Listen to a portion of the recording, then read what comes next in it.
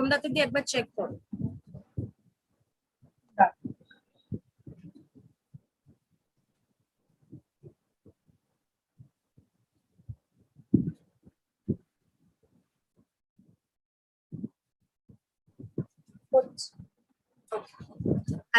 I'll mail the link to ma'am.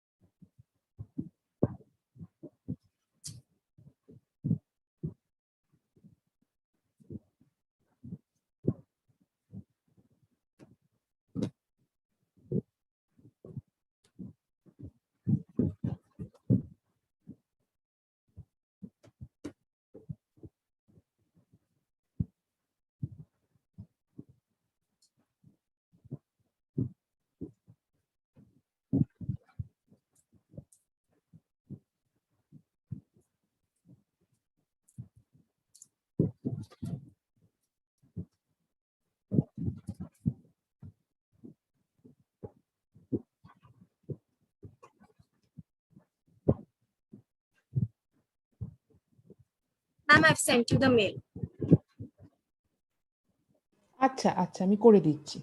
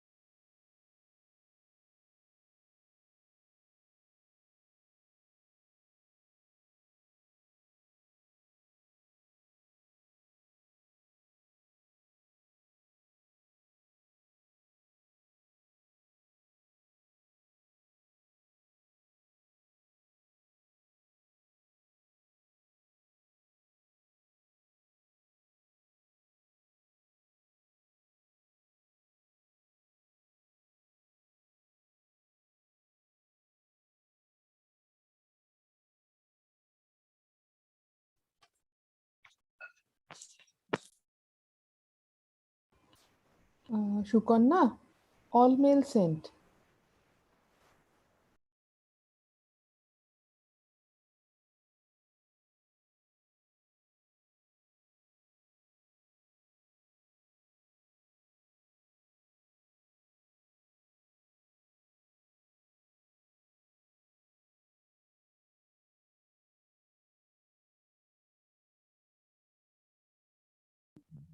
Good morning Anita দি। Good morning Atanu, সব mail পাঠিয়ে দিয়েছি রে। হ্যাঁ হ্যাঁ, আমি দেখেছি দিদি, ঠিক দেখেছি। আছে, থ্যাংক ঠিক ইউ আছে। দিদি। হ্যাঁ।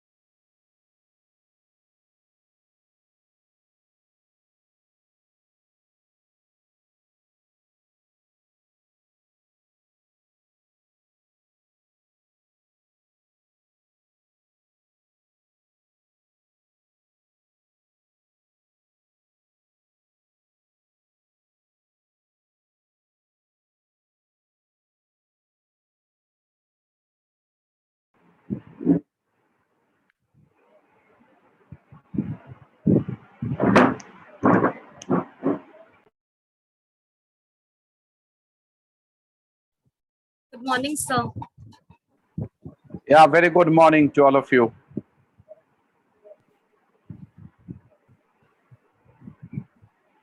So we will be starting by 5 minutes, right?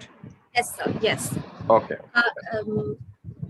So I am starting the webinar so that all our attendees can join and log in by the Sure. time it's 9:30. Sure.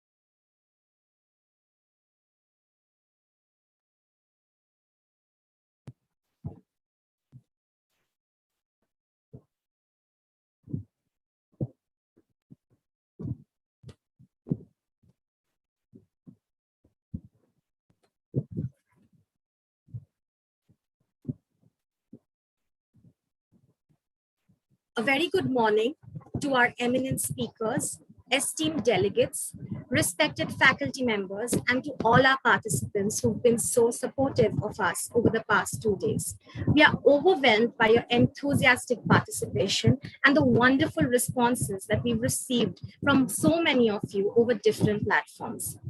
I welcome you all to the third and final day of the 3-day-long international webinar, Redefining Well-Being in the Wake of Pandemic, organized by the Department of Psychology, University of Calcutta. We have a series of interesting sessions planned for today, so without any further ado, we'd like to begin. Our honorable speaker for this session is Dr. Amlan Chakraborty. Professor Chakraborty is the director of the A.K. Chaudhuri School of Information Technology at the University of Calcutta. He was also the former dean, Faculty of Engineering and Technology of his university during the years 2016 to 2019. Professor Chakraborty completed his MTech from Calcutta University and his doctoral research from the Indian Statistical Institute, Kolkata. He was a postdoctoral fellow at the School of Engineering, Princeton University, USA. Professor Chakraborty has almost 20 years of experience in engineering education and research and has received a number of awards like the DST Boyscast Fellowship Award, and in Engineering Science, Indian National Science Academy, INSA, Visiting Faculty Fellowship, the JSPS Invitation Research Award, the Erasmus Mundus Leaders Award, Hamid Visiting Professorship from University of Cambridge, UK, and the Shiksha Ratna Award by Department of Higher Education, Government of West Bengal. He has also received the multiple project grants in the areas of embedded system design, VLSI, design, and quantum computing, to name a few. Professor Chakraborty has published more than 160 research papers in referred journals and conferences. He is an associate editor of the Elsevier Journal of Computers and Electrical Engineering, series editor of Springer Transactions on Computer Systems and Networks, and guest editor of the Springer Journal of Applied Sciences. He is a senior member of IEEE and ACM, distinguished visitor of IEEE Computer Society, and a distinguished speaker of ACM, the vice chair of IEEE CEDA India chapter, and vice president of Data Science Society. His areas of research and interest are machine learning, computer vision, reconfigurable computing, cyber physical systems, VLSI CAD, and quantum computing. I would now like to call upon our head of the department, Dr. Tilottama Mukherjee, to say a few words. Over to you, ma'am. A very good morning to you, Professor Chakraborty. Thank you, Professor Mukherjee. A very good morning to you and all here for the today's seminar. I extend my warmest welcome to you, to the Department of Psychology, Calcutta University. We're very delighted to have you amongst us today. Thank you. Thank you again. I am also very grateful and delighted to be a part of this wonderful international workshop, what your department is hosting for the last 2 days, and today is the final day. And I hope that it has generated a lot of enthusiasm among the groups and among the students, the researchers, and the faculty members who are participating here. Looking forward to your deliberation. Right. So can I start my presentation, Professor Mukhopadhyay? Yeah. Yes, Okay. please. Okay, right. So, so thanks again, once again, to the Department of Psychology, University of Calcutta, for hosting me in this wonderful workshop series. And I hope that this is very apt discussions, okay, we are having today and over the past 2 days. As you know, my background is digital technologies, being a computer science professional and a researcher. So what I will try to highlight in my lecture today is what are the impacts of the digital technologies in the new normal, and the technologies which will be helping us in various way to recover from the various aspects or from the damages what COVID-19 has done to us, the supportive technologies for our society. And last, I will also highlight that all the technologies comes with its own drawbacks. And if we are careful, and if we do it in a proper way, if we use the technology in the proper way, we can surely overcome those drawbacks, and we can use the technology in the very best way. So that will be my highlight, or the topics what I will discuss today. And let me start presenting my screen. Okay. Uh, so I hope that my screen is visible to all of you, right? Yes, sir. Okay. Yes. So that's okay. So the title of my talk is Digital Disruptions in the New Normal. Respond. Obviously, we have responded. We are in a phase of recovery, though it is going in ups and downs. And obviously, we have to continue with this maybe for some future years. And there are obviously some good takeaways. Okay, what we have learned through this particular phase, and so we will also thrive in the future days. So with this vision, I am presenting my lecture. So let's try to see that what is this new normal, right? And what is the aspect of new normal in terms of digital disruption. So we thought, that means all of us thought, and many of the organizations, okay, thought that what we are doing, or pre-COVID-19, right? What we are doing, we are fine with that. That is our operational process, our usage of digital platform, our digital means of digital communication, right? Our digital infrastructure are all very fine, right? And we don't need to change anything maybe for the next 5 or 10 years. But what happened is that the COVID-19 is sort of a big bang, right? And that big bang actually demolished all our walls, okay?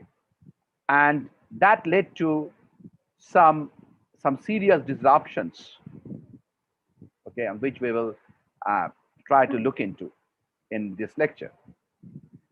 So actually, the organizations, many of the organizations, I think we can tell that our university, okay, and similarly many organizations in like small and medium scale and large scale, right, have solely adopted a lot of digital transformations, okay, got synced with a lot of digital transformations, okay, not due to a very futuristic planning which is done by the by the people who are driving the organizations. It's basically for the COVID. So COVID has pushed us to escalate in the path of digital transformation, right? And that's what it is. So the amount of digital disruptions which COVID-19 has pushed us, or has generated, right, was not expected, right? And that's why many of us were not prepared to accept those digital disruptions and to get accustomed with the digital disruptions. But obviously, we have already passed around one plus years. So now, slowly and steadily, we are looking towards a very steady prospect in this particular path of digital transformation, which has been impacted by COVID-19. Now, if we look into the scenario, okay, that means how we can adapt to this digital transformation. When COVID-19 struck all of us, or all our operations, day-to-day activities, our office activities, our social activities, right? We all were not prepared. Okay, many organizations, all the different organizations were at different levels of readiness. Right? Some were very smart, and some were already well prepared. Some were prepared to some percentage, some were half prepared, some were just slowly picking up, and some were not at all there, right? So that itself created a lot of disparity among the way we handle the digital disruptions. This I'm speaking with when the COVID era started, maybe mid 2020. Now, this is a sort of digital divide which got initiated due to the impact of this COVID-19. We couldn't have just do a kickstart, okay, to start our operations in the midst of COVID-19. It just all in the same way, right? And so there is a process of evolution. Okay, every organization has to take care, right? And that evolution was also dependent on lot of issues, like the way the organization thought process, futuristic thought process, the way the organization manpower, the way the organization have access to digital technologies, the amount of cost. So all this were need to be considered so that the digital readiness of the organizations at large, at scale, could have been possible, right? And this is a beautiful quote from the CEO of Schneider Electric, which is a very reputed organization in the energy sector. So this is a new reality, okay, where we have come up. Okay, we didn't expect it that people will be doing business, people will be doing their office at home, right? And we didn't expect that we will be also running our offices all the day and all the night, right? So these are new scenarios which have emerged, okay, due to in this particular digital transformation in the COVID-19. Now, being a technologist, okay, I can just tell you, or I am pretty confident that digital adoption, okay, is one of the way, okay, of recovery from the COVID state to a sort of steady state. If you look into the particular figure what I have shown in the bottom of this particular slide, you will see that the COVID actually make our activities dip down. Okay, the slope is pretty high, right? It actually made our activities very low. Our contribution, or our organizational contribution, okay, got synced, okay, in those earlier phases of COVID, or when we just got attacked by this particular COVID-19 pandemic. But slowly and steadily, okay, we are picking up, right? We are adapting to the new normal, right? And digital technologies are giving us a very, very good okay, sort of handle to overcome this situation. We see that a lot of things have come up in this particular present requirement to adapt to the change of COVID-19, and hence the term digital transformation. We see that COVID has worked as a catalyst. The COVID itself is a cost to our human society, to our human civilization in one form. But it has helped us to do some changes, okay, which if COVID was not there, we could have taken some years to do that, right? And due to the COVID, we have done within a few months, right? And it affected the every aspect, okay, economic, social, personal, corporate, right? And it has been done similarly as there is a war. In fact, it is a war, right? We all know that the entire human civilization across the world is fighting this war against this coronavirus, right? And indeed, we had taken a wartime strategies to scale up our activities in every level, so that we are well balanced, and our the dominancy of human race continues. The salient outcome of these phase, where we have tried to adopt the digital technologies and tried to recover from this COVID pandemic, the stalemate situation that COVID pandemic created in the initial phase are something like we had introduced a lot of internet-based or digital ambiences, right? And these digital ambiences, which were okay, the platforms where maybe the big organizations used to have. Now these digital ambiences have come to the middle level and to the lower level organizations also. Organizations which work in a very low scale, they are also now adopting those digital ambiences, right? And that's a huge amount of digital penetration which has occurred.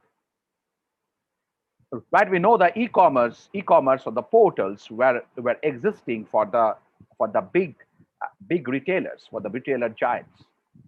But now you see that many of the small shop owners, many of the small business owners have made their portals also, right? And they have also developed their e-commerce activities. This wouldn't have been possible if this particular pandemic was not there, because all of us would have expected that, hey, these things are only for the big organizations. These are not for the organizations with a medium scale or small scale. But now the digital ambience has to be taken care, okay, or needs to be developed for organizations at different scales. The other push was that the governmental activities or the governmental push was that it was a digital divide in the many of the cases. Something, okay, the most we know that in a country like India, where we have 70% of rural population, right? And this okay, our country, okay, or our government, or similarly the governments of other countries have really given a real push so that digital connectivity, right, and digital ambience can reach to the people in the rural areas also, because the digital connectivity is the way in this pandemic scenario where we have social distancing, we cannot travel frequently, we cannot gather, and we cannot take a decision with a large meeting. Government or officials cannot communicate. They cannot communicate them physically. So there should be the digital means, which will reaching the people at the rural areas where a digital divide exists. So this COVID-19 gave a push, okay, to all the governments of the different countries, that the digital divide which might have been existing, okay, between the different population sectors of the country, okay, and that was bridged upon, okay, through the initiatives taken by the governments. The effect of the electronic platform, okay, on education, that all of us know, and we are, and I am, and many of my colleagues here are the okay, from that particular background, or trying to make maximum use of this platform in the learning paradigm, in the teaching learning paradigm. So we know that the tremendous push in electronic learning or e-learning, okay, is really fabulous, right? We didn't expect that that I will be taking lectures for 3-4 hours a day, right? And all it will be done on the digital platform, right? We hardly we used to only use the digital platform for our meetings with our collaborators, nationally separated collaborators, or international collaborators. We never used to talk with the students or teach the students through digital platform, right? And this is indeed a push to all of us to become a teacher on the digital platform, right? And that was really a immense okay, the effect or the adoption is one of the major adoption which has impacted our society. Whether it is working excellently or whether it has still some gaps, okay, time will tell us. And also I will have some discussions on this in the latter part of my lecture. But the fact remains the same, that this COVID-19 digital disruption has made all of us, okay, who are engaged in the teaching learning process to adopt this digital platform. There are a lot of technologies which were lying, which were just lying in, okay, in corners, right?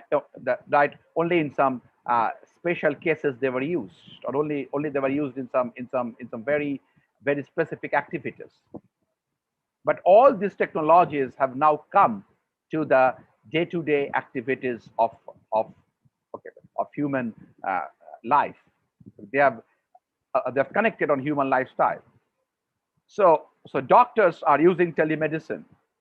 Doctors are taking the data, okay, from the patient who are living at home, okay, who are quarantined or isolated, but still the doctors gets connected with the patient and can get the data okay, of the different body parameters. And this is possible because the use of the devices like Internet of Things, which are devices which can very easily connect to an internet and can communicate data from a particular point to any other region in the world, right? And similarly, the security technologies have okay, there's an immense revamping of the security technologies, because the dimension of the data and the frequency of usage of the digital platform has increased enormously.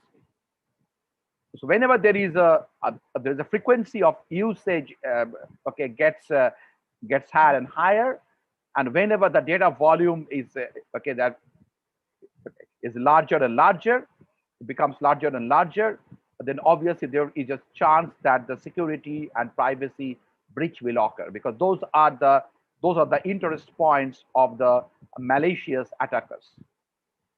And so different type of security technologies which were just lying oblivion, or which was not being used so frequently, okay, were directly taken up, like one of the things like blockchain, right? The data technologies like big data, they were now taken up, though they were used in some specific enterprise applications, but now they are being used by a lot of applications which are serving our society, right? And those are the big data and blockchain.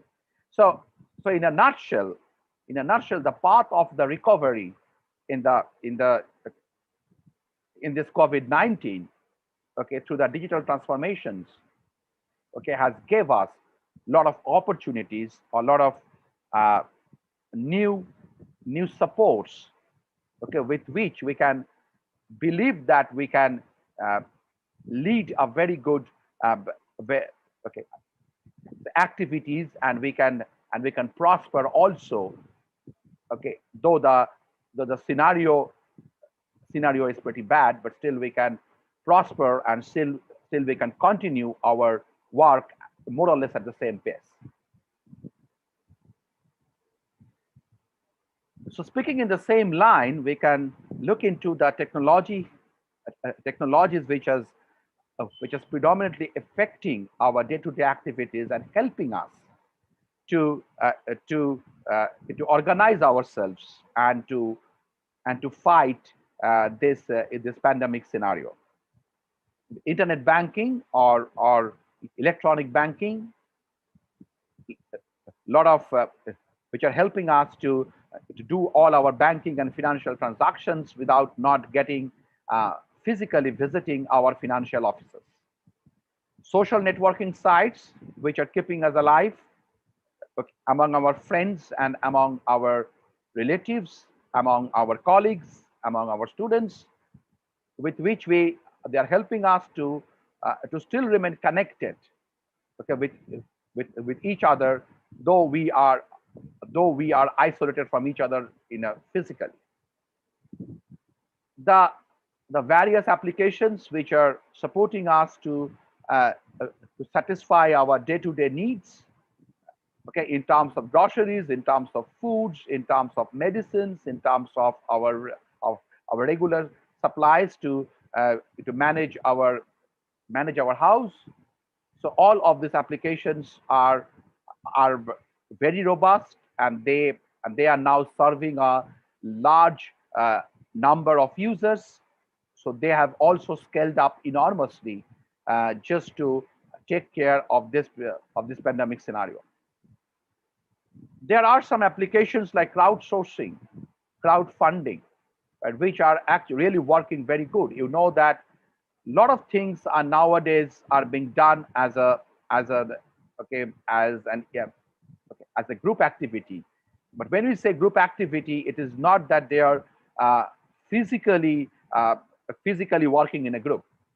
The group is formed on in an electronic platform, right? And financial exchanges and the activities, exchanges of activities are done on the online platform, so that though they're physically apart, but they're serving for a common cause, right? And a lot of financial organizations have come up to support the society or to support the people who are at distress, okay, either financially or mentally or socially, okay, in this severe pandemic period. They are driven by this type of applications like crowdsourcing, crowdfunding.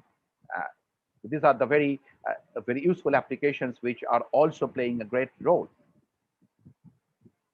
The the entire digital connectivity platforms, okay, provided by the communication giants like Avaya, Cisco, okay, the applications which helps us to connect, to do the video conferencing, like the workshop, the digital the workshop what we are now having to the digital platform of Zoom.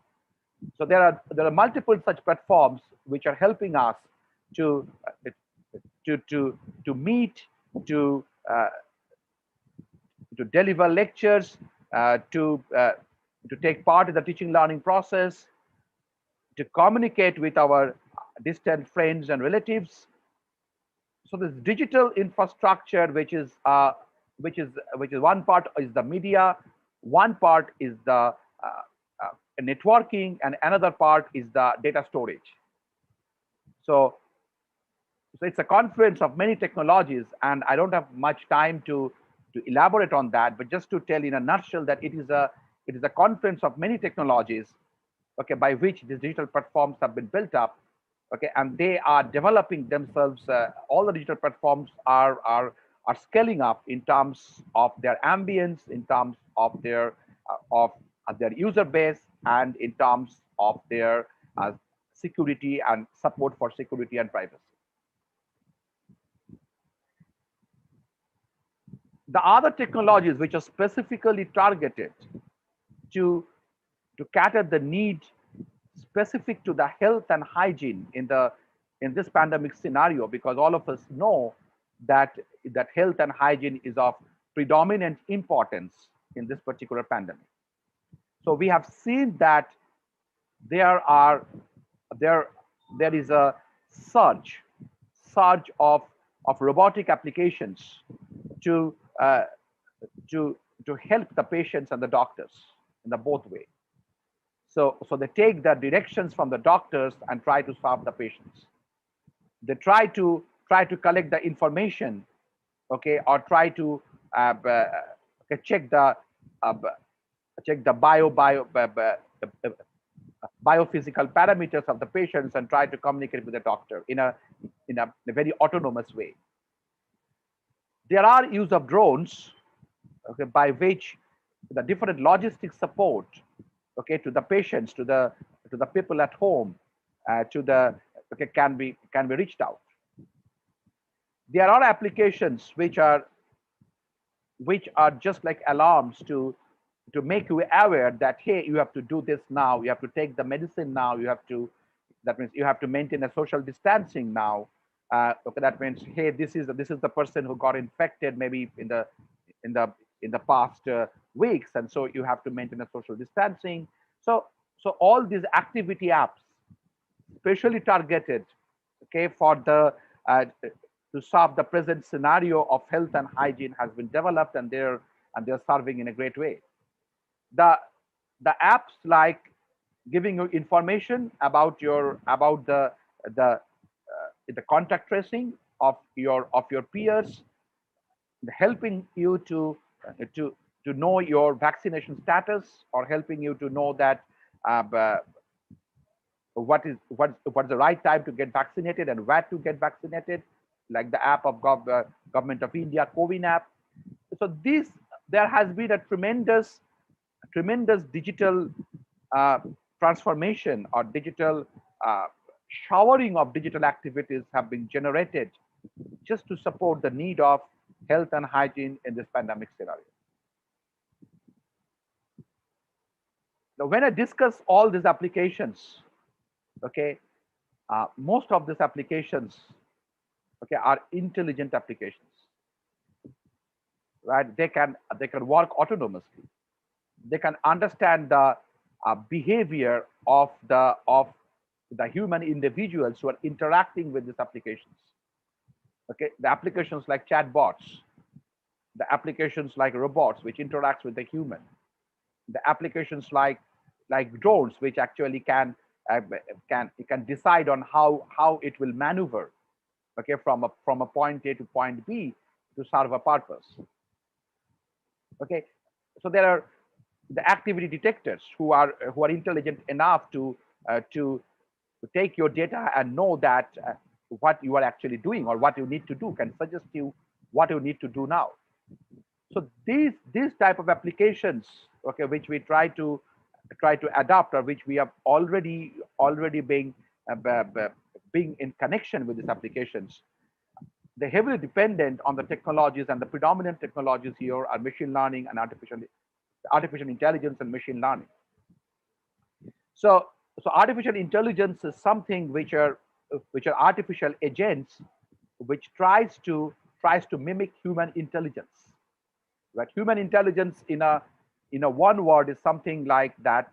The way we know that okay, acting appropriately. So if you can act appropriately in a particular scenario, we tell that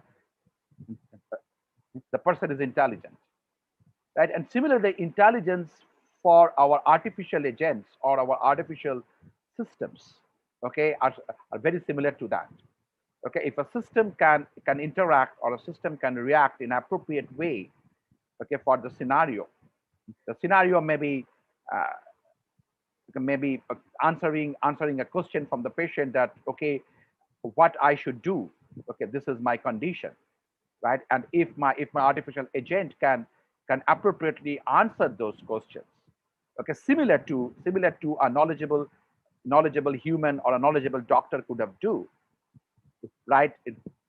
If I can develop such agents, those are really artificial intelligence, okay, agents. And this process of artificial intelligence developed to certain strategies. One of the strategy is called machine learning, right? So what is done in machine learning is that we try to first go through the known instances of the scenario. Okay, what happened? Okay, what happened in this scenario? What was the outcome in this scenario? These scenarios are known, and okay, and from the data, okay, our agent tries to generate the hypothesis. Right? What's the hypothesis of generating this outcome, okay, given these were the actions? So you provide with the known actions and known outcomes, right? And from that, your learning model gets developed, and the learning model is an hypothesis which defines that, hey, if this is the action, okay, how I can derive this outcome. So once the hypothesis gets very solid, right, you can use the hypothesis or this particular model to apply on any unknown scenarios where you don't know what will be the outcome, but you can supply the data or supply the input to the model right? And the model will predict the outcome, or model will classify the data.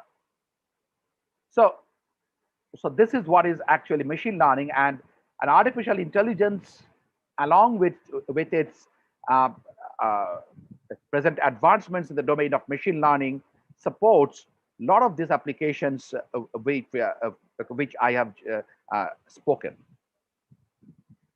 Now, if we try to have just a very simple understanding of what is machine learning, okay, it's described like this.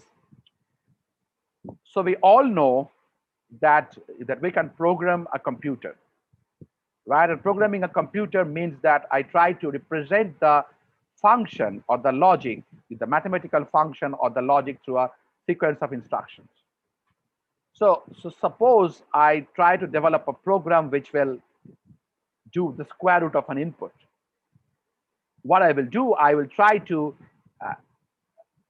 describe the operation of square root through a set of instructions or set of program codes of a program, right? And then we push the program to the computing engine, right? And then if I give a data, the computing engine will execute those steps to evaluate the square root of the number. But let us look into how it works in the machine learning case. So the machine learning, I will not explicitly do the programming. I will not tell the computer that, hey, you do these steps, so that you take the input, and ultimately when you perform these mathematical operations or logical operations, you will evaluate the square root. I will not explicitly tell my computer this. What I will tell my computer is a learning approach. What I will try to use a learning approach. What's the learning approach? So I tell the computer, hey, if I give the input 4, my output is 2. If I give the input as 9, my output is 3. If I give the input as 16, my output is 4. So I give my computer or my agent or my to look into the input and what is the corresponding outcome. And from the input and the outcome, can I generate any hypothesis that, hey, this is a function x, this is y equals to fx, and let's try to approximate fx. Once I do the fx approximation of fx, say the example of square root function, what I generate is the fx which is actually generating the square root of x, right? And that's what I need to develop. This is basically done. Then the next question is that, hey, if I know that the task is square root, why I will be spending so much of time in learning?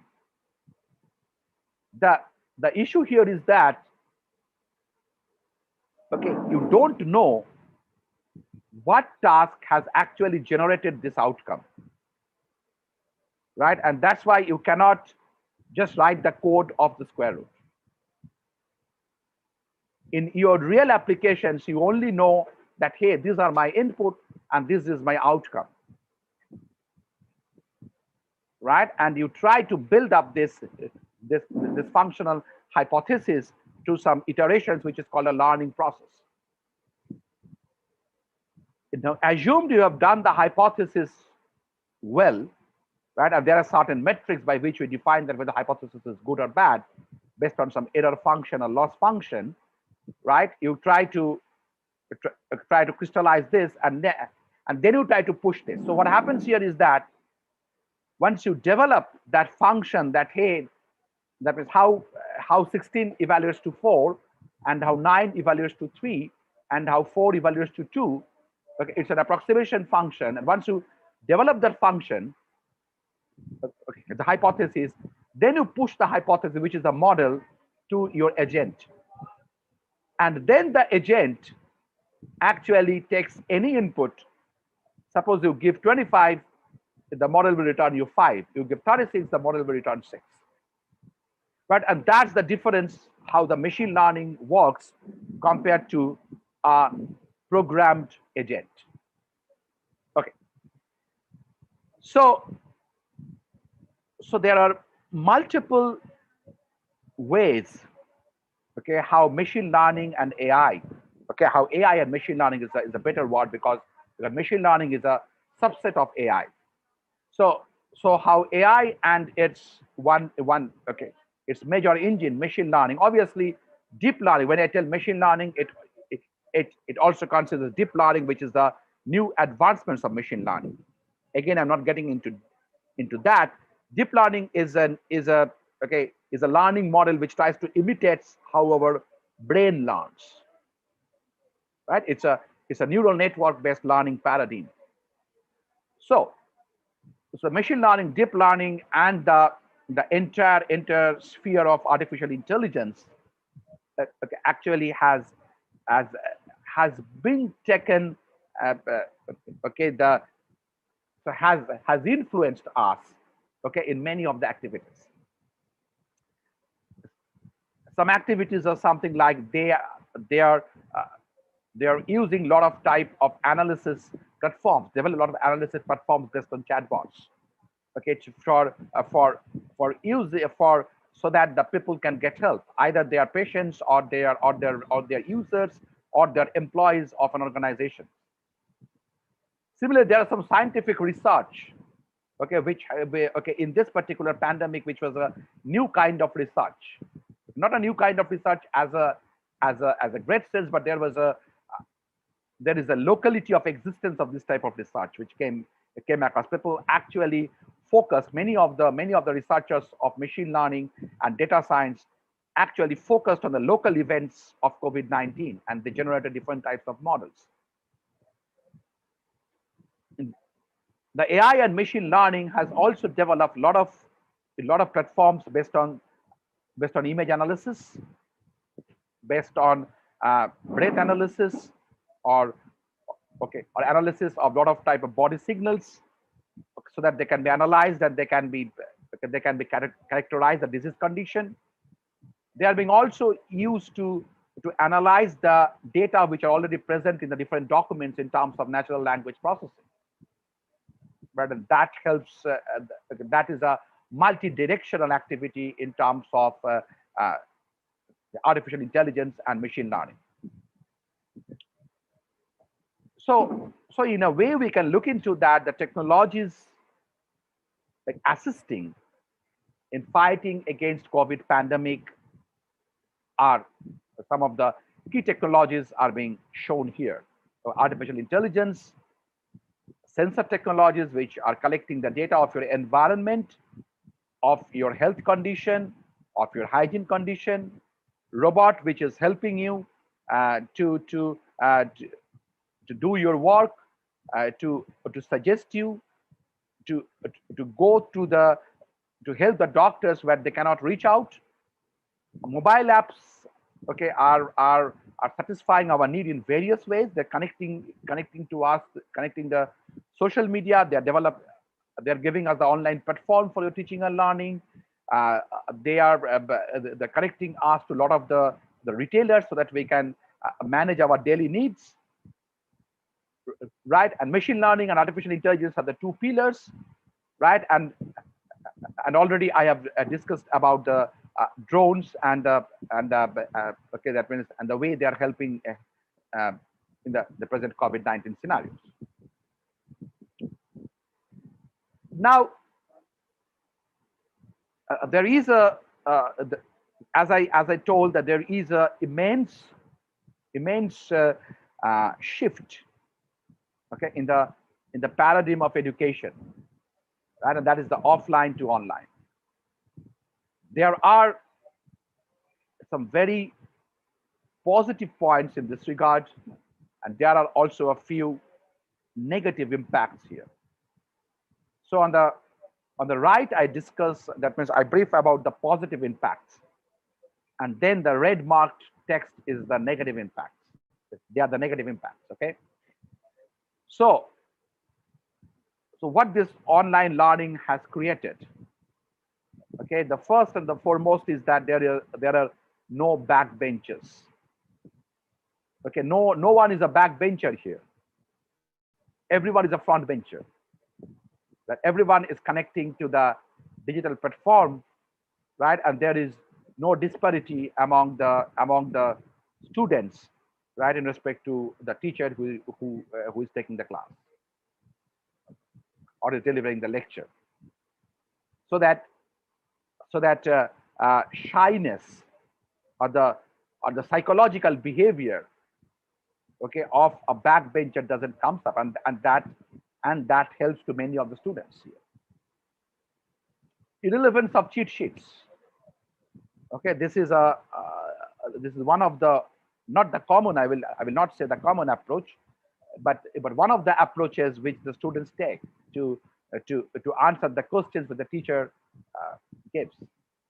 Now, in the online platform, the good point is that many of the teachers tries to prepare the question in such a way that rote learning doesn't help.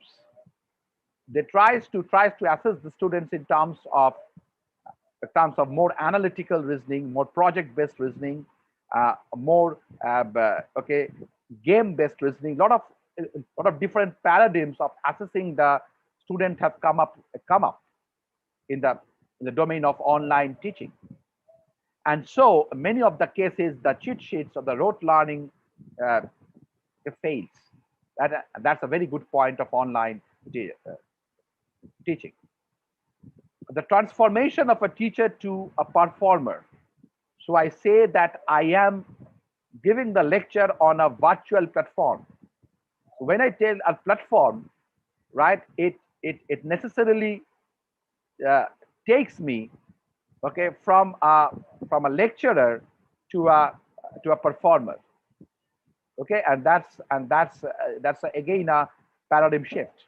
Okay, that's a positive in the case that the teacher is now trying to find some means by which he or she can have more interaction with the students, right, and works in a different way than the usual offline teaching would have been done.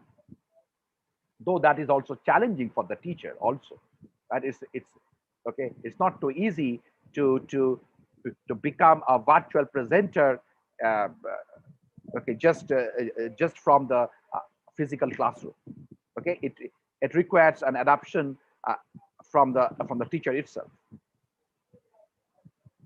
The good point is that in the case of online learning, right, the students of my class, right, can be from anywhere. That means okay, in the theoretical speaking, can be from any part of the world, right? I can take a course for students in any part of the world. I can take a course for the students, okay, from various backgrounds, okay, and the way the video lectures are now stored and uploaded, the student can get connected, okay, to my lecture at any comfortable hour of the day. So these are some of the comfort zones which have been created, which was not possible in the physical teaching learning process. There is a lot of gain for the professionals. So professionals attending a college course physically is a big challenge. So the online platform and the online courses have given ample opportunity to the professionals who can continue their job and can still continue with upgrading themselves to the online teaching learning process and can develop themselves. So these are the very good aspects of the online platform. But through research, it has been also found out that there are few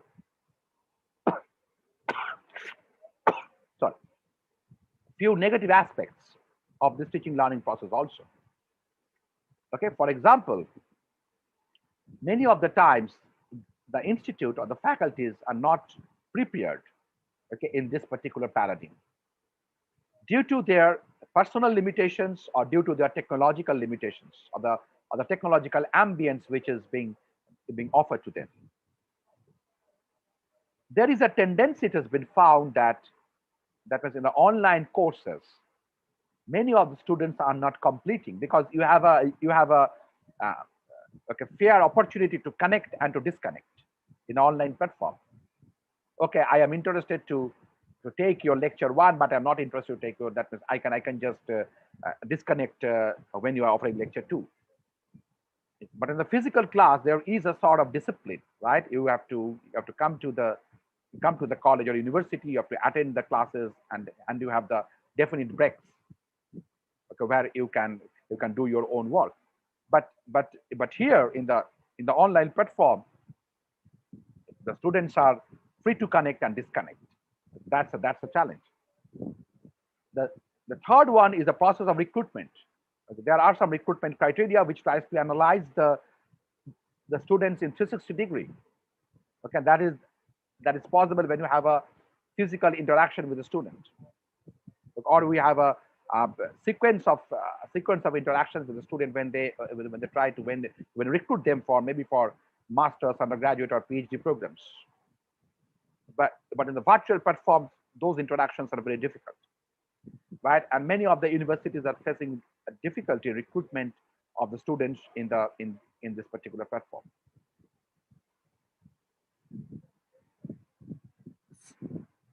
So how much time I have? 5 minutes to organize us?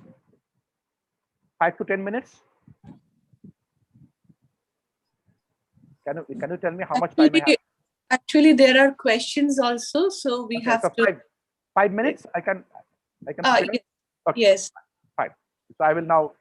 So I am coming to the last part of this particular digital transformation, where I try to highlight that the critical issues here. Okay.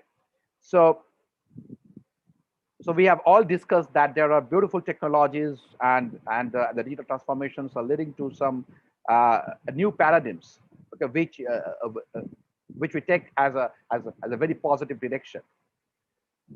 But as we know that the technology comes with its own okay, boon, right? And that's what it is. So it has also been observed that the amount of cyber attacks, okay, have increased enormously. This is due to the people are using the cyber platform very often. Many of the people are not very knowledgeable of its use, but still have to use the platform. So there are a lot of vulnerabilities, okay, in their usage, and the attackers are actually taking the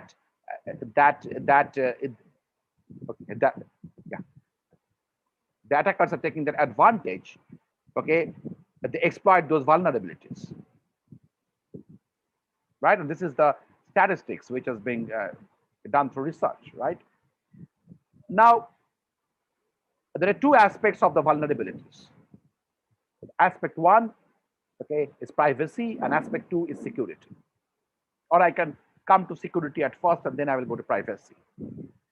So what security? So security tells that you have confidentiality, you have some confidential information, right? You have your banking credentials. Nobody can get those information from you. This is the confidential information. So the confidential information cannot be shared with anyone. There is also one thing called integrity. So suppose you're communicating something, okay, suppose you're reporting to your okay, to your boss, right, with a particular data, right, and someone changes the data, right, and it creates a very negative effect of what you have sent, or it might be in different scenarios. So that is called the integrity attack. So when you try to tamper the data. So these are the two main things what is called the security. Okay, the other one is the privacy. Privacy means the usage of the data.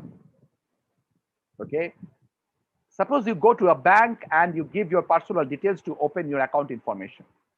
Again, having said so, okay, you just consider that I am not against banking or something, right? It's just an example which is easier to give. A bank The bank is doing fantastic work in the present domain, in the present pandemic scenario. But just to give you an example, I am briefing that you try to go, that means you go to the bank, you discuss with a bank personnel and give your data like this is my annual income, this is my house, these are my family members, I have these properties, I have one house, I have a car, and something like that, just to open your account at the bank. But the data what you have given to the bank is only meant for the banking financial operations. This data will not go anywhere else. But suddenly, after coming from the bank, the next day you get a call from a car dealer. Okay, that sir or madam, that I know that you have an old car which is 5 years old, and do you want to have a new car, right? Or they comes with a real estate agent that hey, I know that you are staying here and you have a house which is 10 years old. Do you want to shift with a new house? So this is what is called a breach of privacy, because the data what you have given to the bank, it was meant for your financial transactions or your financial operations within that bank itself. It shouldn't have migrated to any other financial institutions or any other organizations, and that has happened. Okay, so the usage of data is not proper, and that is called the privacy. So this is one of the things, and how they occur. They occur because your attackers are tracking you. There are multiple ways. Okay, by inserting some links or some applications you open, which you don't know that whether they are good or bad. Just not knowing them, you're opening those applications in the virtual domain, and through those they are getting the virtual paths for tracking you, right? And they are having a very powerful camera, having a very high zoom, so they can observe you from a large distance, right? And that's what is called tracking.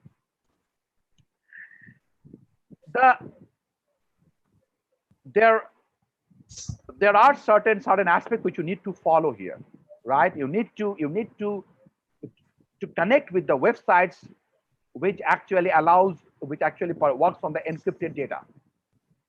When you are doing banking transactions or any confidential transactions, look at whether your website gives an option of HTTPS, which means HTTP secure. Okay, it actually works with a security certificate, which is called SSL, right? And this security certificates actually maintains the standards of security. So there are certain golden rules you need to follow when you try to work on the web platform. Okay, and there is also two-factor authentications are now coming up, which is very good. Sometimes we feel that two-factor authentications are actually losing our time or it is creating a delay, but it is not. It is just to save you. So you know that presently when you go, many of the banks have started this. When you go to a bank, you enter your login and password, but when you try to do a transaction, they will send you an OTP to your to a registered mobile number or registered email, right? And using that OTP, you have to validate the transaction. So which means that it's a two-way authentication. One-step authentication is your normal username password. But when you are actually doing transaction in that particular real time, there is a random authentication. Okay, through a random signature and authentication is being done, right? And that's good, and that prevents a lot of that gives a lot of security. So try to go through that process. Don't disobey that process. Okay, yeah. Also, you have to remember that when you are using the network at home, right, you may be using 5-6 devices which are connected to the same network. So you may feel that, hey, I have made the security of one device very good, but other device I don't use a lot. But other devices are not for useful purpose; they are only for some gaming or some other purpose. But try to make sure that all the devices which are connected in the same network, right, are properly secure. Because vulnerability in any device generates a door, okay, by which your attacker can attack the other devices also. Now, these are the bullet points. The last bullet points what you need to take care is that you have to, though the social media is one of the platforms by which we are surviving in this particular scenario, but you try to limit the sharing of the data in the social media. Don't share your everyday data in the social media, because whenever what you are putting in the web, the signatures remain, and you don't know how the signatures will be used by malicious persons. Try to browse in a private mode. Private mode means that your credentials are private. They are not being made public. More and more you make a public access or public browsing, more and more your credentials can be taken away from you. Okay. When you are looking to the website, check the security of the website. Go to the trusted website. Go to the organizations who are well known. Okay. Go to the websites which gives you HTTPS. Pay attention to the URL. Okay. Don't go to the URL which looks very funny. Okay, because those are the traps, right? Be careful when you click. Before you click, you try to think that what I'm clicking is good or bad, whether it is a trusted link or untrusted link. If there is any doubt, or that means any sort of query in your mind, you try to disconnect, right? And obviously try to use a virtual private network. Don't go to the public network. You can get a free Wi-Fi access in many of the points, many of the regions, but don't access the free Wi-Fi points. Try to connect with a network which is made secured with an access password, because that is a private network, right? And the last but not the least, try to make a machine clean. Don't try to load unnecessary softwares from untrusted vendors. Those are the points by which the vulnerabilities can creep up in your system, right? And last, if you are a victim, if you are getting attacked in this scenario, first of all, you let your organization, your highest persons in organizations, your authorities, that okay, this has happened because this was not your fault. This was due to an attack, or this was a breach which has been done by some malicious attacker.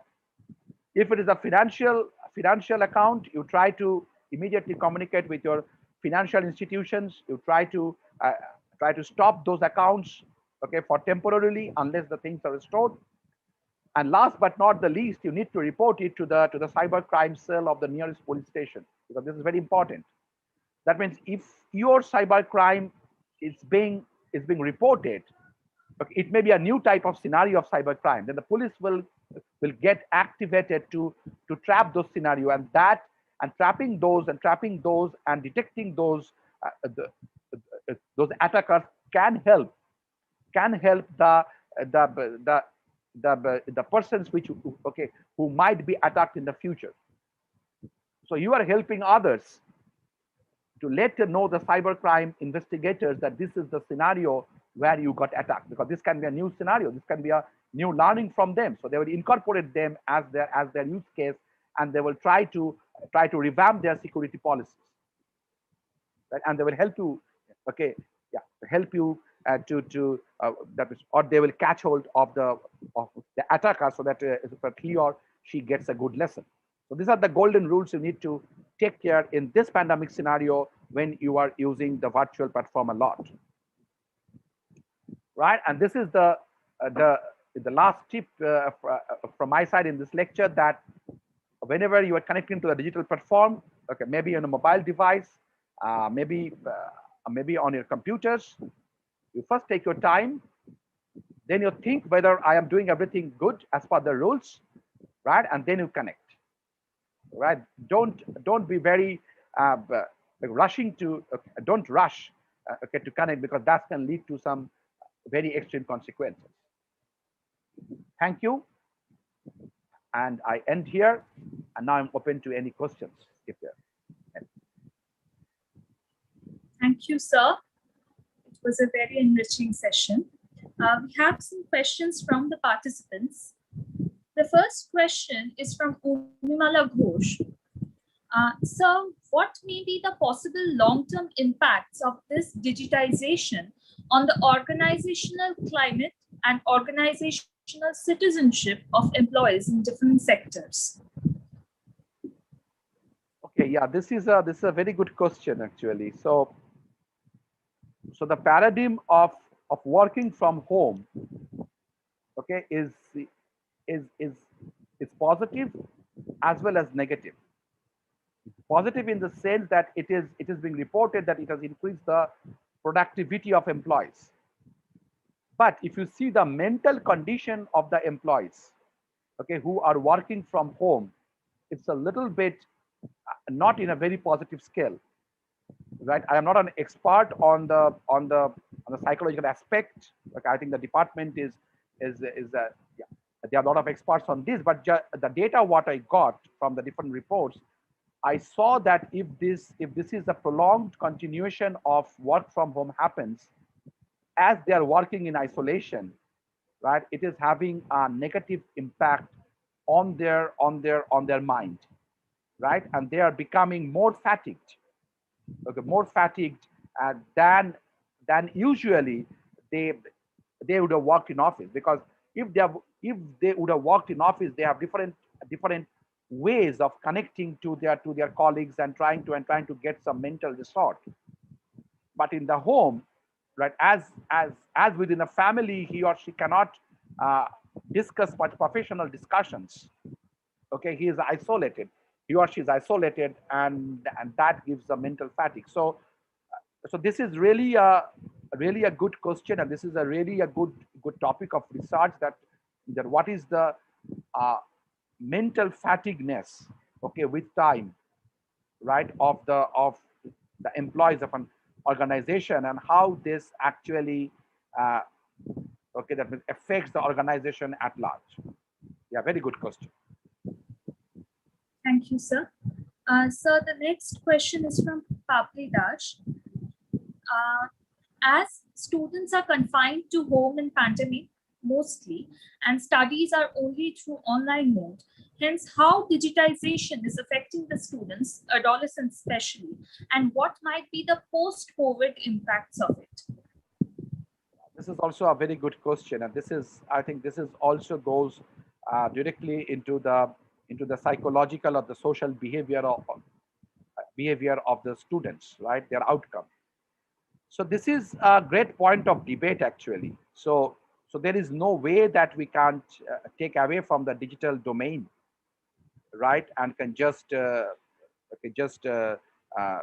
the things physically. There is no way.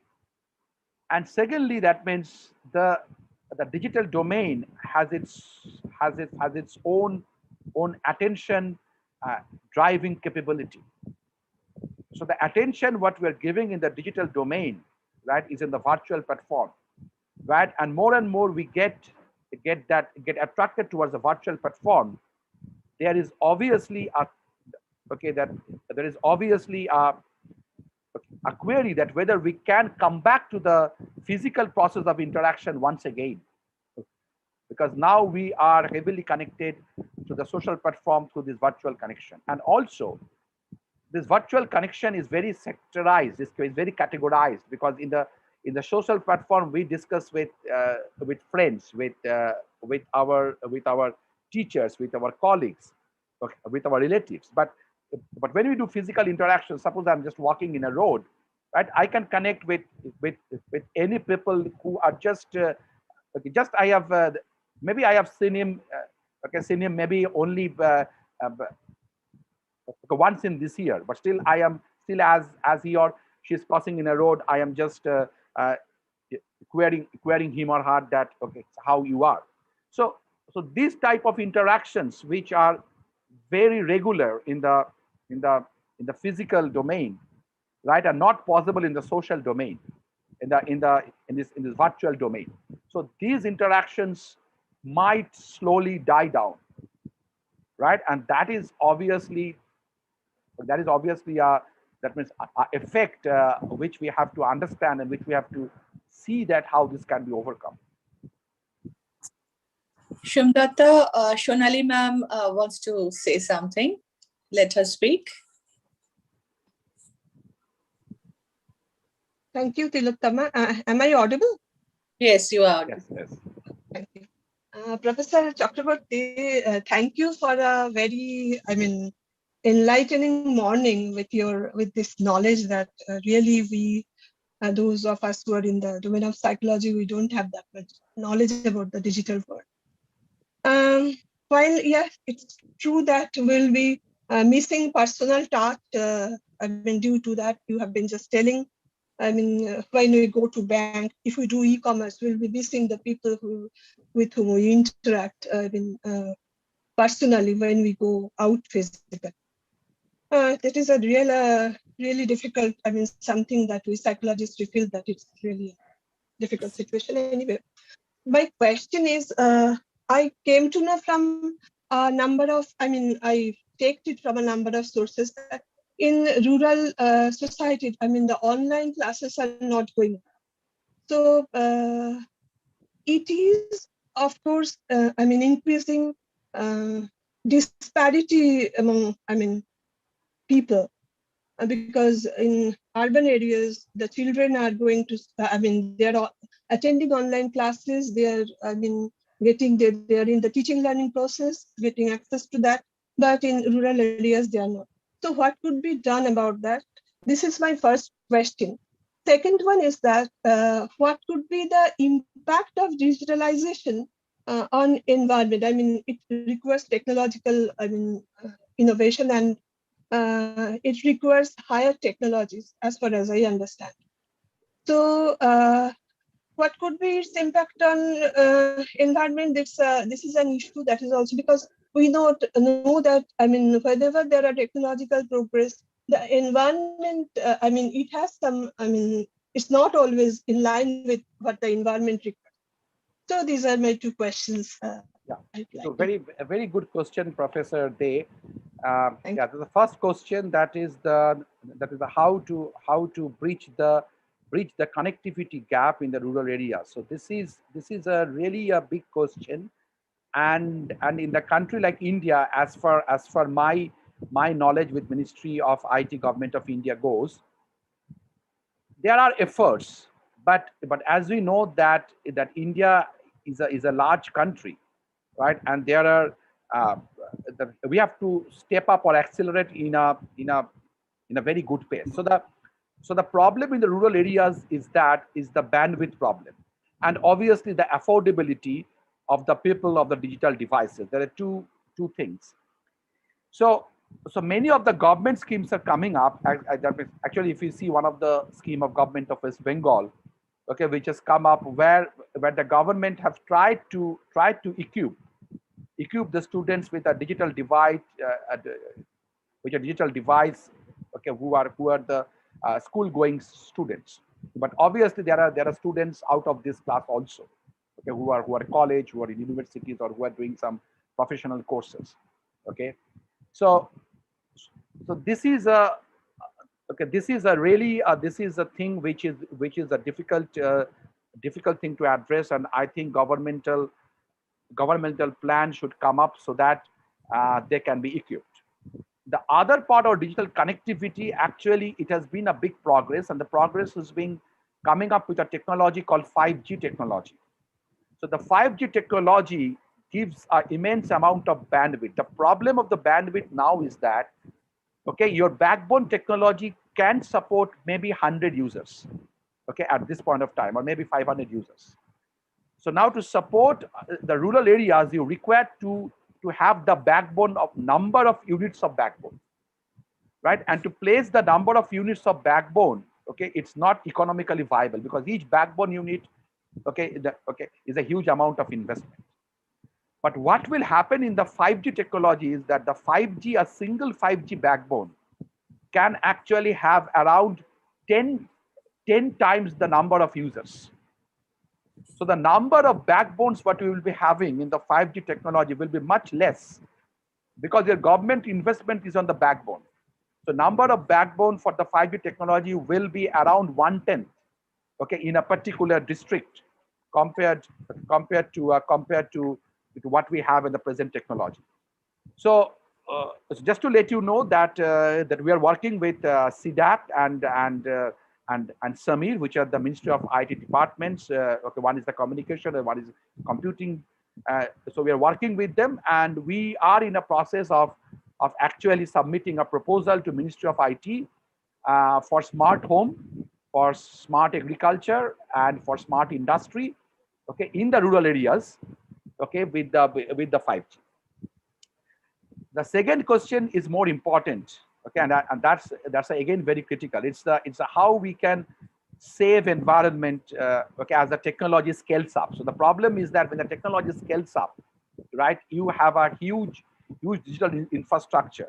So to support the digital infrastructure, you require a huge amount of energy, right? And as you have more amount of energy, there is an increased carbon footprint, right? And also there is the other side of this. You have a lot of this the electronic wastes, which piles up.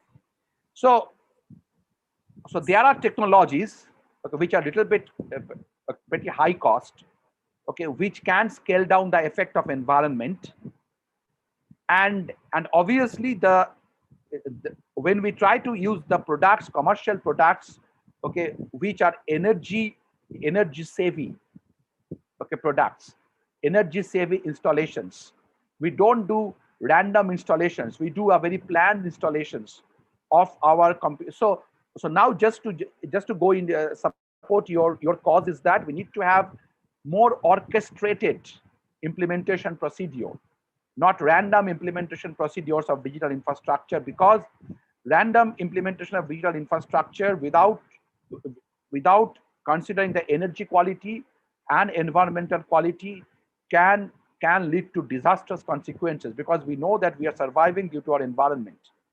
If our environment decays, okay, we all will decay. So strategic deployments of digital resources is a thing which we need to focus upon. We need to focus upon the energy aware deployments and energy aware installations, and obviously the digital waste management should be a compulsory part of any digital activity. Once we grow a digital facility, we have to also think that what we do about the phased out digital logistics, and that's the way we can handle this. Okay. Ma'am, could you please unmute? Yeah, Is there, ma'am, we can't hear you. Is there, ma'am, we can't hear you. Could you please unmute? Sorry. Yeah, I just want to thank you, Professor Chakraborty. And the thing is that I think we have to be, there is an issue of politicalization of everything, and that, reduces of honesty many times. So we have to be probably cautious about that too. Thanks.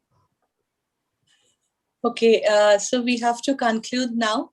On behalf of the department, all of us, teachers, research scholars, all the audience who are with us, I'm extending my warmest thanks to you. It was a very important topic, and as Shonalidi said, that we are not having enough knowledge till now, though we are on virtual platform for more than a year now.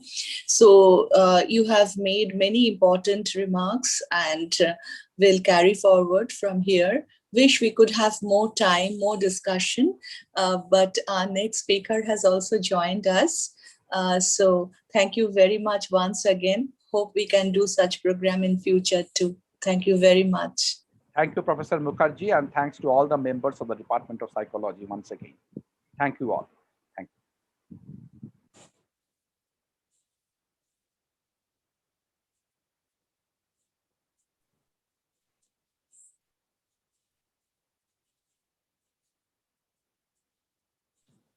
Shukonna, please unmute. I'm so sorry. We now move on to the next session. Our honorable speaker for this session is Dr. Shubhanta Sarkar. Dr. Sarkar is currently working as an additional professor and head in charge in the Department of Psychiatry at AIIMS, Kolani. He was a former professor of psychiatry at the Mahatma Gandhi Medical College and Research Institute, Puducherry, SBV University. Dr. Sharkar completed his MBBS from RG Kar Medical College and Hospital in Kolkata and his DPM and MD in psychiatry from Central Institute of Psychiatry, Ranchi. He is a gold medalist in the postgraduate diploma in health professional education, PGD HPE from SBV in 2017. He is a life member of the Indian Psychiatric Society and Indian Association of Geriatric Psychiatry. Dr. Sarkar has over 35 publications in both journals and is a reviewer of the National Medical Journal of India, the World Journal of Biological Psychiatry, Journal of Sleep Disorders and Management, Child and Adolescent Psychiatry and Mental Health, and the Asian Journal of Psychiatry. He is the guide and co-guide for more than 10 research publications. He received the prestigious Leelabati Bholanath Award in 2008 at the 34th Annual Conference of Indian Psychiatric Society. His areas of interest are neuropsychiatry, biological understanding of mental illness, and psychopharmacology. I would now like to call upon our head of the department, Dr. Tilotama Mukherjee, to say a few words. Over to you, ma'am. Good morning, Dr. Sharkar. Good We are morning. so good to have you amongst us today. I know I won't take much time, but a warm welcome on behalf of the Department of Psychology, Calcutta University. So next 1 hour is yours. We are waiting to listen to your deliberation. So you can begin now. Right. Thank you for this very nice introduction. Am I audible clearly? Yes. Okay. A very good morning and greetings to all the distinguished teachers here, the speakers, all the delegates, and the organizing committee of this webinar. Firstly, I would like to thank the organizing committee of Psychology Department, the Calcutta University, for giving me this opportunity to speak on this very relevant topic of this current pandemic times. And I think after hearing Dr. Chakravarti's talk, I think which was very relevant in the current scenario, I think the next topic also will be very, very important, because I think the teachers, the students of any discipline needs a kind of cognitive, I think should be cognitively alert to perform their day-to-day activities. And what COVID is doing currently, we'll see in the presentation, is very, very disheartening. And also there are less research in these areas, and also there are less kind of treatment to overcome this very deadly pandemic. It's also known as a second pandemic kind of thing. So can I share my screen now? Yes, sir. Yes, sir. Right. Is the screen visible? Yes, sir. It is visible. Right. So the topic of what I am going to present is neuropsychiatric sequelae of COVID-19 and its impact on cognitive function. So I think this spiky protein, this deadly virus, this photograph is, I think, is very, very common nowadays. And even a child can draw this picture now. This is the coronavirus, or the SARS-CoV-2, also known as, because it causes a respiratory tract infection. Now I start with a case report, because this case is very known to me, and I think you will understand with this case what has happened to a professor who is 50 years old, female, and was having a history of hypertension and was on medication, well controlled, for the last 5 years. Only thing, another comorbidity she had was a slightly overweight with a body mass index of around 28. So this is a case of a female professor who was actively doing her day-to-day activities as a professor and very successful, but had two comorbidities, hypertension and a slightly overweight that was there. And subsequently, unfortunately, she developed COVID infection and was admitted to a multi-specialty hospital as she developed hypotension and mild breathlessness. Initially, as you all know, COVID, initially people stay at home because they have mild symptoms, and subsequently when something deteriorates, they has to be hospitalized. So the SpO2 here, we already know this, since most of the I think delegates are non-medical, I will slightly explain the medical terminology which I have used in this slide. So the drop in pressure and the drop in saturation had led to a hospitalization of this professor. And since the condition became more serious, she was shifted to ICU and kept on all this oxygen and treated with steroids, remdesivir. I think the name is very, very common nowadays, anticoagulants, all the things were given. And she was recovering well with all this medication. The oxygen saturation came up and she was shifted back to the normal ward. But what happened on the 10th day after she became positive, and she was doing fine, and everybody was expecting a discharge maybe soon, she started developing severe headache for next 2 or 3 days. And she had a history of migraine in the past, so doctor thought maybe it's a migraine that has recurred, and she was given paracetamol and other medication to control the headache. On the 11th day, she developed one episode of generalized tonic-clonic seizure, or what is known as an epilepsy fit. So it was sudden and it was in the early morning. So and another one episode in the next 6 hours. So this too was very bothersome, and she also, the professor also was quite bothered about all these symptoms, because she never had a history of any seizure, and a neurologist was consulted, and she was immediately started on anti-epileptic drug.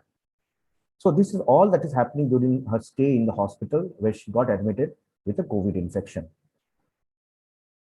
Then she developed few episodes of confusion. She couldn't remember things lasting for few minutes, and also she developed partial loss of recent memory, like who came in the hospital, what she ate, and all. A few things she was forgetting after this episode of seizure that happened. And immediately an MRI brain was also done, and I will show you the photo, and that showed some edema in various brain lobes of the brain, frontal, parietal, occipital. However, the EEG, the normal that we do a study for the seizure, it's an electroencephalogram, that was totally normal. And however, a CSF also done, that the cerebrospinal fluid study, we take the fluid through lumbar puncture and try to see if there is any cause, any other cause that can be rectified, because she had a seizure, 2 episodes of seizure. So it showed some presence of oligoclonal glands, and this is one of the characteristic feature, I will tell you, of an immune response with COVID. She also showed mild cognitive deficits on screening questionnaire. They applied a screening questionnaire, and mild cognitive deficits was also there. See the MRI of the professor. It shows clearly, I think it's very clear in the red arrow that has been pointed here, that it shows a hyper intense lesion. Let's see the white color bilaterally in the cerebrum, means the brain, all the lobes almost are affected with this white hyper intense lesion. However, she got discharged after a few days because she never had any problem and never had seizures, and she was maintaining well, and then she got discharged. But the things, what happened in the post-COVID phase, what she started experiencing is an excessive fatigue and hypersomnolence, and she was unable to concentrate in her work. So she, it was difficult for her to take the classes, which is now an online class, and difficult for her to prepare for the lectures, and she has excessive fatigue, and she feels sleepy most of the time. She also developed difficulty remembering names, events that has happened a few days ago. So there is a problem in recent memory that is also there. She also developed word finding difficulty, which affected her profession as a teacher. So what we know that the COVID can affect the brain, and these are very important treasures that human beings have, the cognitive function, the higher cognitive function. So the COVID, which we initially thought as a respiratory tract infection, it has shown that there's a huge impact on the brain and affects the cognitive function of people suffering from it. So with this, I start the agenda for the day will be, we will discuss the neuropsychiatric sequelae of COVID-19, not only cognitive, we'll see what all the plethora of events the COVID causes by affecting the brain, understand the pathophysiology of COVID-19 on the CNS, how it affects the brain and what is the pathophysiology behind it, the cognitive dysfunction with COVID infection, which is the mainstay of this topic of this presentation, and can we manage or prevent these cognitive deficits? Now, as I told you, the COVID-19 is a respiratory tract infection. So we thought like it will affect the lungs, the bronchus, the alveoli, and upper respiratory tract. And that is what we think of an influenza, which is almost similar to a COVID-19, right? With, except that it's more deadly.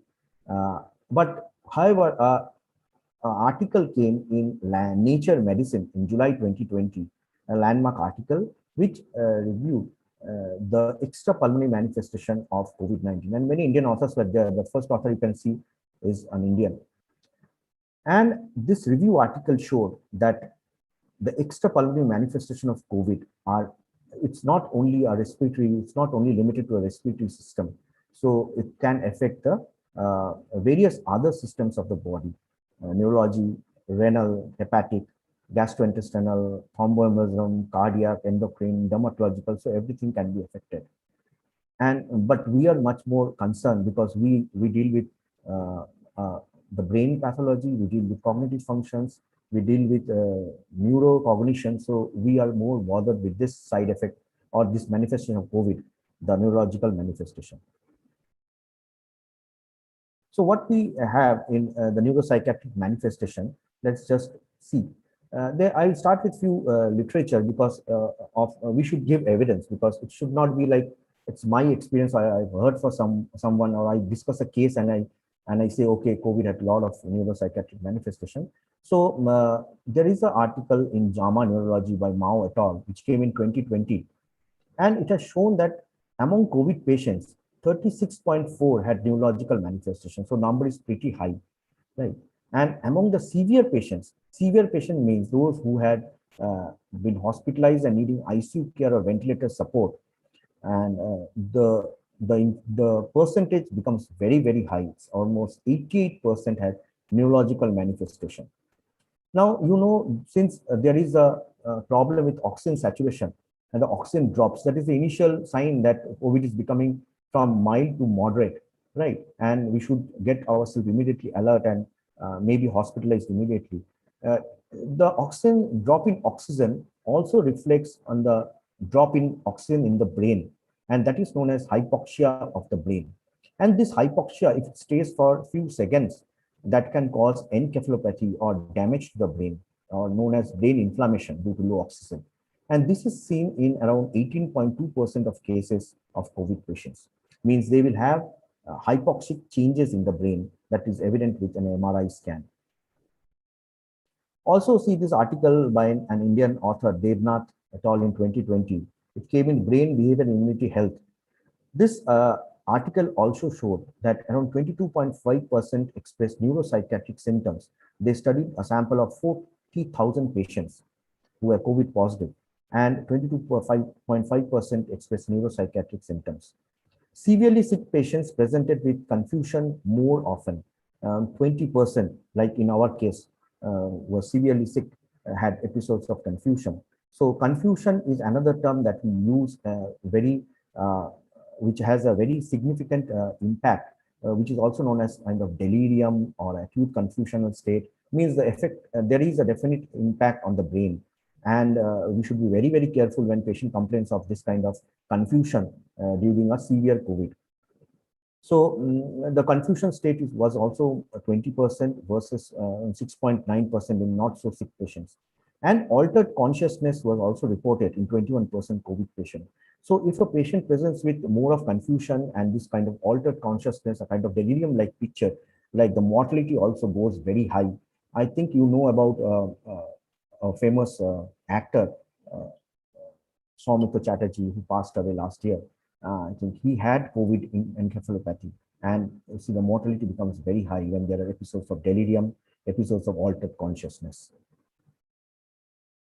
Another review article by Banerjee and Vishwanath. I chose most of the Indian authors, but the articles were all in foreign journals. Much of the data is of foreign data mostly, and these are all data related to the first COVID wave. Very few studies have been done. I think there is not much study on the second wave. Most of the data that I'm sharing is from the first COVID wave. So much of the current data, they have done a review article on this, and they have found that the much of the current data is derived from case report and case series. So studies like in terms of randomized control trials or maybe a good cross-sectional studies are lacking in this field, right? Long-term sequelae of such deficits has to be studied in patients present with acute neuropsychiatric presentation. So definitely long-term effects are not much seen, like what will happen if a patient presents with acute neuropsychiatric presentation, like our patient present with seizures, somebody present with delirium. So what will happen if they survive during this COVID? What will happen to their cognitive function? What will happen to their what will be the sequelae of this event? That is yet to be studied in great details. But that is one thing, it's very, very common from this review article. The effect of the virus in the brain is as common at its effect as its effect on the pulmonary function. So COVID can be considered as a kind of a respiratory and a kind of a brain virus causing inflammation of the brain. So it's not only a purely a pulmonary virus which is affecting the respiratory system, but it's affecting the brain as common as it's affecting the pulmonary function. So this is a very scary conclusion that is there from the literature that I've got.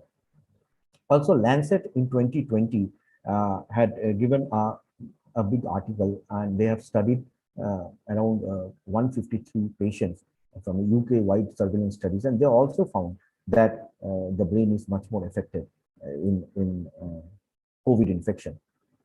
So from all this, what we understand, there is a spectrum of neuropsychiatric symptoms, starting from an acute neurological event that happens during the acute phase of infection, and there can be very commonly acute psychological symptoms, and then follows by a late cognitive symptom. So this is how the pattern of COVID infection causes the effect of the brain on by COVID is the spectrum. So first we see what happens to acute sequelae, because this is, I think, this is one of the prodrome what is going to happen in the future. So we have to be very careful to see whether the patient is having all these symptoms, because these are affecting all these things are affecting the brain. Loss of taste and smell, spelling mistake is there, sorry. Taste and smell, headache, insomnia, then stroke-like episodes because of this coagulation difficulties and problems. They can have stroke, CVA, delirium, which I have told, encephalopathy, and demyelination. Demyelination means there will be the myelination is because our neurons are covered with a myelin sheath, and that helps in conduction of the nerve stimulus. So when there is demyelination, the conduction gets delayed, and it can cause various cognitive problems, various neurological issues. Meningitis is also very common. Seizures, however, it's rare, but seen during COVID infection, and neuropathy. So these are the things that are there in an acute COVID infection when the patient is hospitalized and patient is mostly severely sick. The psychological symptoms that come is because of a reaction of COVID, or even because of the damage of the brain that the COVID has caused, is because because depression nowadays is conceptualized as a biological understanding is there. So the various tracts and the fibers and the circuits that are involved gets damaged with this infection. Also, it can be because of reaction of what has happened, the trauma and the reaction of what has happened. It can cause depression, anxiety, obsessions, substance use, fear, and phobia. These are very, very common psychological symptoms. Now, the chronic sequelae, which is more, I think, more dangerous in terms of, because it lingers around for a longer time, is cognitive deficits, most commonly the memory deficit, a disabling fatigue that is very commonly reported by patients, and another term which has come, and you can, if you research, you can find various literature, brain fog. Brain fog, I'll describe in details, is a kind of sluggish thinking and attentional problem. So these three are very, very commonly seen in patients who recovered from COVID, had one or maybe 2 or 3 of the acute neurological symptoms during their admission or during the COVID infection. Apart from that, depression also can happen because of chronic sequelae, suicidal ideation, mood disorders, psychotic episodes. I know a case who developed hallucinations and which persisted for around a month, visual hallucinations, and it was difficult to treat. post-COVID it started, and the patient never had any kind of all these issues. However, though that patient had a history of dementia, so in a damaged brain, it will cause more kind of desire, and there will be much more problems. PTSD-like symptoms are also very commonly seen because the trauma, the experience of the person who undergoes a treatment in ICU or ventilator support is, I think it affects the brain severely. And post-traumatic stress disorder-like symptoms, those we see in patients surviving from PTSD, PTSD-like symptoms are very commonly seen, like flashback memories, abnormal dreams, and startle-like reaction. Those are also seen in this kind of patients. So now we just go to the pathophysiology and see what is the pathophysiology of COVID-19. We know this COVID-19, it enters the, it is a respiratory virus, so enters the mucosa of the nose and the mouth. Through that, it enters and gains access to our body. And there is a kind of receptor, which is known as a ACE receptor, angiotensin convertase E enzyme receptor. So the spike protein of the COVID virus attaches to this receptor, and through that it gains entry. I'm not going to detail, and finally it goes through the blood.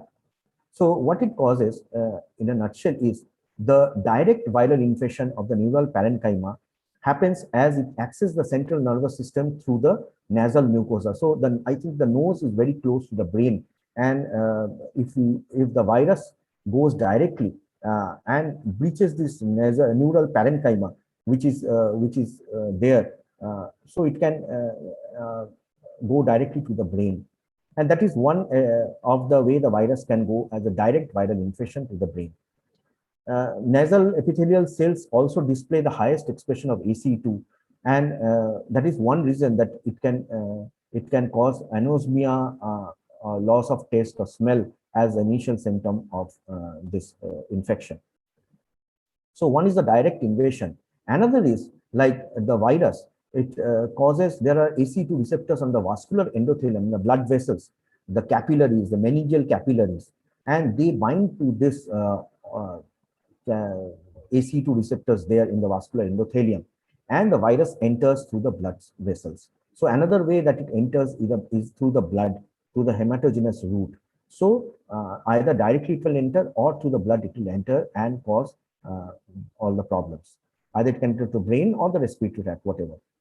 Also, it causes direct injury or activates the inflammatory pathway abnormally. The third mechanism that it works is it causes an activation of the inflammatory pathway abnormally. We are all aware that when any foreign thing comes to our body, any virus, any bacteria, our body inflammatory system, our immune system tries to hit that foreign thing and tries to get rid of that. But this virus causes an abnormal activation, and that is what it causes. The theory comes as a neurovirulence theory. It activates the pro-inflammatory and pro-thrombotic cascade during this cytokine storm. That is what we are quite familiar with. So there is a huge amount of inflammation that is seen, a pathological form of inflammation, and a thrombosis, a blood clotting problem. And that is what leads to also, that is how the brain is affected when there is a person is getting in a multi-organ dysfunction, means the respiratory tract, the cardiac, other things are also affected during this cytokine storm, and it's a very deadly thing. So the cytokine storm also can affect the brain. So the three ways the virus can affect are direct access through the blood, or through this abnormally activating the inflammatory and immune system. Other factors are also there, like a precipitation of demyelination, which I have already explained. And also we have seen in autopsies, people have detected the virus has a very peculiar preference for the hippocampus, which is the memory area of the brain. I think you're all aware. This memory system, the virus DNA so the RNA are found in the genome sequence are seen. So this is quite of concern, because it affects the memory area of the brain. However, the mutant strains, what I've told you in the second waves, are more infectious and deadly, and we don't know where the virus and how this mutant virus are acting on the brain, because studies are lacking for its effect on the brain. You have to maybe wait for the literature to come. Now, this is the wheel. The risk factors are patients who are having comorbidities, hypertension, diabetes, obesity, I think we know. And then there is an inflammatory pathway via pulmonary, vascular, neurogenic. The breaking the blood-brain barrier is another thing. The blood-brain barrier, which protects the brain from toxic things to come inside, is also broken. And also prolonged hospital course, that also causes, and this all leads to cognitive and functional decline. There are multifactorial causes for the virus to cause a cognitive decline. So in summary, if directly damages for neuroepithelium, it will cause meningitis, it will cause hypoxia, it will cause mostly headache, and if there is reduced cerebral blood flow, it will cause a thrombotic state. And if there is a problem in blood coagulation, it will cause a cerebrovascular accident or a stroke. If there is cytokine storm, it might cause seizure and encephalopathy. And if there is inflammation only in the brain, it will cause a brain fog that we'll discuss later. So now we'll go to the main topic, the cognitive effects of this COVID-19. This article came in British Journal of Anesthesia in 2021, I think one of the very latest article, and by Baker et al. And it had spelled this word like the third wave. We know the third wave is coming of another pandemic, but they told the third wave is an impending cognitive and functional decline in COVID-19 survivors. Very rightly told. It's an editorial, I think you can go and read, because the huge effect on the cognitive function the virus does. Mostly people will have cognitive deficits and needs rehabilitation in the near future. Another article which came in Journal of Neurology, Neurosurgery and Psychiatry in 2021 by Bude et al. They tried to examine the pattern of cognitive deficit in severe COVID-19 patients who didn't have any pre-existing cognitive issues, means they were either cognitively very alert, like our patient, and never had any cognitive issues. So what they did, they used two tools, MOCA, I think we know this, Montreal Cognitive Assessment, and a frontal assessment battery. They applied these tools, and they found in patients, the study sample was only 100, so it was not a big sample, but what they found is two kinds of finding they found. MOCA is normal, but there is a tendency for lower performance in executive function. That is, with the statistical design, they found that there's a lower performance in executive function. Second is MOCA may be having mild to severe deficit with extensive cognitive impairment, especially in executive function, relatively, however, preserve orientation and language. So you see the spectrum, it can be very normal to a very pathological state. However, cognitive function are affected, especially the executive function. Another study was done in British Medical Journal and published. The topic was cognitive deficient people who have recovered from COVID-19 related to controls. And they have conducted a study on 84,285 samples. They have done an online survey.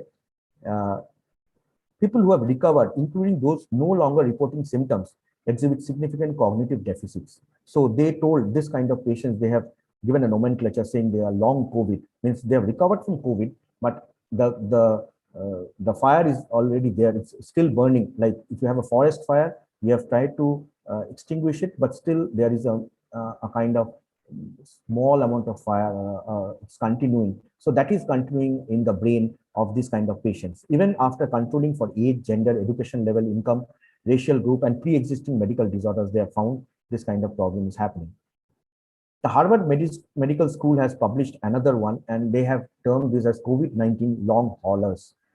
So they have done this study to compare cognitive symptoms in non-hospitalized COVID positive patients with COVID negative individuals.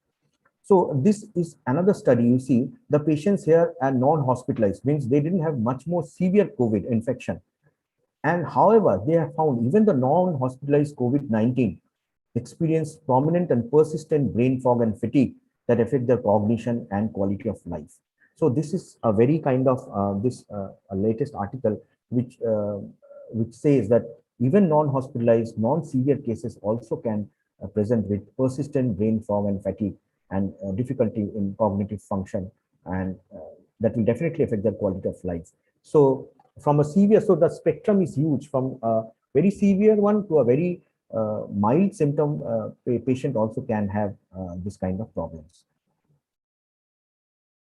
The results what came in that study is SARS-CoV positive patients perform worse in attention and working memory cognitive tasks compared to demographic match controls. And these are the tasks they have been used: processing speed, attention and memory, executive function, and working memory. See, this all four cognitive tasks we know are a part of executive function, processing speed, and these are all needed to perform a day-to-day activities effectively. So these are all affected in patients with COVID positive individuals.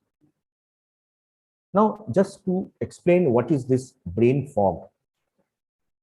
Now, if you have traveled maybe to a foreign country and come back to India, I think we have all experienced a kind of jet lag, or maybe you have not slept for 1 or 2 days because of some stress or some other issues, and you develop some kind of insomnia, and you develop a kind of a brain which is not very active, and you're not feeling to do anything. So that is what is known as a term given colloquially for this kind of symptoms is known as brain fog. So they present mainly with memory problems because they cannot remember things, or they cannot, mostly of recent memory. There is a lack of mental clarity. So they have problems in mental clarity. They have poor concentration, and they have headache and heaviness of head and a kind of confusion. So these 5 symptoms consist what is known as brain fog. And this brain fog was there in the literature because of various reasons, mainly related to jet lag, insomnia, some substance or cognitive issues after traumatic brain injury. Even in PTSD, these are reported. But this kind of symptoms are currently now a very prominent symptom that has been seen in patients surviving of COVID, mostly who had a severe COVID infection. So they also try to explain the brain fog, means all these symptoms can be very biological, that the effect of the COVID on the brain directly causing the symptom, as we have all discussed, I have discussed in the previous slides. Also, they say that there can be a psychological factor also causing this brain fog, means the symptoms are irrespective of the viral effect of the brain, or maybe a combination of both. Most of these patients have depression post-COVID, acute stress reaction, or PTSD-like symptoms, anxiety. Those also can cause this kind of symptoms which constitute the brain fog, means lack of concentration, attention, or there can be a mixture because COVID has affected the brain, and also they have the psychological factors. So both of this can cause this kind of symptoms that is there. So what this study concludes is very, very important, that brain fog with or without fatigue, which most of the patient of COVID has, represents a mild form of post-COVID encephalopathy. Means I told you the fire is still burning inside the brain. It has not fully extinguished. It has not fully become over. So there is a mild form of post-COVID encephalopathy that is persisting in this patient, which is causing this brain fog, maybe with or without fatigue. This patient will have abnormal findings in neurology examination and neuropsychological tests that we have already told. And these are known as hard and soft signs. So the thing that is of most concern is patients who linger with this kind of symptoms, or known as long COVID, which definitely will affect their day-to-day activity. And if you do a neuropsychological test, they will have. If you do a detailed neurological examination, they will have neurological signs and symptoms. Now, another thing that comes in this, like COVID is treated with various medications. All these cognitive problems can be because of a drug-induced state. Yes, there are various articles on this also. General Hospital Psychiatry is a very good journal, and they have one letter to editor, COVID-19 treatment-induced neuropsychiatric adverse effect. So what has been seen that the COVID-19, the drugs that we are using for COVID-19, the treatment of COVID-19, mostly steroids, azithromycin, ivermectin, all this can have memory deficits, cognitive impairment. You see, the azithromycin can go in a higher concentration in the brain tissue. So I am suggesting that you have to be very careful with medication. You should not like take medication on your own. Try to means take a higher dose. You have to always consult a physician before taking medication for COVID. Ivermectin can cause insomnia, confusion in some cases. Hydrochloroquine, which were used as a prophylactic medication, can cause mood lability, agitation, psychosis. Tocilizumab, I think this is one of the drugs which are more sought after. People are trying to buy, and this plays a significant role in interleukin-6 blockage, means it can prevent that cytokine storm. This also can cause multifocal cerebral thrombotic microangiopathy, kind of stroke-like symptoms. However, remdesivir, which is very commonly used for COVID, is found to be relatively safe. Only 2 cases till date of delirium reported with remdesivir. Another thing that is very pertinent, what will happen to patients? These are all patients who are having a normal cognitive, pre-morbidly who are having normal cognitive functions before the COVID hit them hard. So what will happen to patients who are having dementia or cognitive dysfunction, maybe a aging brain or a mild cognitive impairment, and COVID strikes them? So what will happen? There are less studies, but they have seen these dementia patients are a particular concern, and because they will have mostly higher rate of hospitalization and mortality. So because they already has a compromised brain, so they will have a lot of complications. They might have seizures. Delirium is very common in them, and COVID-19 will further exacerbate the vulnerability of those with cognitive impairment. It will accelerate the dementia process for them. So people with dementia having COVID definitely will have the prognosis which might not be very, very good. So this is another thing that is of concern.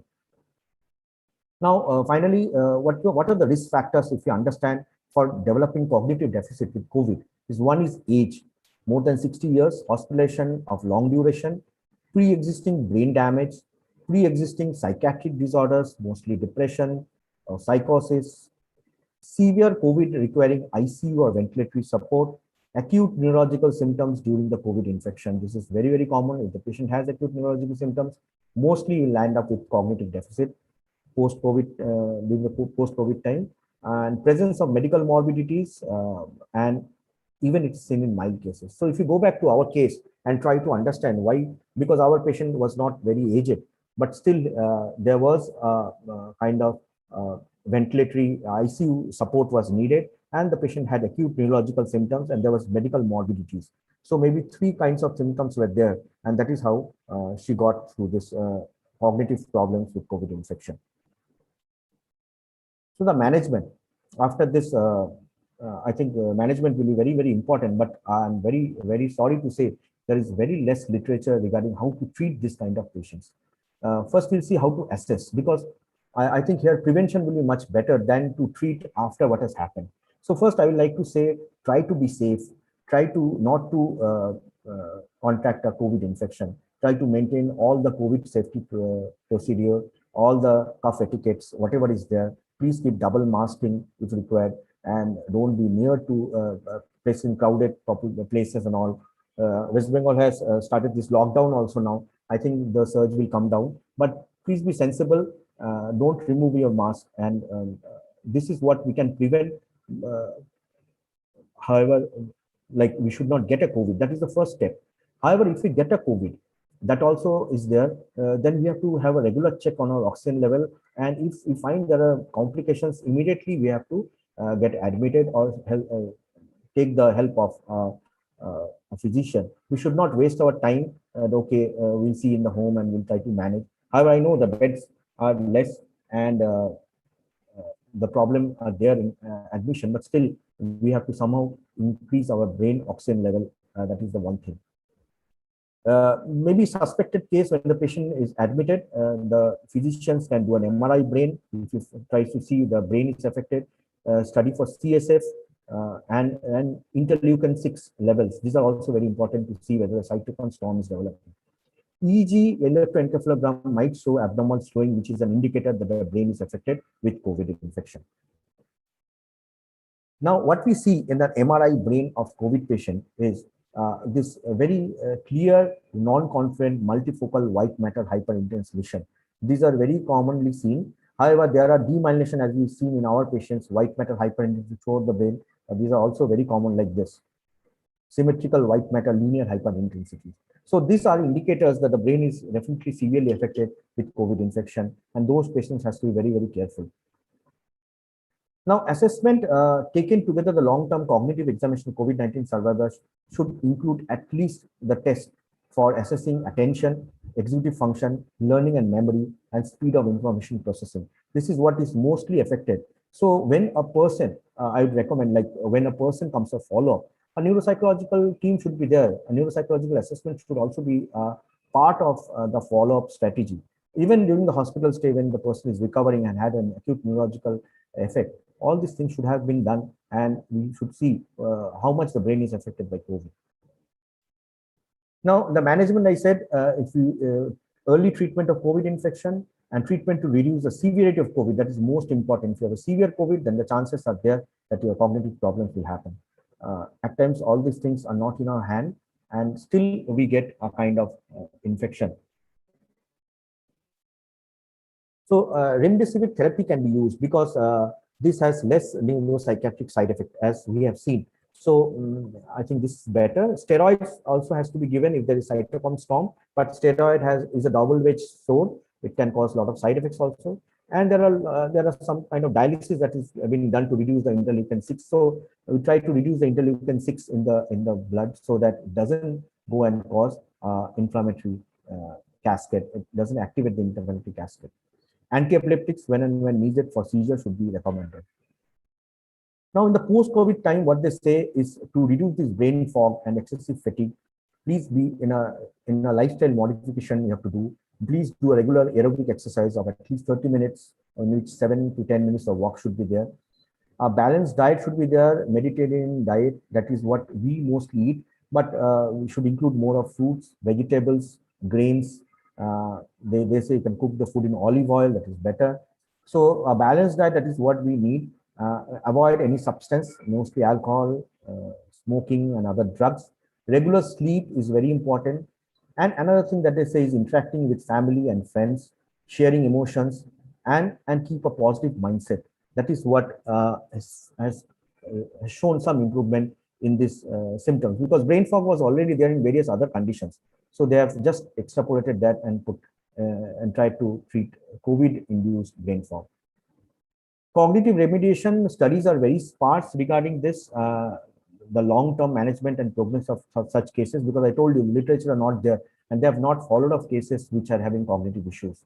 So neuropsychological rehabilitation may be useful, and maybe we can use more of cognitive stimulation techniques, because the brain is is like mostly in a depressed state, what's known as a cognitive depression. So it needs a lot of stimulation. You can use strategies to use for attention, memory, and executive function. But say all this said, because the brain is already, there is a mild form of encephalopathy kind of thing going on, it will be difficult to overload the brain. If you try to overload the brain with a lot of cognitive strategies and tests and all these rehabilitation programs, it will be also difficult. So we have to judge how much the patient can do and how much it can be beneficial. So music therapy has been seen to be effective. Mindfulness-based techniques can be used. So in a nutshell, these are the things that is there in. So finally, I would like to end giving my take-home message in this. So neuropsychiatric complications are much common in COVID, as thought earlier. Like previously, I told you it was considered a respiratory infection with some effect on the cardiac tissue system, but the neuropsychiatric complications are much more common. And the physician should be aware, like the persons who are treating COVID should be aware that these are much more common complications, and they should have a high index of suspicion, right, while treating this kind of patients. Both acute and long-term sequelae are seen in terms of COVID functions. We have got cognitive functions which were seen. Early treatment of COVID may prevent these complications. So better not to have COVID, and if you have, get an early treatment, and so that you don't have to land up in ICU with a lot of complications. Now the new drug is coming. I think you have heard 2-deoxyglucose, which says it will try to reduce the oxygen requirement of a patient, and mostly it will kill the virus. So let's hope for the best. So early treatment is definitely important. COVID-19 survivors should also be periodically evaluated with comprehensive cognitive and neuropsychiatric assessment. That is one of the things that we can incorporate because as a mental health professional, we can, if a COVID-19 patient comes to us, we should think that they might be having a COVID-19, post-COVID-19 cognitive deficit, and we should assess and give a clear picture. We have to see the brain findings, the EEG findings, and the acute neuropsychiatric symptoms that happen. We have to take a good history, and if we find that patient is having post-COVID cognitive deficit, we have to address that. We have to give a proper management, proper guidance to these patients. Thank you. These are my reference. My final message is shield the brain against COVID, and that is very important. I think all of you should stay safe, stay at your home, wear mask, use all the protections that are available just to combat COVID. And because if the COVID affects your brain, definitely there will be a huge toll on your day-to-day activity. And I don't know, what will be the long-term effect of this, apart from the other system that COVID is affecting. It's a very deadly virus. So, and the mutant strains are much more deadlier. We do have no data on that also. So I think be safe, protect yourself. That is the main mantra during this, I think this period. Thank you once again. If you have any questions, I'm ready to answer.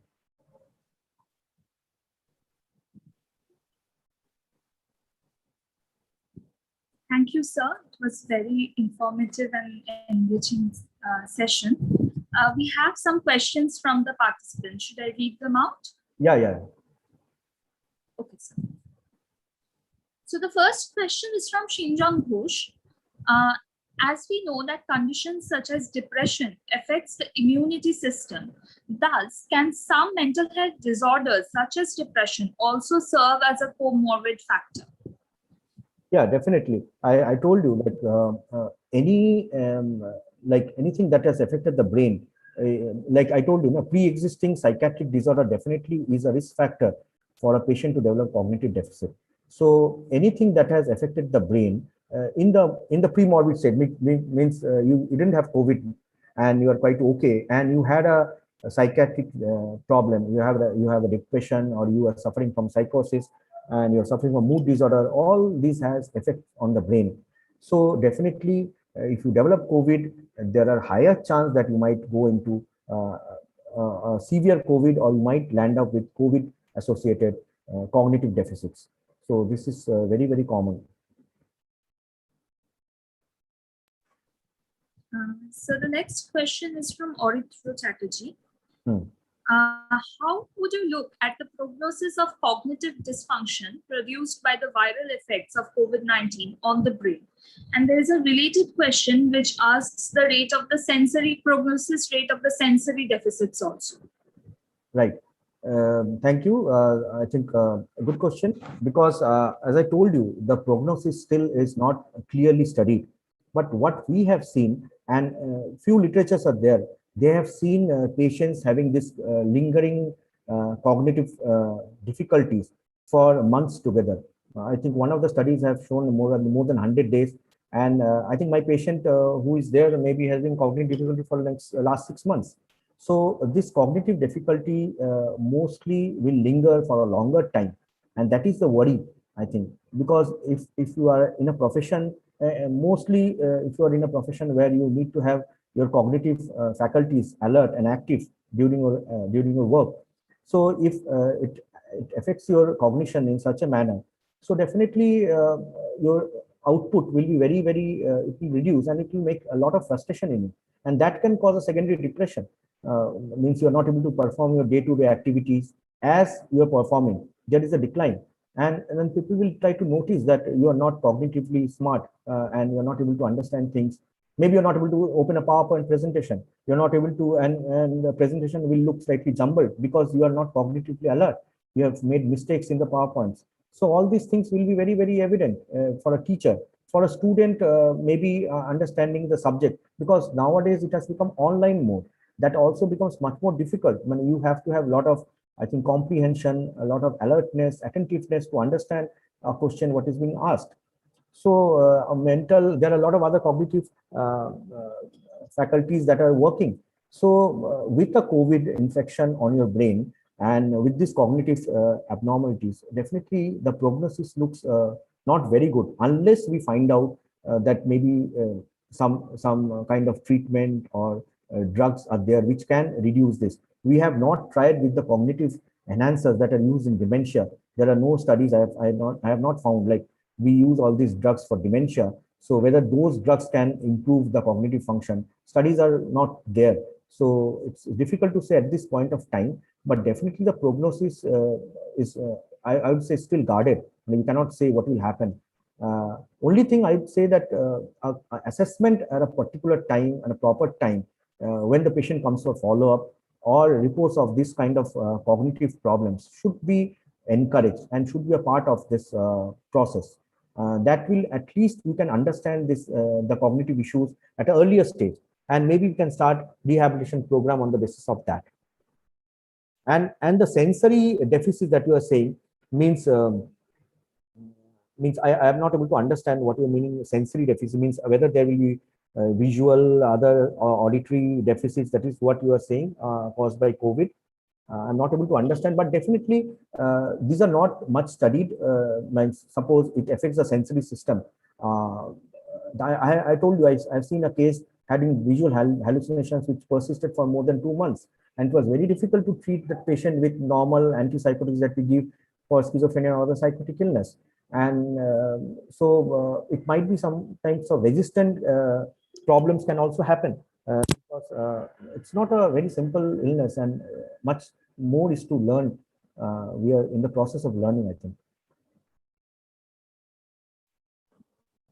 Thank you, sir. The next question is from Afrin Mazid. As we are seeing that increasing number of children are getting affected in the second wave of COVID-19, if you could throw some light on the neurocognitive effects of COVID infection seen in young children. Yeah, this also came to my mind when I was preparing this presentation. What will happen to children whose brain are in the process of development, like maybe young children? Now we are listening, children of a few months to few years, they are also getting infected with COVID. Now their brain are in a process of development, like they're in a developing brain if COVID strikes. So how deadly it will be? So studies are not there definitely, but some anecdotes and all are there that it will affect their learning. And but only hope is since children we have seen they the brain quickly, I think the plasticity of brain is huge, so it will quickly try to recover and try to get out of this. Unless a brain which is already kind of a mature brain. So the hope is that the children definitely might get, however, studies are lacking in this regard. And but they will come out well, what I presume, because of the brain plasticity, because of the ever changing brain. So hope they won't have much of cognitive problems and they don't land up with cognitive difficulties in the long run. So that would be very scary because these are population which we will see in the future, like, and if they have cognitive issues with COVID and the third wave which they're predicting will affect children, maybe we have to be very, very safe. We have to be very, very safe.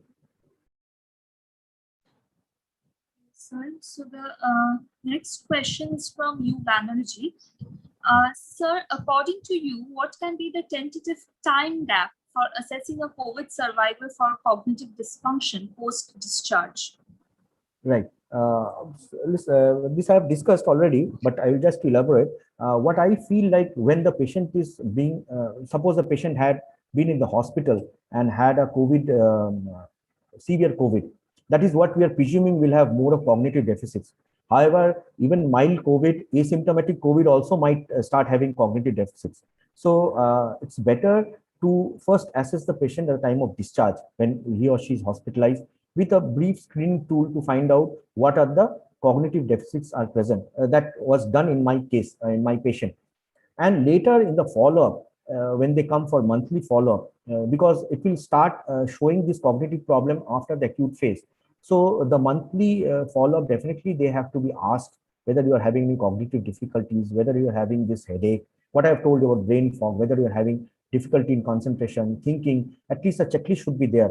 Even if the doctor is not having a neuropsychologist or somebody to do a cognitive assessment immediately, maybe this should be included in the protocol, whether they can assess a patient who is having cognitive deficit and refer to the appropriate person. Okay, you can meet the psychiatrist or you can meet a psychologist and discuss all these things. I think you are having some cognitive issues post-COVID. So the thing should be immediately post-discharge, it should be seen, and it should be also be seen in the follow-up, in the first follow-up or the second follow-up. Definitely, if there is there, it will definitely be, it can be seen, it can be identified by the treating physician. That is what I'd suggest. Thank you, sir. Sir, the next question is from YouTube, asked by Rajkumar Shaw. And uncomfortable, irritable behavior shows in many people after COVID infection, may be caused either psychologically or physiologically. But psychologically, how can they be reassured or treated? I think a lot of psychologists are here, and they can discuss all these things, because definitely a kind of, if we see, there are two aspects, like an agitation or irritability can be a part of mood disorder that is happening. So we often try to see whether the person is suffering from a depression or a kind of mood disorder. That is why he's irritable nowadays. And post-COVID is very common. If we try to find out, no, he's just irritable because of the consequences, because of the psychological stress that is he or she is experiencing. Maybe his family members are getting infected and it's a helpless situation, and there's a lockdown, quarantine, and he's financially he's burdened. So definitely he needs a psychological assessment and counseling in that regard. That things are definitely is a temporary thing. It will definitely pass away, and be positive. And it's not you only that you're suffering. Many people all over the world are having equal issues. So maybe a relaxation technique, mindfulness, maybe going to meditation, yoga, all these things definitely will help maintaining a balanced lifestyle. But we have to find out whether the patient is having depression. That is the first thing that we have to rule out during this scenario, which is very, very common, or suffering from a very severe stress, which might need a low amount of medication. That is what, maybe a low amount of antidepressants to calm him down. So that is what we have to find out. Yes, sir, related to this, Arthro Chatterjee has asked, are there any cognitive exercises that you would recommend too? Yeah, cognitive exercise in the form of like what normally is that first is you have to reduce your COVID news and media related to COVID information should be restricted. That will cause a lot of cognitive overload, right? And stretches your cognitive means what is happening in the world. Oh my God, this person has also died, or that has happened. Oxygen is not there. So maybe you can restrict that to once a day. Listening to a news or reading a paper or something like that. Second is you can try to be much more healthy, means do aerobic exercise, what I have discussed, maintain a healthy lifestyle, definitely that will help. Be cognitively alert, means you should not be like sitting and just relaxing and not doing anything. Read something, do something. Maybe what we see in dementia, whether it will apply or not, I have not found, because what we see in dementia, we try to say that you try to increase your cognitive reserve. So that will definitely protect you from being getting cognitive dysfunction in later life. So cognitive reserve means like a car has a reserve of petrol, and that protects you whenever there is sudden you are run out of petrol. And so you try to increase that cognitive reserve by maybe doing solving Sudokus and solving puzzles, or reading something interesting, maybe trying to learn a new language. All these things are there. We use in dementia patients to, or patients who had a family history of dementia, or who feels like they might develop dementia. So we say that try to increase your cognitive reserve. So these are the techniques that can be done. But overall, there is no studies that this will definitely go and prevent you to have COVID. But maybe you will get less amount of cognitive deficits. Thank you, sir. The last question is from Shiv Kumar Sherikar. He asks, COVID impacts is there mostly on neuropsychiatry of brain. Does it transfer genetically to offsprings also? Yeah, I think that is not, it's very difficult to answer now.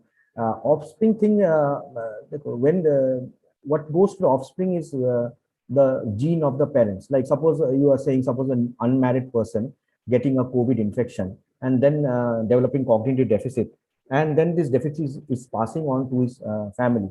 I don't think so it will going to happen, because it is because of that infection at that point of time that has caused the cognitive problem. But I am not very sure that whether it will alter the genomic structure of your individual, and that gene will pass from you to your next generation, and those people will suffer from severe mental retardation or something like that. Don't it's kind of getting more catastrophic with this, so don't be so much catastrophic. It's not such a scary thing that your offspring will develop, all these problems will happen.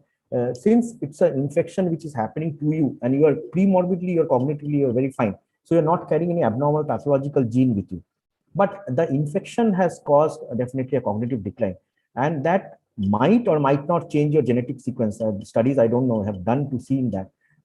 So it's I think we'll wait for some time to find out whether the such literature will come. Right. Thank you, sir. I would now like to call Dr. Tilotoma Mukherjee, our head of the department, to say a few words. Thank you very much, Dr. Sharkar. Thank you, madam. But delighted to listen to you. Really, you have handled questions so patiently. So I would like to request Deepshika to join us. Deepshika, are you here? Yes.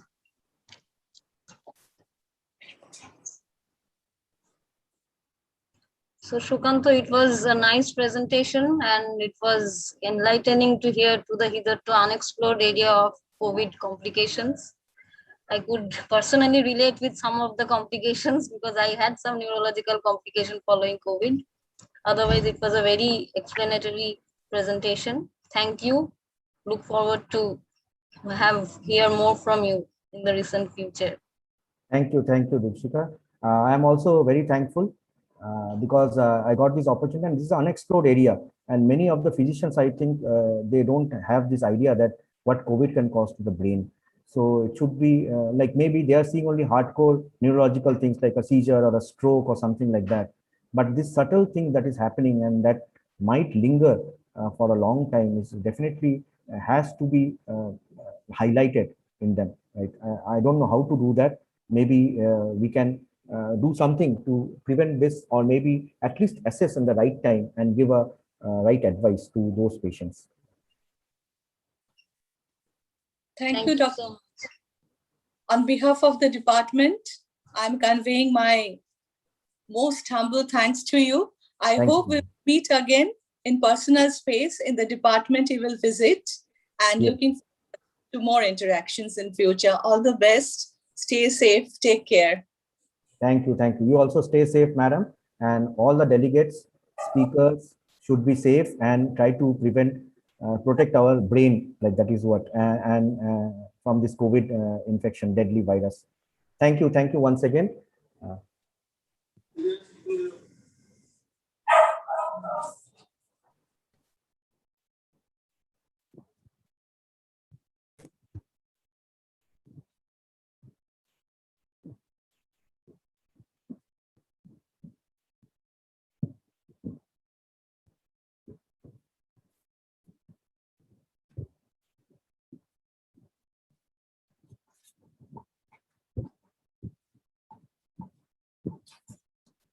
We shall now move on to the next session.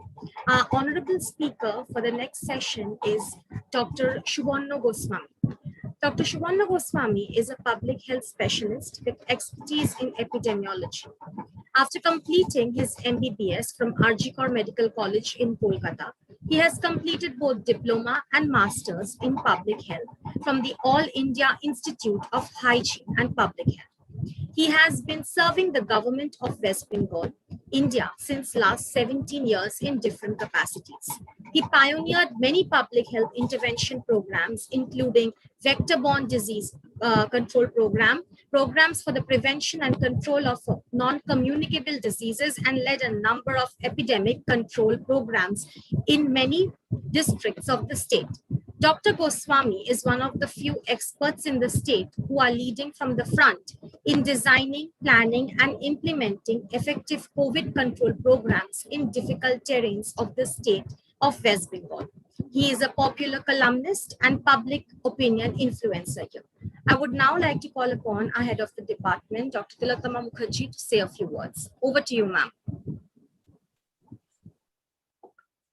Welcome, Dr. Shubarno. Can't see you. If you could switch on your video for some time.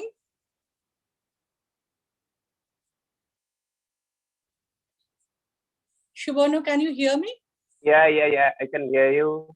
I don't know where why my camera is not working. I'm trying. It would be nice if we could see you once. Yeah, sure. I'm trying to adjust my video settings. Okay, so on behalf of the Department of Psychology, I'm extending a very warm welcome to you, Shubarno. Thank you very much for joining us today. I know you have a very, very busy schedule, but the amount of experiences you have from your clinical works, I am sure that you are going to share with us, and really looking forward to your deliberation. So next 1 hour, we are going to listen to you. Shubarno.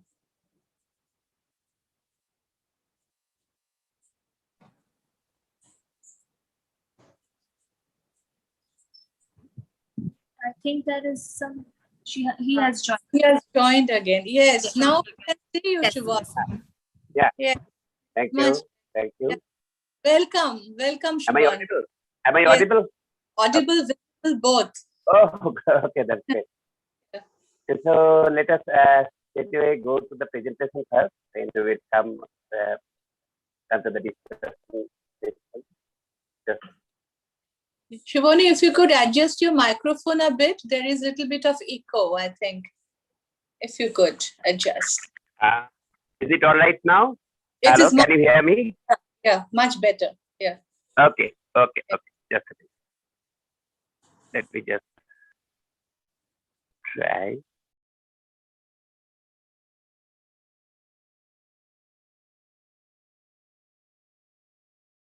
So is my slide visible now? Yes, sir. Okay. Just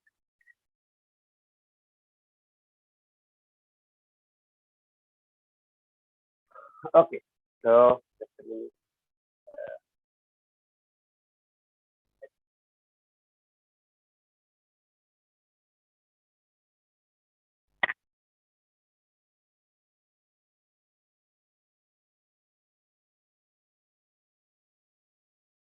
So good morning, good evening, and good night to all of you. Dr. Tilakama has already introduced myself, Dr. Suvarna Goswami. The very catchy topic by today's deliberation might have given you an impression that I'm an fourth year and prognosticating is my profession. But at the very outset, I solemnly swear that I know nothing about it.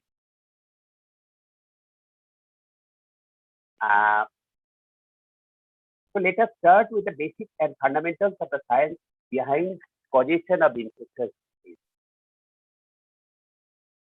This is the simplest model of infectious disease causation. Here, you can see disease results from the interaction between an external agent or pathogen and the susceptible host in an environment that supports transmission of the disease, form of source of reservoir. And these three factors are together referred to as epidemiological triad. Now, the medical model of infectious disease transmission consists of three interlinked chains. There are source of reservoir, modes of transmission. There are different modes of transmission, and susceptible for. Sorry to interrupt, Now, sir. yes, Sir, sir. could you please start slide share? The slides are not full screen now. Oh, yeah. Is it? Yes, Is sir. it It all is right okay. now? Yes, sir. It is okay. Okay. So, infection in one person can be transmitted to others. This is how an infection, this is first case in a community who got infected, and then you can see how he or she can infect others, right? So these light colored circles. These are preclinical phase of a person. Once he becomes in clinical phase, clinical manifestation starts, then he also becomes infective. Also, in preclinical phase, one can be infected. Now, let us be acquainted with some of the basic terminology. The first case in a community who gets the infection, who brings the infection to a community or population is known as primary case, right? And those who get infected from a primary case are secondary cases, and those who get infection from a secondary case is known as tertiary. And the one who is first identified case is known as index case, but an index case may not be the primary case at times. Now, what is endemic, and what is epidemic? Just look at this simple graph. When cases fluctuate, but within an expected limit, we call this is endemic in our community. And when it exceeds expected limits and goes up, we call it an epidemic. And when the epidemic crosses geographical boundaries, we call it a pandemic. Right? You can again see in this graph, this phase is endemic and this is epidemic, or if it crosses geographical boundaries, then we call it a pandemic. You can note there is a capital R, that is a letter capital R. We'll discuss in detail about the implication of this, what is this R, so because it is the single most important thing that can predict whether another wave is coming or the pandemic is going to die out. So need to know it better. So when R is equal to 1, this is endemic phase. When R is more than 1, that it is epidemic or pandemic phase. And our target is to bring down R below 1. Now let us just run through few slides to get acquainted with some of the common terminology. You know what is outbreak. When more measures than would be expected, we say it measles outbreak.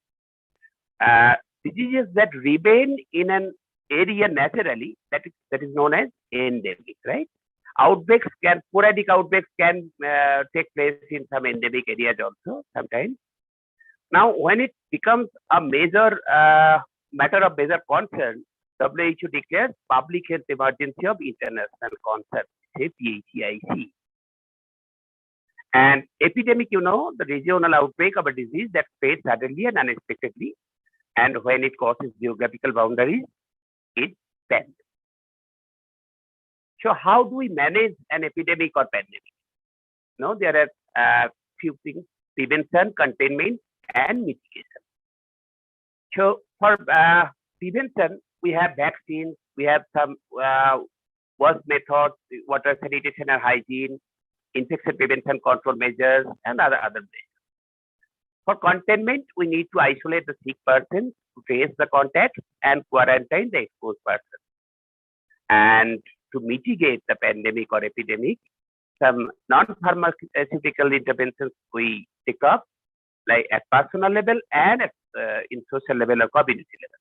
At personal level, measures like hand hygiene, cover cough, staying away from sick persons, avoid touching face, etc. And at community level, social distancing, better to say physical distancing, cancelling mass gatherings, stopping non-essential activities, and some environmental measures also taken. Now, look at this. This is the graph. If we let the pandemic or outbreak go, unintervened, then this will touch, the peak will go this high. But if we intervene after the initiation of this pandemic, after some time, we just put our interventions in place, we can flatten the curve, we can delay the peak. Peak is here, this is time, days in first day. So we can delay the peak, we can flatten the curve, make a plateau out of it, and we can reduce burden on the healthcare system to a certain extent, right?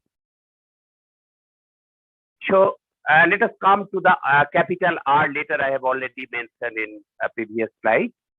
What is that R? There's a term called basic reproduction number. We denote it by R naught. R naught. Defined as number of cases directly generated by one case is completely in a completely susceptible population without intervention. This is very important.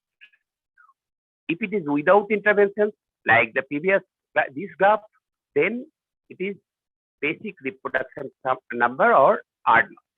And what is effective reproduction number? We denote it is by RT. That is number of cases generated by one case with interventions or immunity.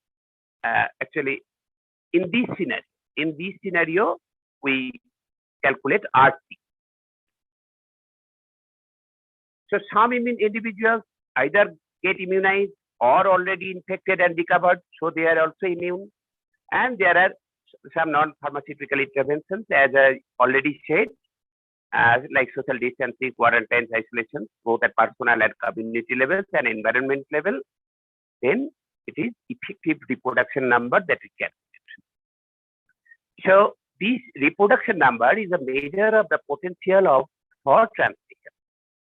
The mean number of individuals directly infected by an infectious case through the total infectious period when introduced to a susceptible population, and it depends. Actually, R naught is the product of P, C, and D. So what does P, C, and D stand for? P stands for probability of transmission per contact, C stands for contact per unit time, and D is duration of infectiousness. So let us go further into P, C, and D. P, that is transmission probability per exposure, that depends upon the infection. That depends upon the infection actually. And interventions like distancing, mask wearing, hand hygiene, both at community level, environment level, and personal level, that can reduce this P. C, that is number of contacts per time unit. That is relevant contact depends on infection or again, and interventions like quarantine, isolation, etc. are aimed at reducing this C. And duration of infectious period may be reduced by some medical interventions, therapeutics, treatments, right? So, what is the R naught for coronavirus? You can see this picture. SARS, March, that is again caused by coronavirus, SARS coronavirus 1, SARS severe acute respiratory syndrome, and Middle East respiratory syndrome. Those were more infectious than this COVID-19. And even measles is far more infectious because it has a reproduction number of 20. One infected case can infect 20 others. Whereas influenza infects on an average 1.1 infected case infects 1.5 others. But in case of COVID, it is 4.9, typically cited as 2 to 3, but maybe as high as 4.9 in some places. And it depends on severe factors like population density, exposure patterns, etc. But it's, more than influenza. So let us now watch a beautiful video that will be more interesting than my boring, monotonous blabbering. it will just relax. I'm trying to open this video. Start.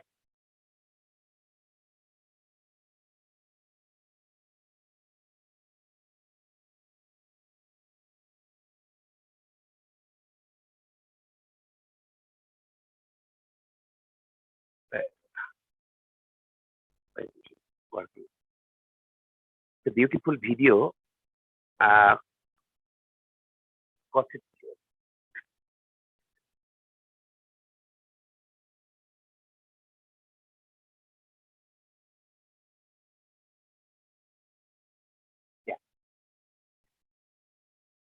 Just have a look.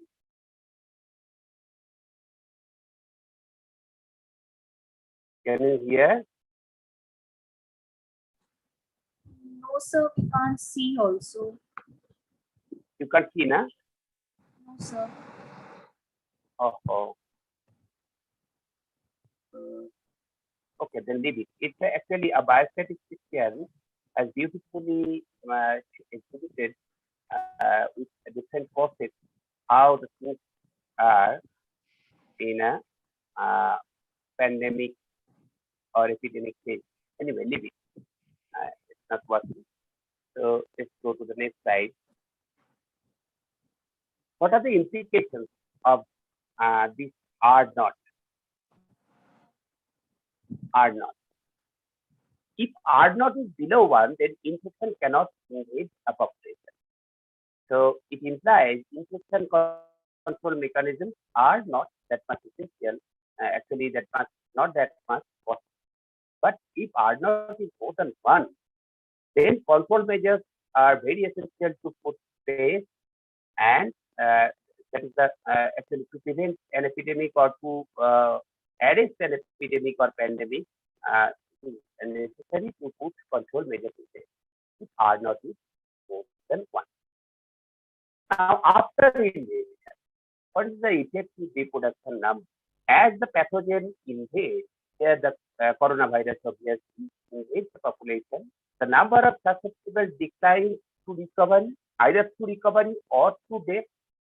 Eventually, there will be not adequate number of susceptible to maintain the transmission chain. So, on an average, each infection person will get less than 1% to infect, and the epidemic naturally fizzle out or die out. Right? This is initial injection where effective RT, effective reproduction number, that is RT, 12 to R naught. But on the peak of an epidemic, effective reproduction number, that is RT, equals to 1 here. And you see this graph, how the things change. At the beginning, most people all are susceptible, but when the infection goes, the number of infected persons keep on going, the number of susceptible persons keep on reducing, and the number of recovered and immune persons are increasing. So once a time will come when there will be no more susceptible persons, everybody will be recovered or recovered. So the pandemic or the epidemic will die a natural death. Now let me just present some mathematics in a simpler way. There is a term herd immunity. We often talk of herd immunity. When we will a community will achieve herd immunity.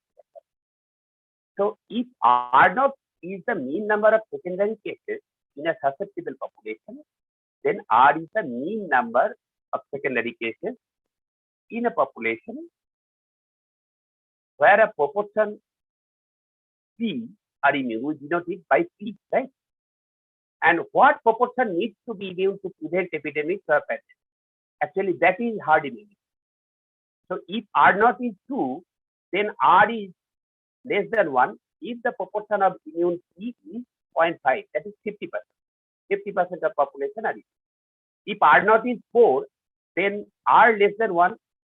If the population of immune persons, that is is more than 75%, then we can stop the epidemic. If the mean number of secondary cases be less than 1, then P R naught minus P into R naught will be less than 1, right? So if R naught is equal to 15, then how large will P need to be avoid an epidemic? It is 9.94. That is 94% of population needs to be. So higher the R naught, higher the proportion of immune population is required to achieve herd immunity. Now let us express in words about herd immunity. It's the level of resistance of a community or group of people to a particular disease, and it provides an immunological barrier to spread of disease in the human herd. And if herd immunity is sufficiently achieved at a higher scale, the occurrence of epidemic is very unlikely. And if high level of immunity is achieved and maintained to a point where the susceptible persons are reduced to a smaller proportion, it may will lead to elimination of it. Like we have already eliminated poliomyelitis, but anyway, there are some diseases like tetanus where herd immunity doesn't work. Anyway, let us see a graphic. Picture speaks louder than 1,000 words. So this graphic is a very good graphic. Says it all. At the beginning, these two persons are not immunized but feel healthy. They are all susceptible. And yellow persons are immunized and healthy. Immunized state can be immunized either by natural disease after recovery or by vaccination. Right? And these red people, they are not immunized and contagious. That means infectious. So in community, say in a large community, these two persons are infected and others are susceptible. So no one is immunized. The contagious disease spread through the population. The number of infected persons get increased, and here some of the population gets immunized, right? Vaccinated or recovered. So contagious disease spread through some of the population, not like before. The number of infected persons are less here. And here, most of the population gets immunized or vaccinated, then spread of contagious disease is contained. You see, these infected persons are mostly surrounded by immunized people. So they cannot infect them. These are few susceptible persons who are left out in vaccination program or they are not immunized. But the more the number of yellow persons are increased, the less is the probability of getting these two persons a close contact. So this is how the herd immunity works to arrest an epidemic or a pandemic. Now, let us look at some real figures. These are the figures in different states of India. From 4th April to 1st May, in the wake of second wave, you see Assam has the highest reproduction number, that's more than 2, and here are 11 big states that have basic reproduction rate ranging between 1.5 to 2. See the progress from 4th April to 10th April to 17th April, 24th April to 1st May. Right? See, in case of West Bengal, it was 1.8, then 2.13, then 2.03. Small dip, 1 below 2. Now it's 1.27. It was on first. Here is a graphic presentation of real-time data of India and West Bengal. From 1st February 21 to 26 April 21, these are the cases, number of cases, cumulative cases. Right?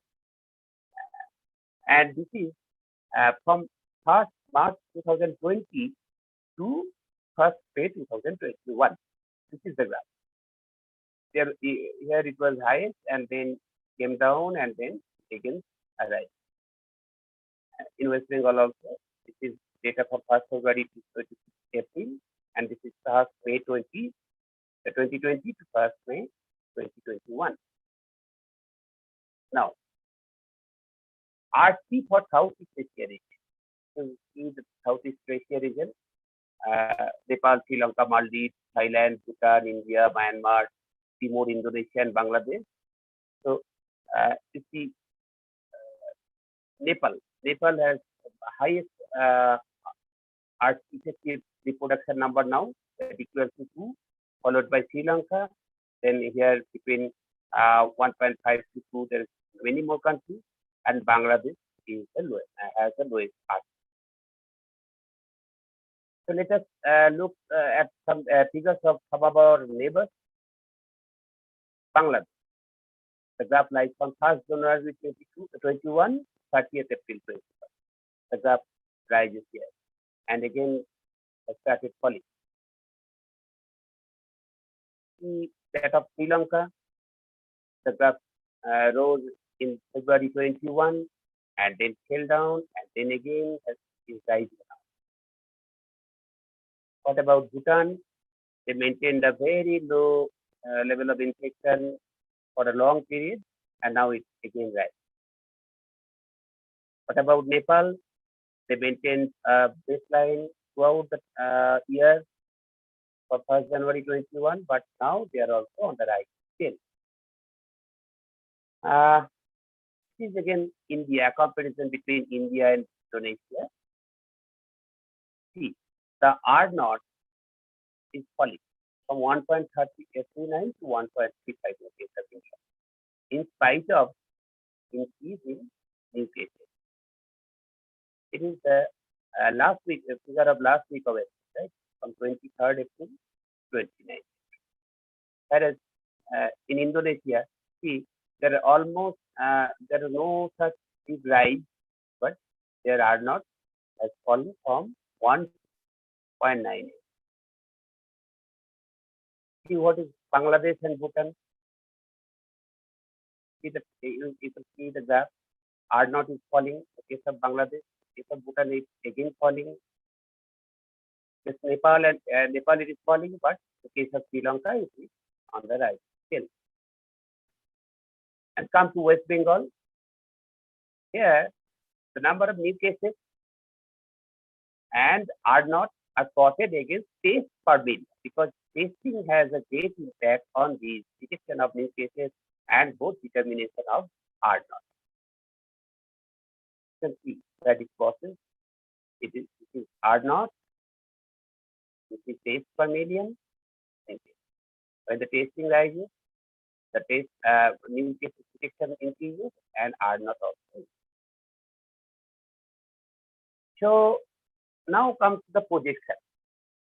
According to transmission dynamics, there are different models. The most accepted models in worldwide, that is taken by both Harvard Medical School, Johns Hopkins School of Public Health, at CDC Atlanta, and that is taken also by public health agencies of European Union and also the this is model of third fourth system. So see what can happen. This is situation A. Short, if the duration of immunity is short, then it can give rise to annual outbreaks of COVID every year. Annual outbreak can happen, right? If long-term immunity can be achieved either through vaccination or through natural disease, and elimination of the virus, we can think of eliminating the virus in near future. These are the years. After 21, we can think of eliminating the virus in next 5 years. In situation C, if the duration of immunity is further long term, then a biennial outbreak possibility with smaller outbreak. Biennial outbreak means every 2 weeks. After 2022, then again 24, like this, right? And small outbreaks. If it is higher seasonal variation in transmission is seen, then reduce the size of the infection wave, but more severe winter time outbreaks like influenza, therefore, again compare with recent. So total incidence of COVID-19 illness over next years will depend on four factors. First, regular circulation after the initial pandemic wave, duration of immunity that SARS-CoV-2 infection impairs, social distancing strategies, and effective therapeutics, that is treatment. Now, infectiousness of children. This is much talked about the topic, mostly in third wave, in third wave, we are telling that children will suffer more. So why we are telling? There are different studies. One, there is figure of one study, rate of coronavirus among the household, and I was seen that higher secondary attack rate among households than non-household contacts. So secondary attack rate is higher naturally. One person in the household is when gets infection, he or she can spread the other household members more rapidly than the outside. The highest COVID-19 rate of household contacts of school-aged children, that is adolescent age group 10 to 19 years. So transmission potential in both children and adolescents, and in adolescents, the chance is higher than in lower age children, and possibly more effective transmission in adolescents than in adults. So this is a real-world network COVID-19 control strategy based on those predictions. How should we take up or streamline our strategy? First of all, non-pharmaceutical interventions are central to reducing SARS-CoV-2 transmission. That is proven already. And epidemic model simulating COVID-19 outbreak across a real work network. We get three things: assess the impact of range of testing and contact tracing strategies, simulate physical distancing strategies, and quantify interaction among physical distancing, contact tracing, and testing affect outbreak. Right? See, there are two scenarios, right? Like in this scenario, the blue lines are contact, the red ones are infections, and the square ones are isolated or quarantined. So this was the initial phase. If we quarantine the exposed but healthy person and isolate the infected person, then we will get less infection. But if we don't take up quarantine and isolation in a serious manner, then the infections will get in. And after a few days, the things will be like that. Also will be infected like in our communities, our countries, our states, as the quarantine policies and isolation policies were not seriously followed, mostly get infected. But if the communities, countries like Australia, some other countries have very serious taken up this quarantine and isolation method, they could contain the outbreak much more effectively. So, real-world network COVID-19 control strategies give us some more impressions on, the uncontrolled outbreak. 75% of the population infected 70 days after the first simulated infection, and 66% of the population infected case isolation, primary testing 38% infected, and if secondary contact tracing was put in place, then 16% infected after 7 days. See, the numbers are decreasing, right? If you just isolate the cases, if you just don't isolate anybody, don't quarantine anybody, 75% of the population get infected. If you isolate only the cases, then 66% will be infected. If you face the primary contacts only and quarantine them, then 48% will be infected. If you even contact the secondary, trace the secondary contacts and quarantine them, test them on time, then only 16% get infected. So this is the graphical representation. There is no control. This is case isolation. primary testing and in case of secondary. If you do not control the pandemic, the case will go like anything, exponential growth. You isolate only the cases will come down. You trace the primary contact, the cases will further come down. And if you trace both primary and secondary contact and take quarantine and isolation seriously, then the cases will further come down lowest, right? Now, another thing, testing, how testing impacts the pandemic. If you increasing the testing capacity increases in outbreak sites, especially under secondary control. The number of quarantined individuals can be reduced to mass. Some of the countries took up this mass testing, repeated mass testing, and quarantine policies and strict quarantine and isolation policies. They could contain the pandemic the much better way. If you see, no testing, the number of cases will increase. If you take 5 tests per day, the number of cases will still increase because of more detection. If you take up 25 tests per day, the number of cases will come down. And if you take 50 tests per day, then the number of cases will further come down. So testing strategies for COVID-19 control is very important, paramount important. Mathematical model based on infectious test and PCR, RT-PCR test sensitivity over time that evaluate the impact of self-isolation following either a positive test result or onset of symptoms. The impact of quarantine of contacts of laboratory confirmed cases both are evaluated, and percentage of reduction in R, that is basic reproduction rate, equal to expected effectiveness of different tests.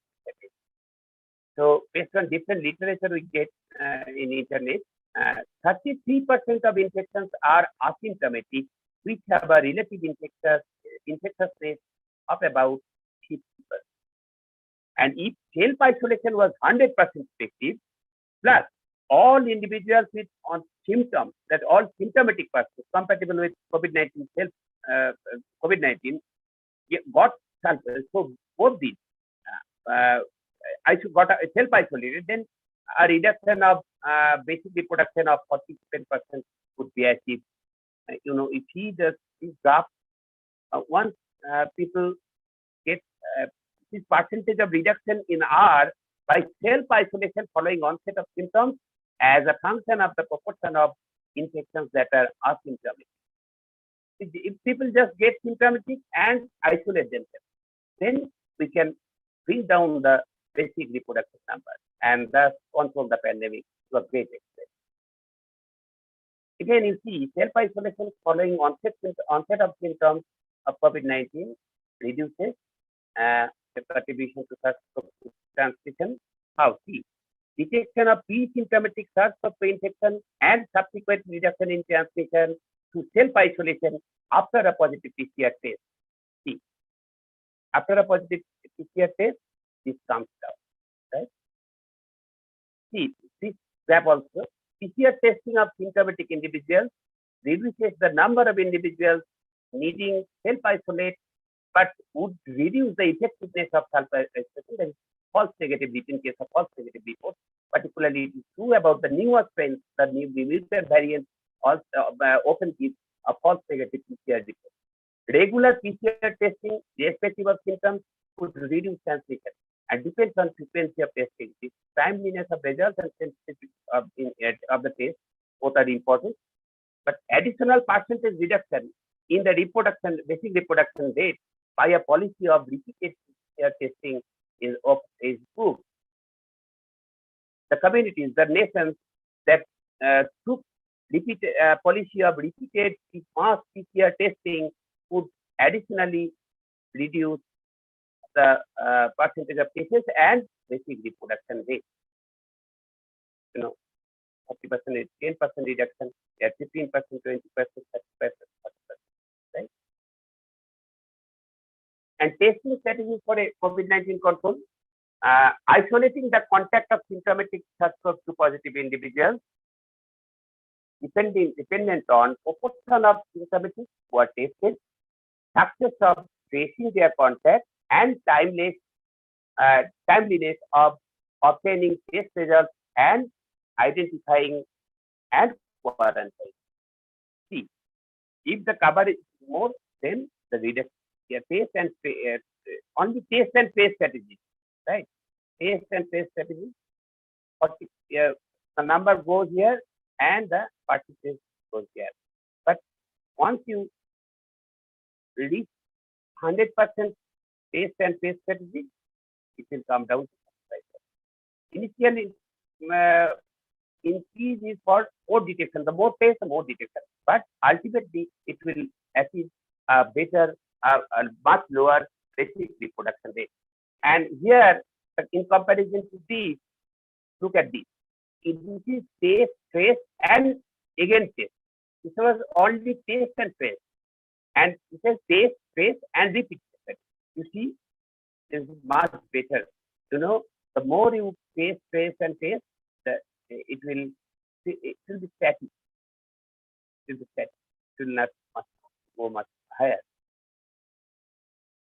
So, impact of COVID-19 pandemic response in one of our neighboring countries, Nepal. They went for a long lockdown and was studied by various international agencies that collateral damage of non-COVID deaths increased during this lockdown period. But there was no such remarkable reduction in their basic reproduction rate. I have already showed you the basic reproduction rate Nepal is taking. See, there were substantial decreases, especially after week 12, and reduction during institutional birth. Institutional birth was decreased, right? And during lockdown, it was 4% reduction. Total decrease of 4% by 52 in absolute number, and in percentage it was 4% in 9 institutions of Nepal.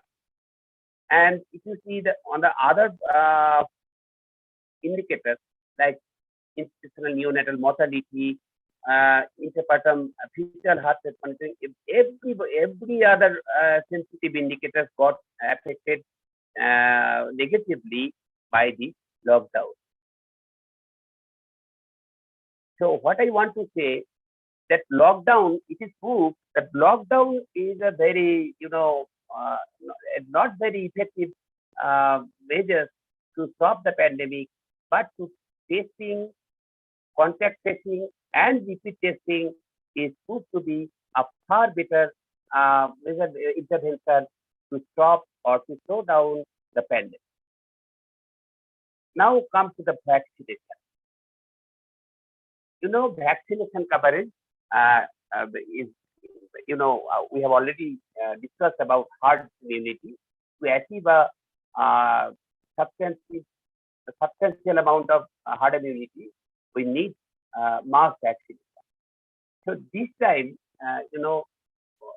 we know the history of civilization have witnessed many pandemics. In the 13th century, it was the great black fever pandemic, that was bubonic plague, where scores of people died. And in time of First World War, that was great Spanish flu pandemic. Also, lakhs and lakhs of people died of that pandemic.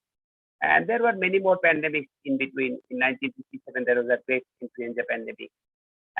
But difference of those pandemics with this one is that during the period of pandemic, even within 1 year of beginning of the pandemic, our scientists could invent this vaccine.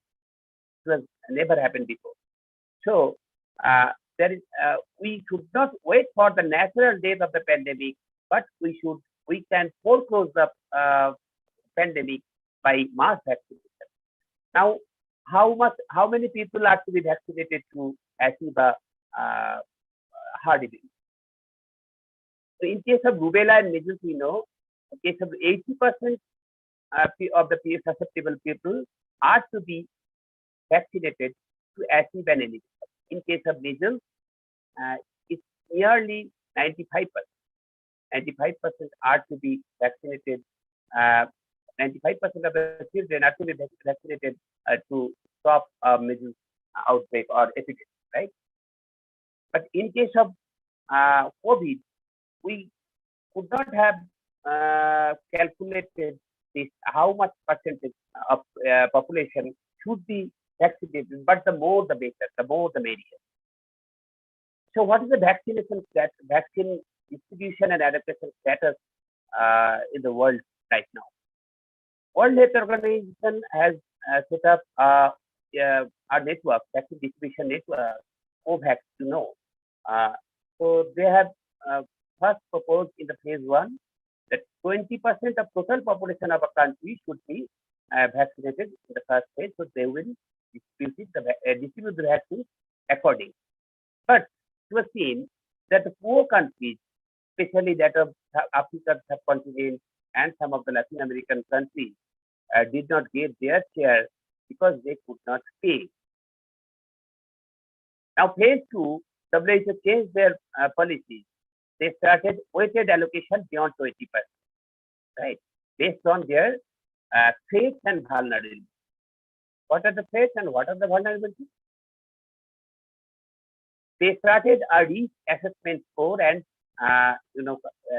they divided all the countries in 5 categories, and they gave them a risk assessment score, which the red ones had the higher priority, the yellow ones are the medium high priority, the and this, there are another case light yellow, medium low priority, and green was in countries were given lower priority. So on what basis they divided the countries in these 5 categories? Based on faith and vulnerability. So among the faith, they took the effective reproductive number, that's the RT, and the trend of RT over several weeks were taken into consideration to assess their faith. Reason for using indication of the current state and dynamics of the pandemic in a country, average number of secondary cases per primary cases over time. We have already discussed. And the hemisphere location they took into consideration because other respiratory viruses such as seasonal influenza will impact health system functions and increase the risk profile of target COVID-19 population group. So the countries where mostly there are winter seasons, they will have more seasonal foods that will pose a more threat to them. So this will be taken into consideration. And vulnerabilities, universal healthcare service coverage index, that is one thing. Health system saturation is another thing, and high risk group, presence of high risk. So this combines several indicators of service coverage, universal service coverage, and health system vulnerability is one thing. Indication of health system saturation and indication of whether the country's health system is saturated, informed by metrics such as percent of bed occupancy, hospital bed occupancy, ICU bed occupancy, and bed turnover rate, something like that. And indication of what proportion of the population is at a higher risk of severe disease. There is population, in third world countries like ours, there is a population pyramid. The higher age group people are less in number, but in advanced in European countries, many of the European countries, inverted pyramid. The higher age group of people, the old people are more in number. So they are high risk. That will also be taken into consideration during vaccine allocation. And according to these threats and vulnerabilities, they will just score like this and divide the countries into high priority, medium priority, and low priority, and they will allocate the vaccine. But still, a global pandemic requires a globally concerted effort to end it. And none of us will be safe until and unless everyone is safe everywhere. So, what are the roadblocks to universal vaccination globally right now? Firstly, no vaccine manufacturer agreed to trade on no profit, no loss basis, except Oxford AstraZeneca. WHO appealed to all manufacturers of the world to trade on vaccine only on no profit, no loss basis, but only Oxford AstraZeneca has responded and agreed upon to trade on no profit, no loss basis, and other manufacturers are keeping themselves mute because they will not leave their share of profit. They are still looking for profit sharing out of this vaccine trade. And inequitable distribution and allocation, I've already said, the poor countries are not even getting enough vaccines to protect their healthcare workers and frontline workers, leave alone their general population. They are not even getting enough vaccine, enough doses to protect their healthcare workers. They are begging 5% dose from each of the big rich countries, but even today they are not getting. So there is inequitability in distribution and allocating tax. And these countries are holding per capita multiple doses. They are apprehending that like two vaccines, COVID vaccines also may require multiple six or 8 vaccines per capita per head. They are holding because they are thinking that they will need in next couple of years more booster doses per head. And there are another issue, seats related. So poor countries are even asking the rich countries that you give us technology, technical know-how. Who will manufacture vaccines, these vaccines? Because they produce other vaccines, they have the factories to produce other vaccines, other common vaccines. So you just give us the technology, how to prepare the COVID vaccine. But this trade-related intellectual property right to know about federal trade and tariff, general agreement on trade and tariff. The World Trade Organization controls this. So regarding their actually these countries and the countries which have the technologies, they are not till today not sharing the technical know-how how to produce COVID vaccines to the poorer countries. It was day before yesterday. The USA, John Biden, US President John Biden has promised that they will temporarily relax their state-related intellectual property rights and allow the poor countries to use their technical know-how to produce vaccines themselves. I don't know whether that will happen or not. But these are the major roadblocks to universal vaccination globally right now. Before ending, I must say that pandemic never ends in a bang, but in a whimper. And without equity, we cannot end any pandemic. So we have to wait. Till then, be safe, be smart, and be kind. Thank you.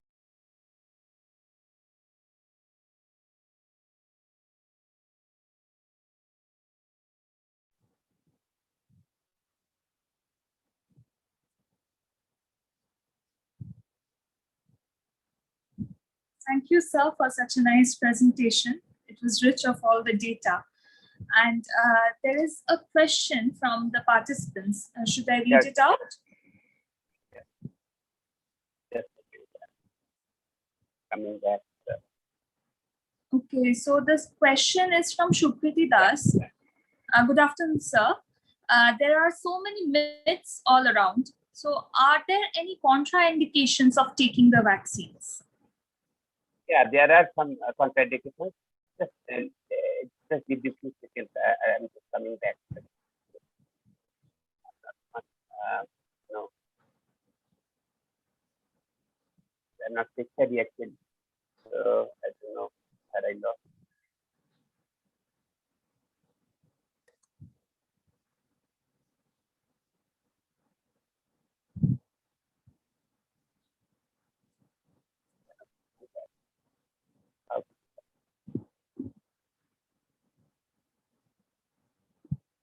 Anyway, can you see and hear me now? Yes, sir, we can see and hear. Okay. Now tell me. So the question was, are there any contraindications of taking the Contraindications, yeah. vaccines? There are some absolute contraindications and some relative contraindications. Absolute contraindications are if you have known allergy to any of the ingredients of the vaccine candidate, in case of Covishield or Covaxin or any other vaccines that are coming on the Pfizer shot or the Sputnik type, every vaccine has some ingredients. You can Google it. Say 7 or 8 chemical things, the adjuvant, the vaccine, actual vaccine, and the other preservatives, everything. And so this makes these ingredients, if anybody has a known allergy to any of these ingredients, they should not take this vaccine. This is the absolute certainty.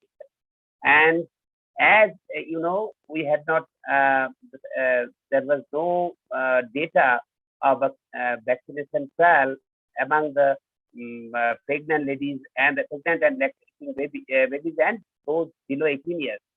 So we were not advocating to vaccinate those people, because those were excluded in trial.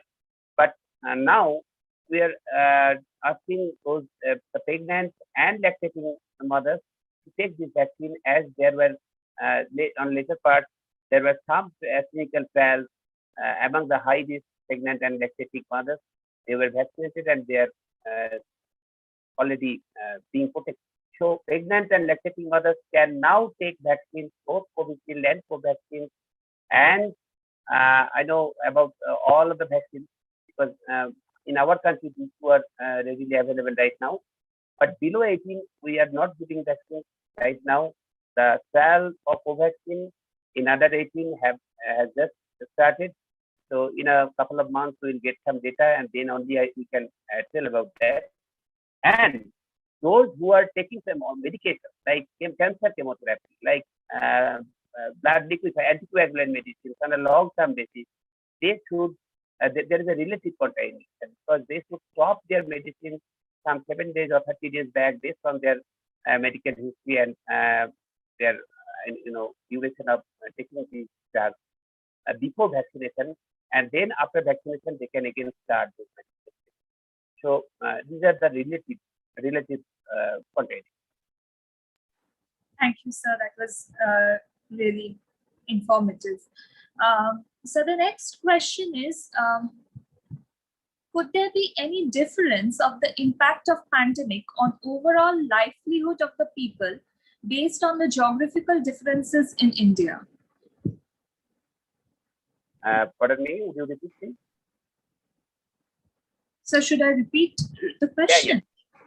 Yeah. Could there be any difference of the impact of pandemic on overall livelihood of the people based on the geographical differences in India? Yeah, definitely. This pandemic poses a huge, livelihood impact because of this. Throughout the globe, many crores, many millions of people have lost their jobs. But the impact of losing livelihood is deeper in our continent because of some wrong policy. Instead of taking non-pharmaceutical interventions like physical distancing, quarantining, testing, mass testing, and isolation of the infected persons more seriously, they have resorted to lockdown, longer period of lockdown, and this impacted livelihood of this major section of the population, particularly those who are migrant laborers and some other industries also. But economy should not be damaged this way. Instead of lockdown, repeated lockdown and lockdown-like policies in other names, in the names of restrictions, and actually these are almost lockdown. So again, lockdown has been imposed upon us in some of the states of Indian states and even in some of our neighboring countries. So these Indian subcontinent and in overall Southeast Asia region, this impact of these lockdown policies will be much different than other parts of the world. Thank you, sir. I would now like to call Dr. Tilotoma Mukherjee, our head of the department, to say a few words. Over to you, ma'am. Dr. Shubarno, thank you so much. It was wonderful listening to you. You have shared so much data. It's a very important deliberation, and we are going to treasure it, really, really. From your vast experiences, you are working in the field. I know your kind of work you are doing, which is commendable. And I am expressing my deepest gratitude to you on behalf of the Department of Psychology, Calcutta University, for participating today. Thank you very, very much, Shubarno. Hope we'll meet in a better world. Thank you. Thank you. So may I leave now? Yes, you can.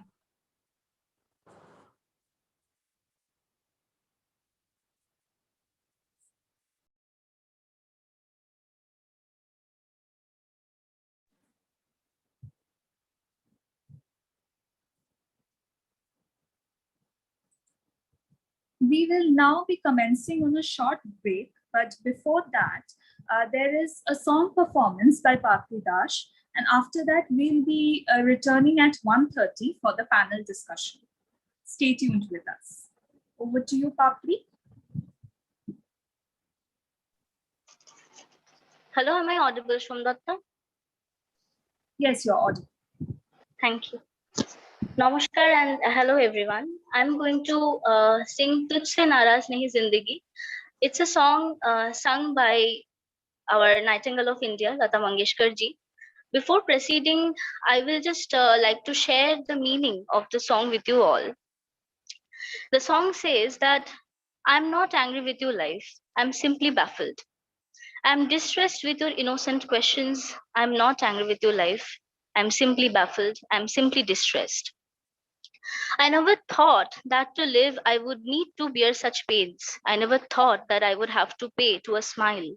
Now, whenever I smile, it feels like these lips are full in depth. Today, my eyes will burst out the tears. Maybe tomorrow, my eyes will long for them.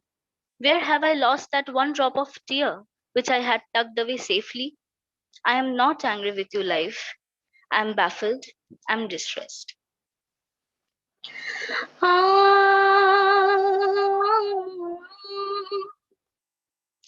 तुझसे नाराज नहीं जिंदगी हैरान हूँ मैं ओ हैरान हूँ मैं तेरे मासूम सवालों से परेशान हूँ मैं ओ परेशान हूँ मैं जीने के लिए सोचा ही नहीं दर्द संभालने होंगे मुस्कुराए तो मुस्कुराने के कर्ज उतारने होंगे मुस्कुराऊं कभी तो लगता है जैसे होठों पे कर्ज रखा है तुझसे नाराज नहीं जिंदगी हैरान हूँ मैं ओ हैरान हूँ मैं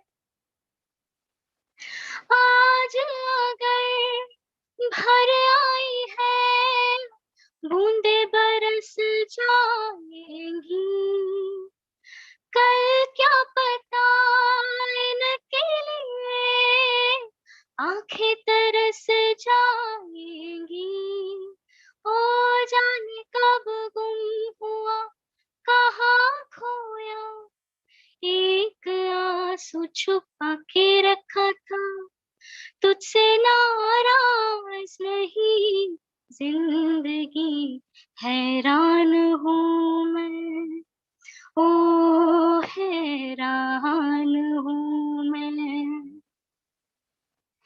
तेरे मासूम सवालों से परेशान हूँ मैं, ओ परेशान हूँ मैं, ओ परेशान हूँ मैं, ओ परेशान हूँ मैं।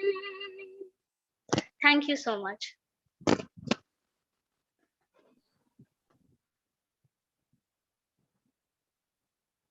Ma'am, could you please unmute? I said, thank you, Papri. It was wonderful. Thank you so much, ma'am. Thank you for this opportunity. Thank you so much.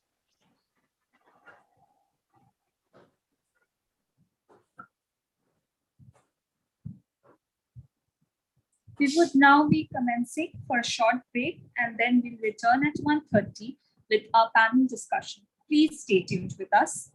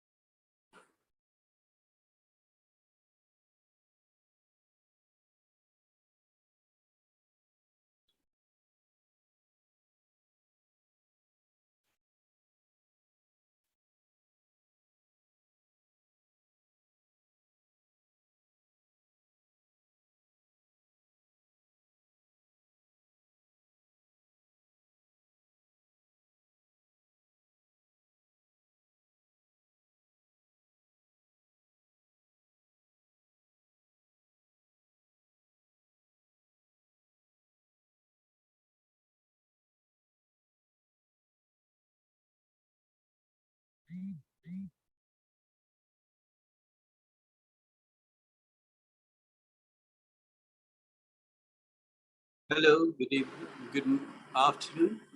Hello. Yes, sir, we can hear you. Good afternoon, sir.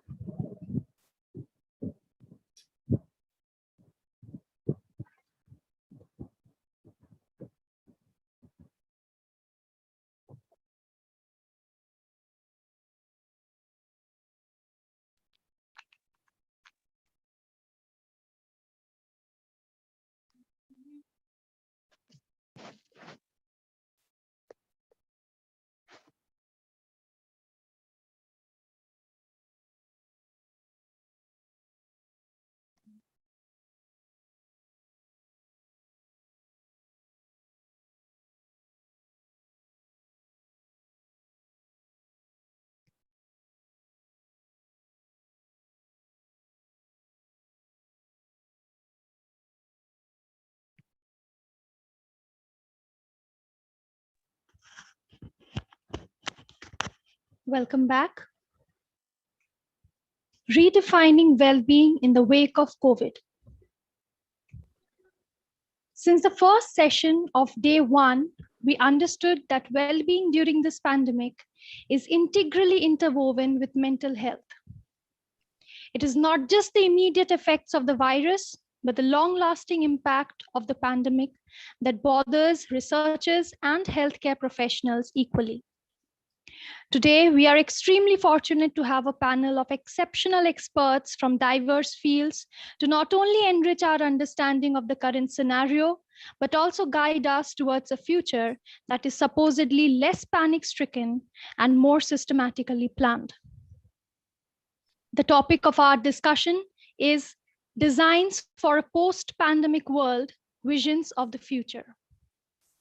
This enriching panel discussion will be chaired by Professor Dhrubajyoti Chattopadhyay.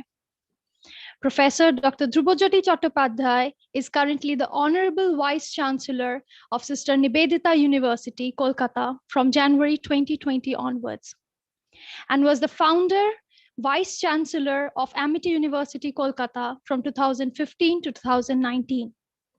Professor Chattopadhyay was the Dean, Faculty of Science at the University of Kolkata from 2003 to 2007.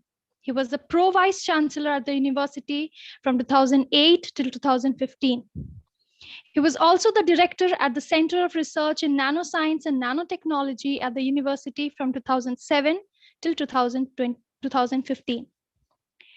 Professor Chattopadhyay started his career as a lecturer in the Department of Chemistry at Jogomaya Devi College, Calcutta from 1981 till 1983, after which he joined as a lecturer in the Department of Biochemistry, University of Calcutta in 1983. In 1997, he became the Guho Professor at the Dr. B.C. Guho Center for Genetic Engineering Biotechnology under the Department of Biochemistry, University of Calcutta.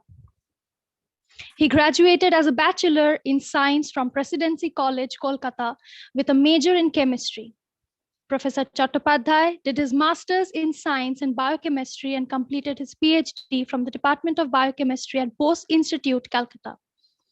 Professor Chattopadhyay has a research experience of more than 37 years. During his research career, he had visited numerous places in India and abroad. Dr. Chattopadhyay had been to Roche Institute of Molecular Biology in New Jersey, USA as a visiting postdoctoral fellow, a visiting project scientist in Cleveland Clinic Foundation, Cleveland, Ohio, USA, Stowers Research Institute, Kansas City, USA, University of Texas, Houston, Austin, and Galveston campuses, USA, Nihon University, Hosei University, Okayama University in Japan.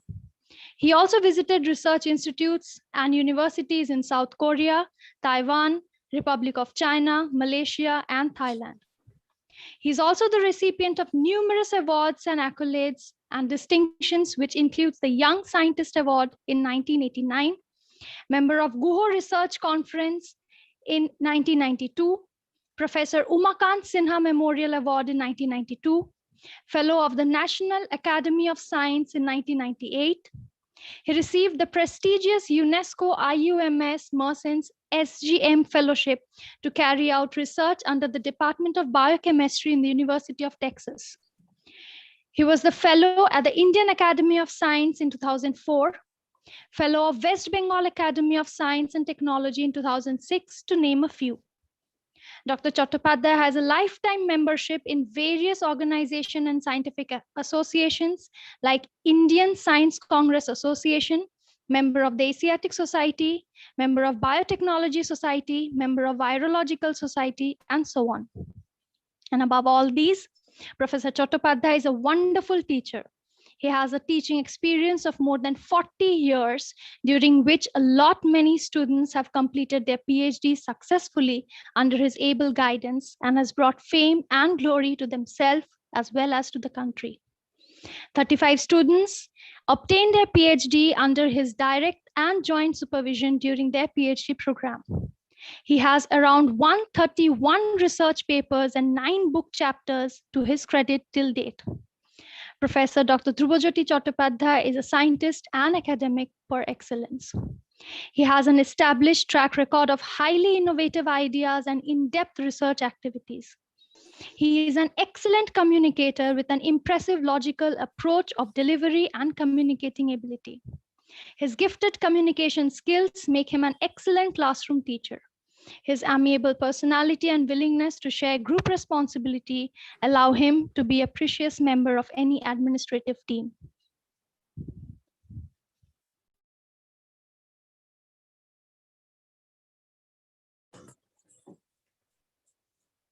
Sir, Professor Dhrubajyoti Chattopadhyay, sir. Yes. Sir, please accept my pranam. Namaskar. Pranam, sir. Sir, I can't express my joy in words to have you amongst us today. In the past, I remember so many times you have blessed us by participating in every function. And, I remember so many times we had you amongst us. And in this virtual platform, again, you are with us. Your blessings are with us. Thank you so much, sir, on behalf of the department. I'm very grateful to you, sir. Thank you. Thank you. Yeah. So, can I start? Sir, we have other This session is. We have other panelists also. Yeah, I could see Dr. Vivek is already here. I guess so. Yeah. So can we introduce them, or you will introduce them? No, you just introduce them one after another. Yeah. Okay. But I'm really want to thank Avishekta for his elaborate introduction for me. And I must congratulate the department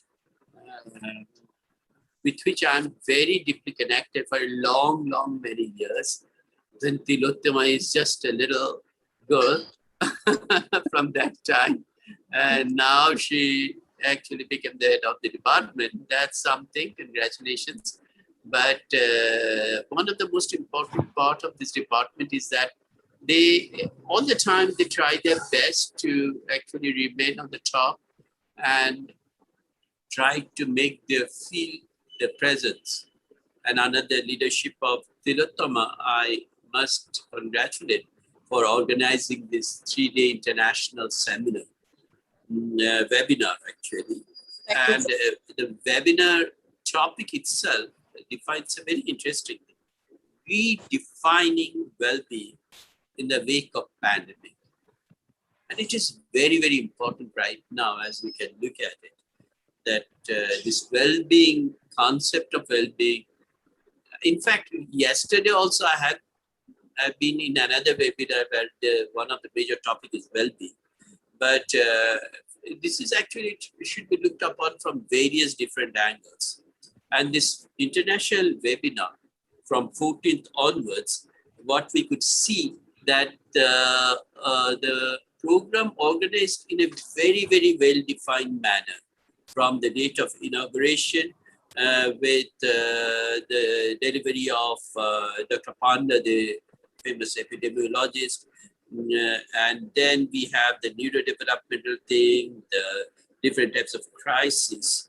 Then we have Nandita Chowdhury's lecture, Mechanism of Social Rapport Formation by Vishadev Chowdhury.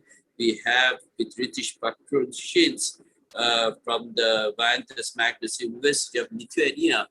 Then in that way, the day one itself is a very important one. Then the day two, we have the globalization and the death anxiety, which from the psychological aspect from the Brian from USA. We also discussed about the COVID-19 and its impact on children by Joel Chickmurray from USA, Atlanta. The well-being in the midst of crisis, the role of religious resources in Guyana. It's from Joseph Kusato from the University of Ghana.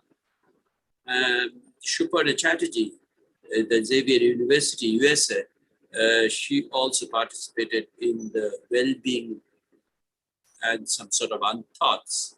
This is a nice topic, what you mentioned. And the mindful self-compassion by Urpita Bishas from Canada. Now, today's is also started with Omlan, who is a very, very favorite. I mentioned him as student, but he's not my direct student. But the student because I found him developing from a young lecturer to the dean faculty, and right now the full professor with so much of enthusiasm. And he actually discussed about the digital disruptions, the neuropsycho and psychiatric sequel of COVID-19, been given by this Dr. Shukanta Sharkar from Kolani, AIMS Kolani, and then Dr. Shubharnu Goswami, the Deputy Director of Health Science, he actually given how would this pandemic end. But that's a question. We are not sure about it. And we don't know when it's going to end. So now we are almost at the end, the panel discussion. And the panel discussion, all the panelists are here, Tulyatama? Sir, one panelist, Amitabh, cannot join. Unfortunately, he is suffering from COVID since day before yesterday. And Aniruddha is here. Yes, yeah, he is here. And Dr. Nilanjana? Dr. Nilanjana is here? Yeah, she's also here. She has joined. Okay, so we can start our today's designs for post-pandemic world, the visions of the future. Now, because we have one panelist is not present over here, I think Dr. Vivek, Dr. Aniruddha, and Dr. Nilanjana, you will get some more time to actually deliberate on.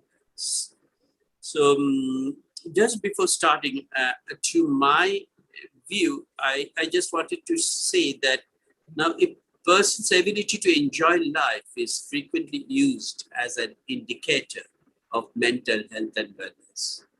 And it is often defined as a degree to which a person enjoys the most important aspects of their life. Just as physical fitness helps our bodies to stay strong, mental fitness helps us to achieve and sustain a state of good mental health. And thereby, when at that context, if we can start discussing on the designs for the post-pandemic world, visions of the future, we should start with Dr. Vivek Benegal, Professor of Psychiatry from Center for Addiction Medicine, NIMHANS, Bangalore. So over to Tilottama, if we just give some introduction and then Dr. Vivek can start. I would request Shukana to introduce Professor Benegal. Yes, ma'am. Welcome, sir. Dr. Vivek Benegal is a professor of psychiatry. He trained as a psychiatrist and specialized in the area of addiction medicine. He was instrumental in setting up the current treatment services and the postdoctoral and super specialty training facilities at the Center for Addiction Medicine at the National Institute of Mental Health and Neurosciences, NIMHANS, Bangalore. His special area of interest is in interventions for adolescents and young adults with addictive disorders, especially behavioral, technology addictions, and externalizing disorders, adult ADHD. Over the last 25 years, he has sought to explore the mechanisms through which exposure to environmental stressors throughout the developmental period, including maternal stressors, childhood adversities, neurotoxins, nutrition, and other social economic dynamics of health, interact with individual genetic programming to alter trajectories of brain development and acquisition of psychological abilities which underlie vulnerability or resilience to mental illness. Dr. Benegal received the Newton Bhabha Award to initiate the consortium on vulnerability to externalizing disorders and addictions, CVEDA, one of the largest international neurodevelopmental cohorts, following 10,000 youngsters across 8 sites throughout India. He is also involved in another large longitudinal study, the Accelerator Program for Discovery in Brain Disorders using Stem Cells, ADBS, studying the mechanisms underlying severe mental illnesses. He has also co-led the National Mental Health Survey of India to collect data on the prevalence and incidence of mental disorders and on the use of and need for services by the mentally ill in India. He has also led numerous studies on the epidemiology of substance use and its impact on public health and social cost in India. Professor Chattopadhyay, can I make a suggestion? Can we finish off the introductions first, so that when we do the panel discussions, they flow rather than happen in staccato fashion? Yeah, no problem. Yeah. So, Shagana, Abhishekta, both of you can actually let's finish up the introduction. Abhishekta Di, over to you. Dr. Aniruddha Deb is a practicing psychiatrist in Kolkata, DPM from NIMHANS, Bangalore, and MD from CIP Ranchi. His special interest is child and adolescent mental health, child rights, and he spends a large part of his time in helping NGOs working in these areas. He is also an author for children in the vernacular language and English. He has spoken in many regional and national conferences and CMEs. And finally, Dr. Nilanjana Dasgupta, who did her PhD in applied mathematics from JU. Then she joined the WBC executive in 1992. She started her career as a BDO in Hooghly district and then worked in District Rural Development Agency in Bardhaman. From 1996 onwards, she was actively involved in policy making and implementation of self-help group in development and women empowerment. She was an integral part of State Institute of Panchayats and Rural Development, where she was involved in framing rules for local self-government of Eastern and Northeastern states apart from West Bengal.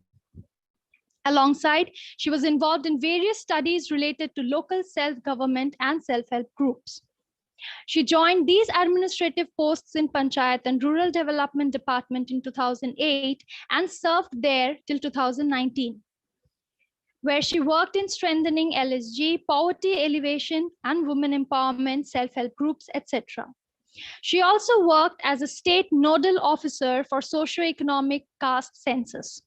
After that, she served as additional CEO of West Bengal State Rural Livelihood Mission from 2014 to 2019, and then joined as Director of Child Rights and Trafficking in 2019. Over to you, Tilotama ma'am. So more or less, we have the introduction, 2 from NIMHANS, 1 from JU. And so let us start, Dr. Mukherjee, our panel discussion. So let us request. Yes, sir, please start. Request Dr. Vivek Benegal for his remarks. Okay, thank you. Thank you so much, and thank you, Dr. Mukherjee, for inviting me for this panel and for the webinar as a whole. I've been following some of the discussions that have been going on, and I'm very, very impressed about with the range of opinion that you've been able to gather and muster And I just hope that, this will add up to some movement to do things in the post-pandemic world that we have been talking about. So let me just start off repeating some of the points that I had actually talked about in my talk on Friday. And one of the things that we will face once the pandemic is over, in fact, I might say that we are starting to face right now, is that we really need to focus on the group of people that we need to focus on. And the first group are the survivors. Survivors can be divided again into survivors who have been directly impacted by the infection. These are people who have survived deaths to near and dear ones and losses, survived personal hospitalization. These are the young children who have been orphaned. There's another group which was discussed again this morning. These are people who are suffering from the long COVID syndromes. Unfortunately, we don't know too much about it. But what we do know and what we now appreciate is that this is a large segment of the people who have had COVID infection. In fact, 1 of 3 people who survived COVID-19 have been diagnosed with neurological or psychiatric symptoms within 6 months of being infected. This is a Lancet article of last week. And so this is ongoing science. And the dangerous part, the alarming part is that these seem to be long lasting. So a large proportion of these people who have developed these long COVID syndromes, especially neurological and psychiatric problems, seem to be active even or symptomatic even after 6 months. And of course, there is a huge proportion of people who have suffered the economic, socioeconomic impact of forced migration, unemployment, etc. And they will have psychological and psychiatric sequelae. There is an even greater number of people who have suffered dehumanization because of desperate search for beds, oxygen, medicines, search to cremate their loved ones, etc. And then, of course, if you look at it in terms of Venn diagrams, a larger proportion of people, almost the entire population, who have had indirect impact. These are people who suffered vicariously, and they're suffering a range of problems, a range of psychological problems, from anxious foreboding to actual syndromal psychological and psychiatric illnesses. And these have occurred because of civilizational challenges, things like anomie, loss of norms, which have occurred, a loss of belief in systems to look after you, a loss of rituals which cushion you in your day-to-day life and maintain your psychological well-being. There are people who are facing economic alienation, loss of employment, survival resources. There are disadvantaged, the aged, who are suffering, apart from other things, loneliness, the infirm, the marginalized, the street population who we are not talking about, the developmental problems, young people who are suffering neurodevelopmental retardation, A, because they're out of school, B, because their education has been halted, and C, which is most worrying to me, is that these are also people who, because of the stress, will suffer altered trajectories of neurodevelopment, which will give rise to alteration in their psychological abilities to face the ecological challenges, and will set them up for greater vulnerability to psychiatric illnesses later. And this is not a 5-year problem, as I stressed in my talk yesterday. This is actually a 50 or 100-year problem. Difficulties which occurred in the 1918 pandemic were actually faced by people in the 1970s and the 1980s.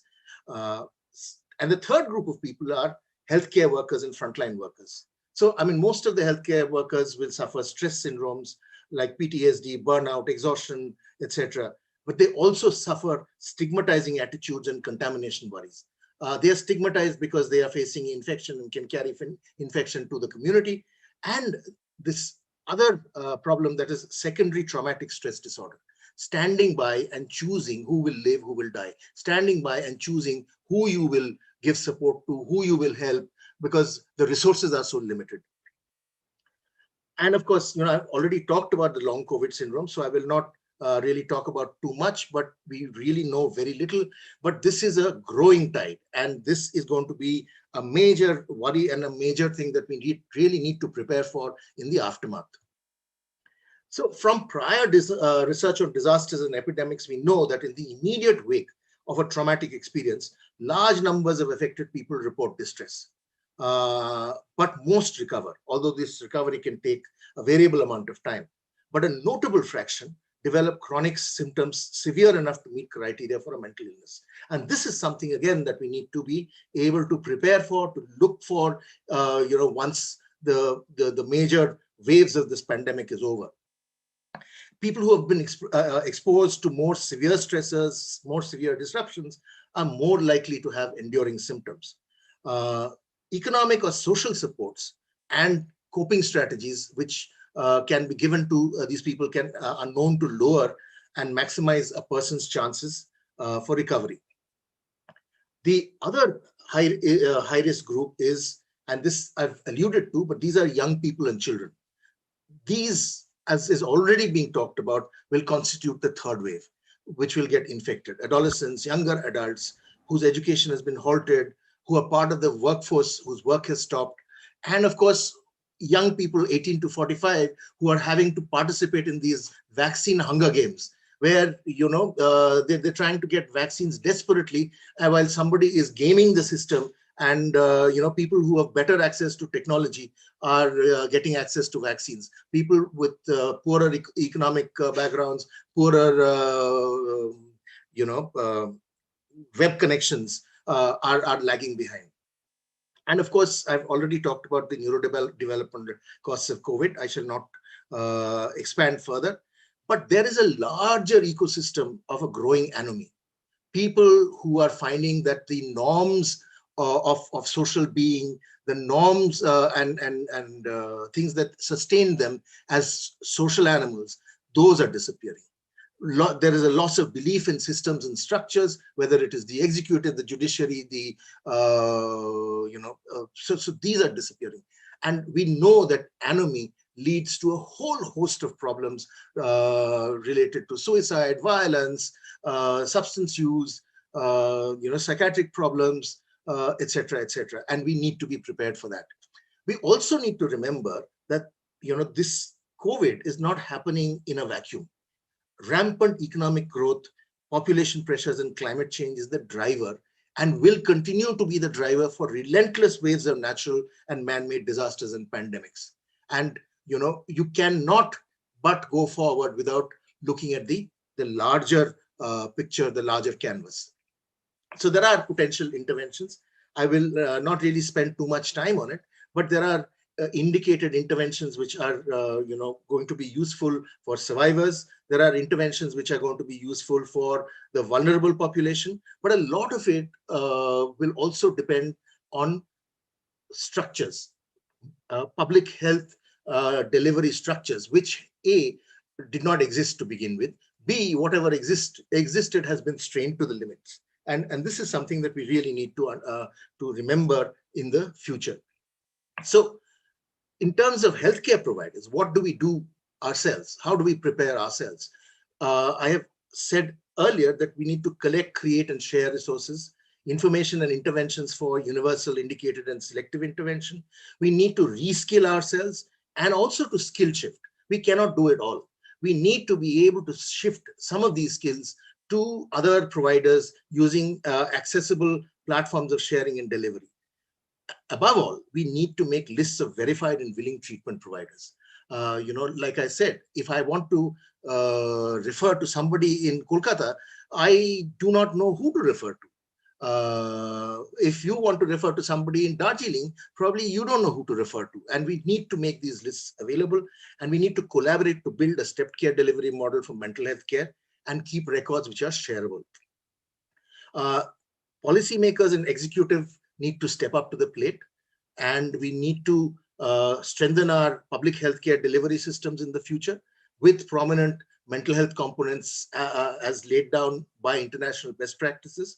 We also really need to, in the larger picture, look at sustainable development goals and socioeconomic equity, because health cannot prosper in the face of social and economic inequity. We need to look at climate change related mental health interventions. I know I'm drawing a huge canvas here, but we need to remember that this is not an island. The problems that we are facing with COVID is not just because of the COVID virus alone. And of course, research and development needs to be a very, very important part of whatever we do going forward. I want to end just 2 or 3 slides, talking, because this is meant for young psychologists and mental health persons. Some of the skills that would be helpful for young psychologists and young mental health persons to pick up is learn techniques of group work. Group therapies have many advantages. They have the advantages of numbers, that you can deal with large numbers. And this is something that we discovered. I mean, the first time I was face to face with this was during the tsunami, when we found that it was not possible to do one-on-one therapies. And so it was 1:50, 1:100 kind of therapies. So group work becomes important. Plus group strengths. The members of the group provide strength, and there are various other group dynamics which are become very important and supportive. The second is to learn techniques of grief work. That will come in very useful and handy. Learn the core skills of any school or method. Don't fret about whether you are learning CBT or you are psychodynamically oriented. Anything or everything helps. Reach out for support, form professional groups and support networks. You need support yourself. You need to talk to people. So you need support net. And remember, the world is a cycle. Don't be in too much anxiety that you have not been able to convert or you have not been able to help a patient. If you stay in place, people will come back, because as Jerome Franks and others have taught us, the necessary and sufficient nature of therapists is that 4 common features need to be there. 1, an emotionally charged, confiding relationship with a helping person, a healing setting, a rationale or a conceptual schema or a myth. It can be a myth also that plausibly explains the patient's symptoms and prescribes a ritual or a procedure for resolving them, and a ritual or a procedure that requires the active participation of the patient and therapist that is believed. So there is a shared worldview, a shared explanatory model, believed by both to be means of restoring the patient to health. Finally, in the aftermath, what has been exposed and what needs to be tackled is the limits of privatized medicine and insurance-led healthcare. This has been exposed. And this, unfortunately, has been the road that we have been traveling. The self-defeating policy of demolishing public healthcare delivery systems, this has been exposed, and we really need to rebuild it in the aftermath. The utter folly of deviating from the World Health Organization Alma Ata Health for All prevention model to the US-led, insurance-led palliative model. This has been one of the most ridiculous things that we have done in our lifetime. The madness of shifting from science and evidence-led health policy to religio-mystical anti-science is something that is not just in our country, it's happening all over the world, and this must stop. And of course, also what has been exposed, we need to take it with a pinch of salt, is the limit of high tech. Access to technologies is still limited in countries like ours. Remember, what is happening with the vaccine Hunger Games. And any technology really needs to be democratized to be really useful. Thank you. I'll end there. Thank you very much. And you have covered some very, very important point. And to start with, you mentioned about this, the indirect effect, as well as then, and I like that particular part when you actually mentioned about the skills which are needed for these young psychologists, because it is actually the design which is very important in the post-pandemic situation, that young psychologists, they have to play a very, very important role, and there they can contribute in a very big way. I'm sure that there may be certain questions, but I shall come back to the questions and other things at the end after the other 2 lectures. Over to Aniruddha, Dr. Aniruddha Dev.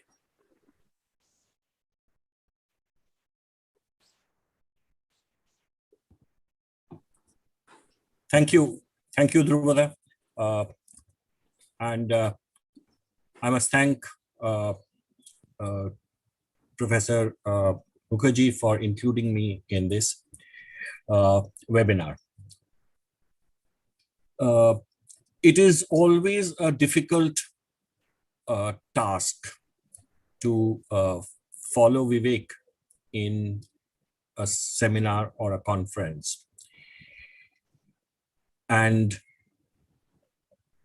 it is, I'll do my best to sort of cover the areas that Vivek covered, because we actually are talking about more or less the same things.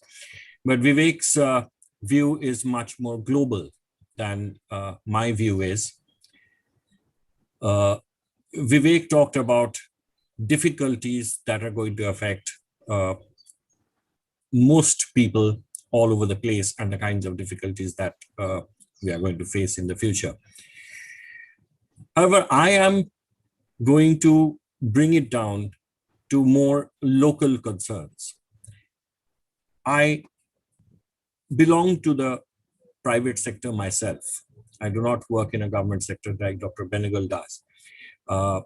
I belong to the private sector myself, and I have been working in this area for some time. And this pandemic has actually turned all of our world, all our worlds topsy-turvy. We have suddenly realized that what used to be given in our lives have suddenly been snatched away from us. Difficulties that we never thought we will have to face, difficulties which we never even dreamed of, have been thrown in our way. We all know that one day this is going to end. We are going to have a world, a post-pandemic world, a post-lockdown world, where things will become normal again. And even Dr. Benegal's presentation talked about issues which have taken this normalcy for granted. What if we don't see a normal world the way we used to view normalcy as in the past? What if we don't see a situation where the pandemic is controlled the way we foresee it to be? Is also something that we need to know or need to think of. We probably need to plan. I'm not sure how much planning is going on in the national scenario, how much people are thinking and how much people are working. We have had jokes and worrying statements by individuals saying that we don't know what exactly the government is doing. We seem to believe that the government is doing almost everything wrong. Where voices from individuals have talked about how nothing is going the way we predicted it to go. We are now going through a second wave. We will soon face the third wave. And in the third wave, we will lose many more youngsters than we have lost in the first and the second waves. We will need to be prepared for this.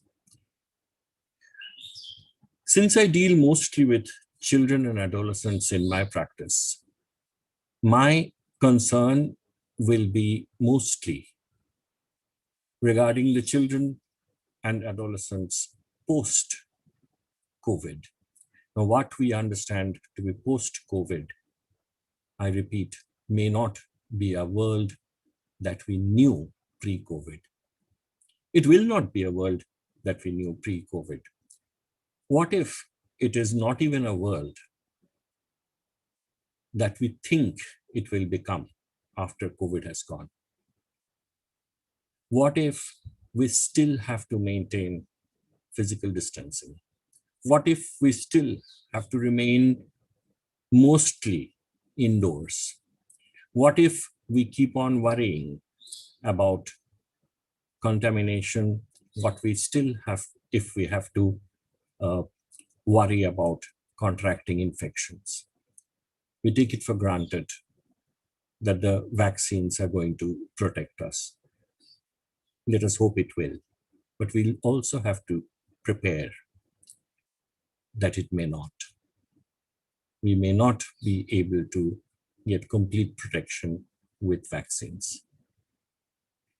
Now, in this kind of a scenario, the kind of difficulty that individually all of us who are working in the area, who handle children and adolescents, are going to face will be threefold, mostly. One would invariably be academic. Children and adolescents will have academic issues. Going back to school may become difficult. Online academics may have to become a major alternative.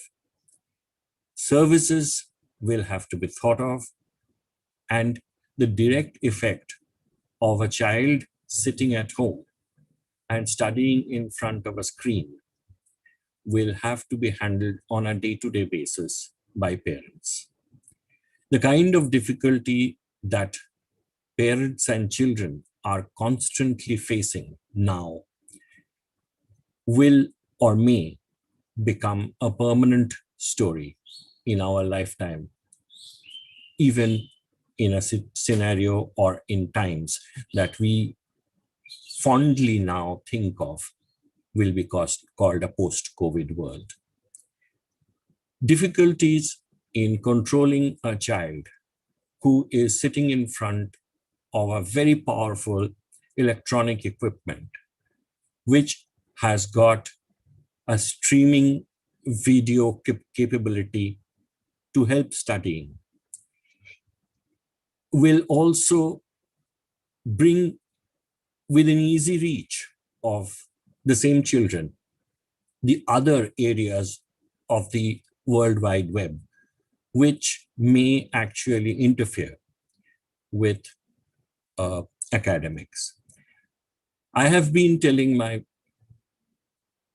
clients' parents when they have complained to me that he is not studying in front of the screen, he's on Snapchat, or he's on Instagram, or he's on something else, he's watching YouTube. I have been trying to tell my children's parents that, see, you are not there to see if your child is actually studying or he is looking out of the window in the classroom. Well,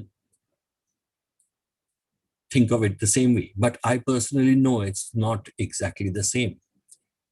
In the classroom, there is a teacher who can look at 40 children and from time to time can bring back the inattentive child back into the classroom.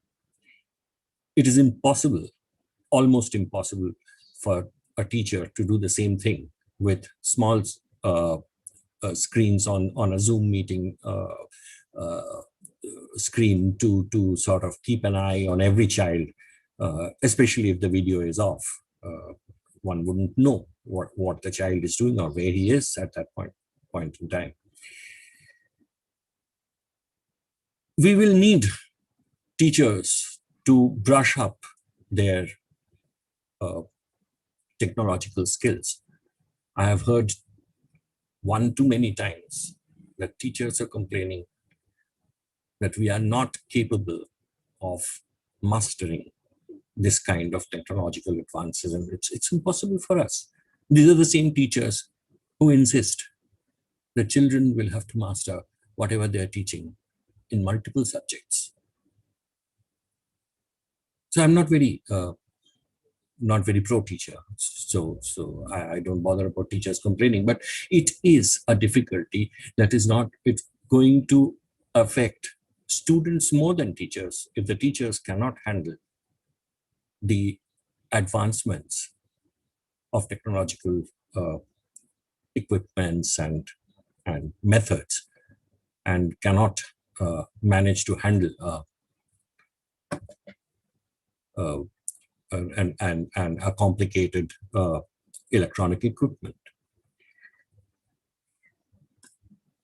Along with this, with small children, we will have to have a scenario where children who are going to remain locked inside their homes, we will have to have means of managing these children. Already these children are becoming a handful for their parents. We are constantly listening to complaints from individual parents that we do not know how to handle this energy. We cannot let them out to play. And he is on my head all the time. And so these children, these small children who have very little time outside the house, will have to have their parents work out best ways of keeping them engaged, keeping them occupied, helping their cognitive development, and also to a large extent their physical running around. We're going to possibly get a whole lot of children in the next generation who are bigger couch potatoes than we have seen in the previous generations, because they would be too used to sitting in one place in a single chair or inside the room, handling an electronic equipment, spending their time on YouTube or playing video games, and not getting the scope to not run around in open fields. We also know how much open fields are left in this city, but now, even if there were, we would not be able to leave them accessible to children. Now, this is going to be an entire generation growing up. Dr. Benegal has already said that effects of a major pandemic can last not for years, but for decades. And this is what we are going to see. And if we do not know how to guide parents and teachers in these situations as mental health professionals, we will be leaving them in the lurch. As Dr. Benegal said, we need to train ourselves, because there is nobody else who can train us, because nobody knows what happened. Even we don't know what happens. In spite of that, we need to train ourselves. We need to be prepared for a future that we have no idea about. I mean, in all my life, all these 60 years of mine, I have never believed in forecasting the future. But now, sitting in this chair as a psychiatrist, as a practicing psychiatrist, I find I have to forecast the future. I have to predict what is going to happen. And if I cannot predict, I do not know what is necessary. And if I do not know what is necessary, I do not know what needs to be done now. So at some level, we must, all of us, learn to predict, preempt the future, see or imagine what is going to happen, and handle the deficits that we are forcing on our children, not because we want to do it, but because we are forced to do it. The other area that we are going to face problems with in the future is when our children will grow up. These children who are between 2, 5, 6, and maybe 17, 18 today, have suddenly got into a world where they have very little peer interaction. Socialization is beyond this kind of digital divide, beyond this kind of digital connections. Socialization is at a bare minimum. As it is, if we We are social animals. We cannot think beyond social interactions. I was wondering when Professor Benegal was speaking, he talked about being prepared or being ready for group activities. We still think in groups, we still think of groups, we still think of togetherness, we still think of doing things a number of people in a room together. And our children are growing up singly. 2 weeks ago, I heard from somebody that from March last year, excepting for days that she could count on her fingers, this 16-year-old girl has seen only the four walls of her house or room, the faces of only her parents. And when I look out of the window, she said, I see the same tree, same house across the road. I'm 16 years old. I don't need to go out. My school hasn't reopened. The shopping is done by my parents. I don't go out. So when a child is growing up in such a restricted environment, and this is just a representative child, understand almost every child is growing up in such restricted environment. When a child grows up in that fashion, social abilities, social norms, social skills are bound to be hampered. And so we are likely to see in the next 15, 20, 30 years, an entire generation with a different kind of social skills than what we have known as social skills so far. I'm not talking about limited social skills. I'm not talking about impaired social skills, not necessarily, but they will be different. They might be different from ours. So that is another area where we as professionals must learn to train ourselves and help parents and individuals, children and adolescents to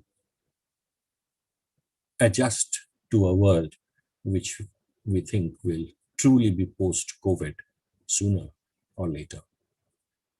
With this, I will end my talk. Thank you. Thank you, Dr. Dev, my brother Aniruddha. You actually have taken us from one perspective to another. That is, we heard from Professor Benegal, the global, and you have taken it to the local, which makes this international seminar really a global, but I can use this particular term. Now, you know that you mentioned about a couple of very important areas, that definition of normalcy before and after. This itself is a very important point to discuss. How we actually look at the normal, how we define normal. And you identified the different areas. That means, in general, what's going to affect the academics, because academics is the area where there are several different, from kids to seniors, from youths to adolescents to everybody. And each one of them are actually going to suffer in different ways, actually, how we could find it out. And then one of the most important points you mentioned, which is actually the, that socialization, what we're talking about right now, is going to be completely absent at present. And how actually we can look at this problem of isolation, problem of being individualistic, to a general problem where the human, this particular whole next generation, may suffer quite a bit. So there are different points over here, but before going to the questions, I shall go to our third speaker, third panelist, Dr. Niranjana Dasgupta. Dr. Niranjana Dasgupta, please.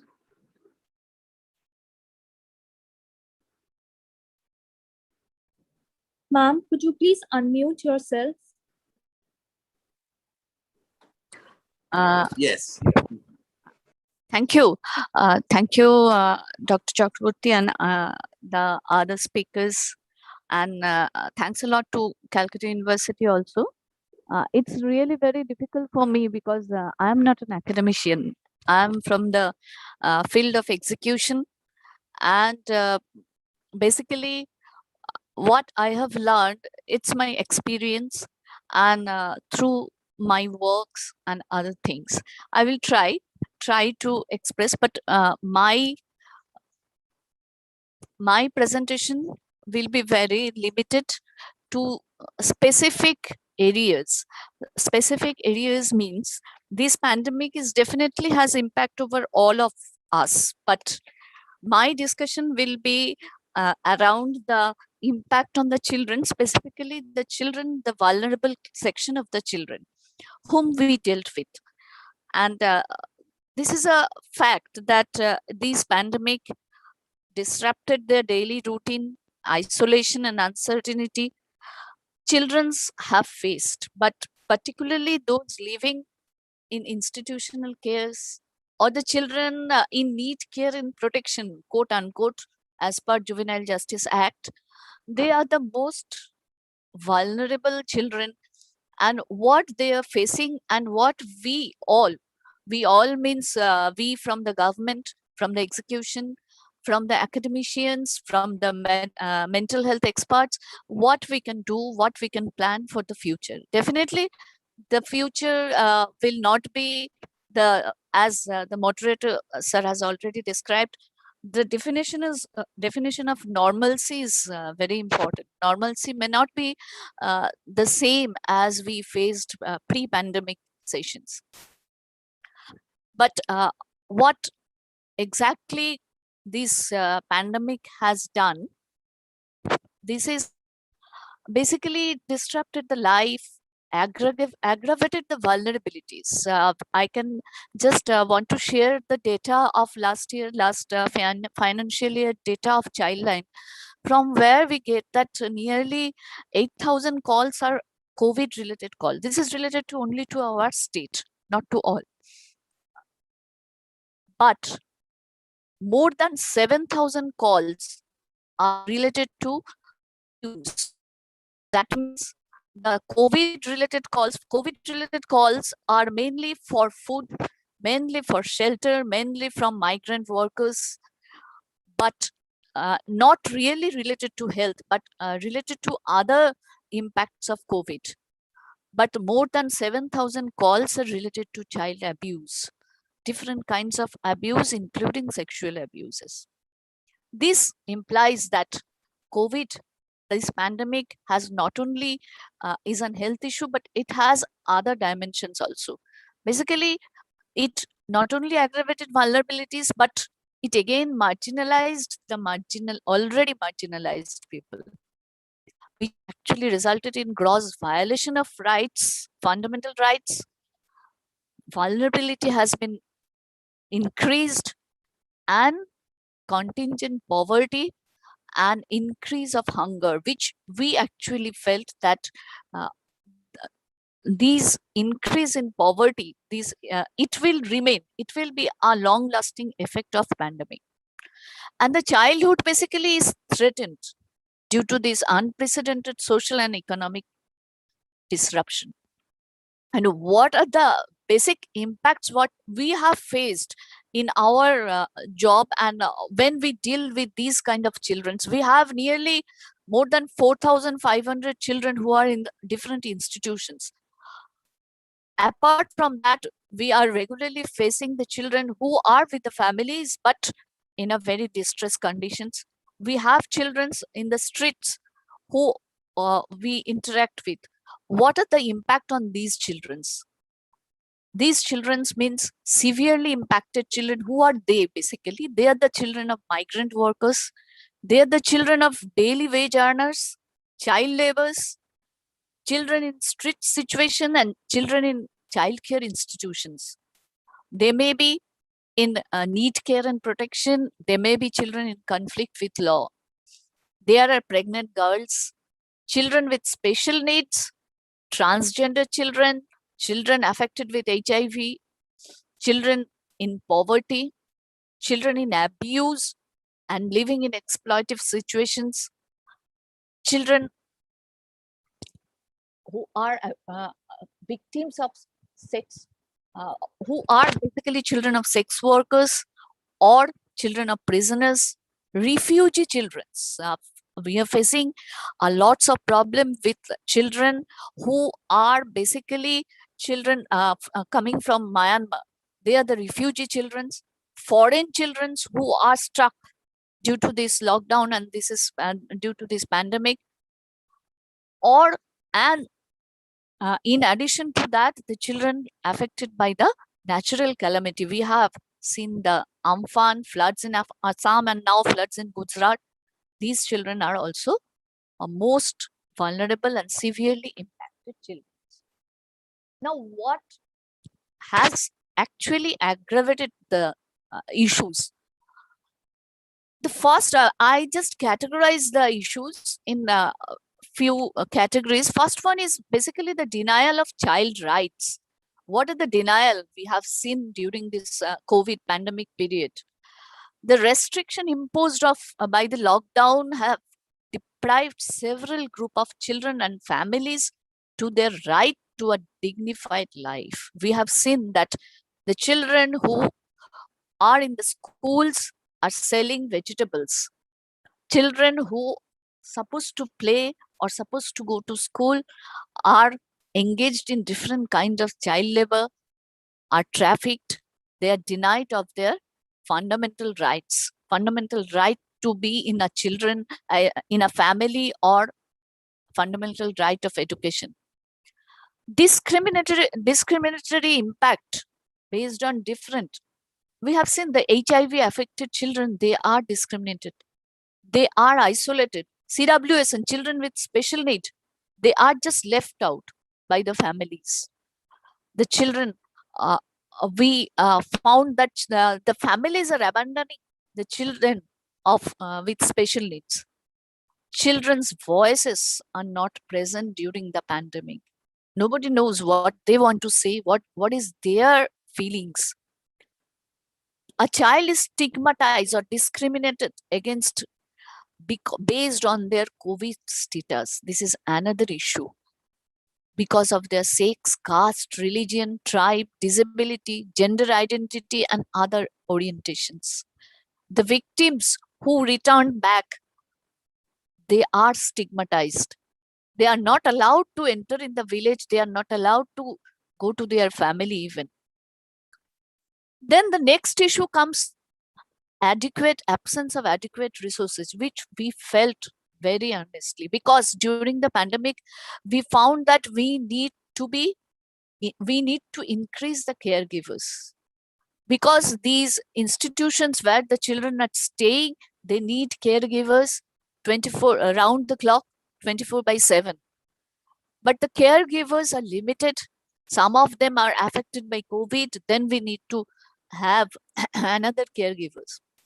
More funding is required to combat this situation. There are more new kind of expenses.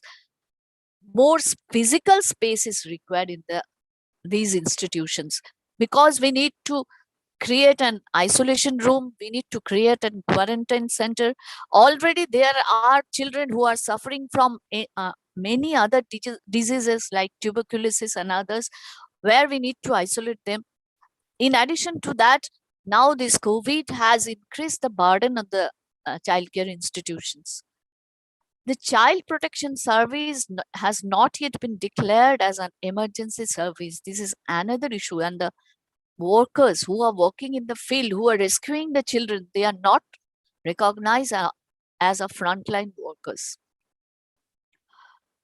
Interstate restoration and repatriation of foreigners have been stopped for almost over a year. We have more than 200 foreign children staying in different institutions. They are staying. The total process of repatriation is itself a cumbersome one. But now, after the entire process is ready, but we cannot repatriate them because of this pandemic situation. And thus their mental stress aggravated. This leads to their self-harming behaviors. The next issue is biggest issue is that closure of schools, that peer group, peer support have totally vanished due to closure of schools, which basically increased the child marriage, child pregnancy, child trafficking, unsafe migration. And obviously, my previous speakers also have spoken about this, the psychological stress among them. The livelihood crisis is another one, which aggravated child labor, unsafe migration, and child abuse, including sexual abuse. The family, the adults with desperate and due to in depression, their expression of their depression comes out as in the form of child abuse also. The last issue is that this is coming very recently. This is the children who have lost their parents or who have lost their guardians or adult members. This leads to illegal adoption, trafficking, and uncertainty. These are the very few issues which I tried to flag, especially related to children, vulnerable children. But definitely this pandemic will eventually end with some new definition of normalcy. And what will be our action point? First of all, child rights, children's right has to be ensured. We have to understand the emotional needs of the children. We need to make them aware of the current situation. As Dr. Benagal has already mentioned, it will stay, the impact will stay not for few years, but for few decades. We need to aware them about that, and we need to help them gather information from reliable source and to see that children do not fall prey to rumors. No stigma against any children. This is very, very important. We need to make them, the society aware.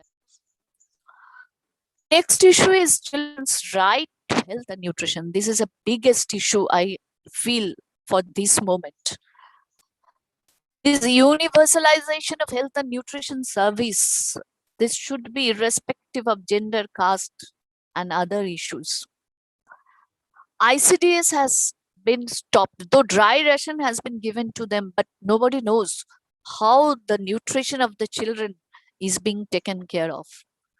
So after the neo-normal, urgent monitoring of nutritional status has to be, and tracking of malnourished children. There may be a recent UNICEF study, what I just I am perusing through, that the wasting and stunting has been will be increasing, malnourishment will be increasing.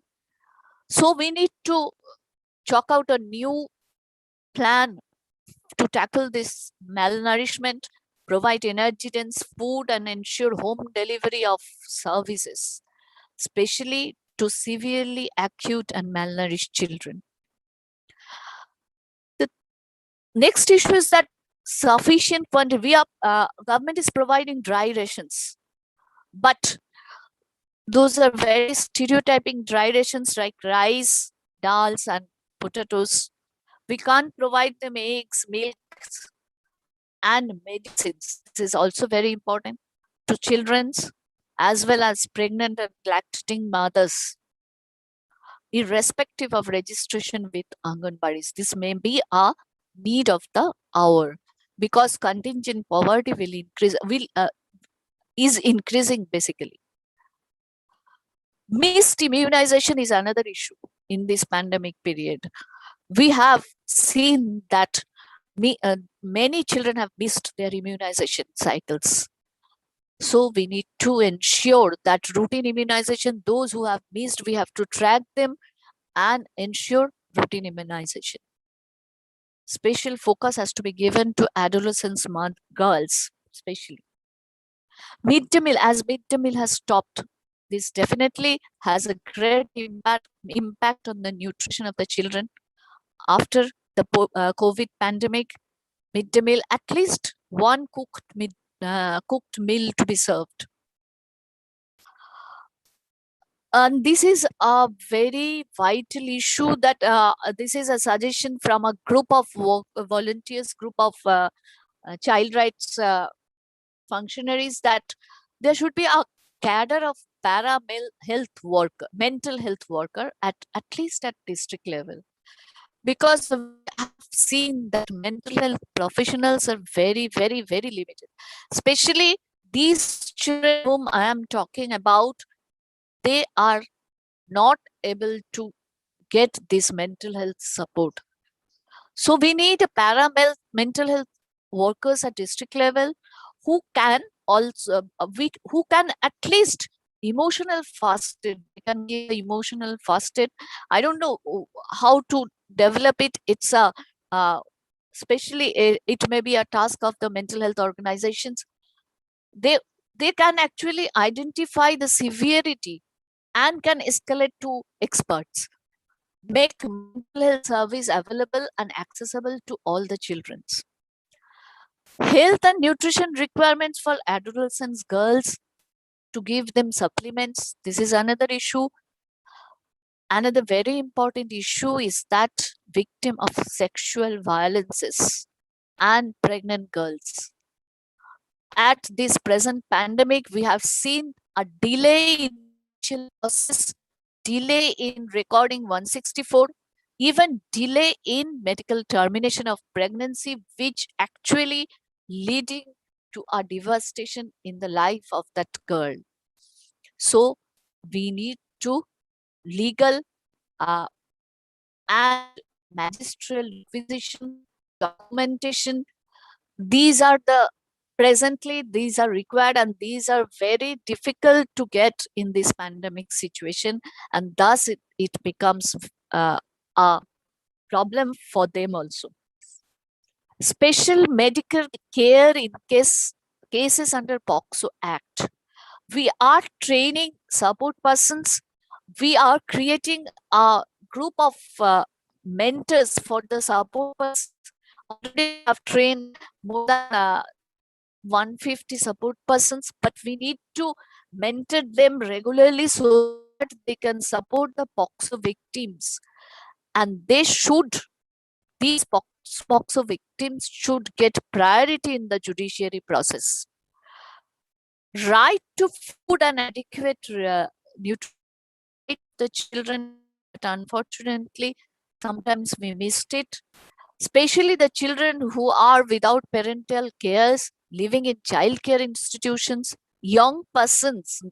We are talking about the children up to 18 years, but when they cross 18, till they attain a dignified job or anything, they are still like children. They are young persons living in different aftercare homes or independently. They are, or the children in street. We should have a mechanism to link them to some opportunities. Creche and daycare facilities are very important. We have open shelters. Even in the pandemics, these open shelters are open for 24. Open shelters are not for 24 hours, but for this is a daycare facility. Children are coming, especially for the workers who don't have anyone to look after the children. Next comes the right to education. The children of migrant families, we need to have a special drive to enroll these children because they are not enrolled already. Tracking of all enrolled children, because there is a digital divide already. Inclusive learning solutions is most important. We don't know, in the rural areas, as I worked in the rural areas, I know that I have an interaction with the field, and we came to know that the children who are there, but they are totally out of touch of the education. Fortunately, Some in our state, some of our women forums, they are operating some informal school-like things. They are trying to educate, to continue education of these children. But this should be a formal proposition from the government. There should be a inclusive learning solution. There may be some bridge courses are required for the children who are out of education. Immediately, we have to plan now for these. Modifications should be made to ensure compliance with COVID-19 related protocols before schools reopen. This is also very important. This is a new normal. We need to train our children. Education of children and young person within the JJ system, juvenile justice system, who are in the institution, who are in conflict with law, these children's who they are confined to the institutions. Earlier, they at least go out of the institution, at least for the schools, but now for the last 1 year, more than 1 year, they are confined within the institutions. Vocational training and entrepreneurship training, these may be required in a larger scale. Now comes the protection of children from violence, abuse, and exploitation. And we need to assess these families, these vulnerable children and their families.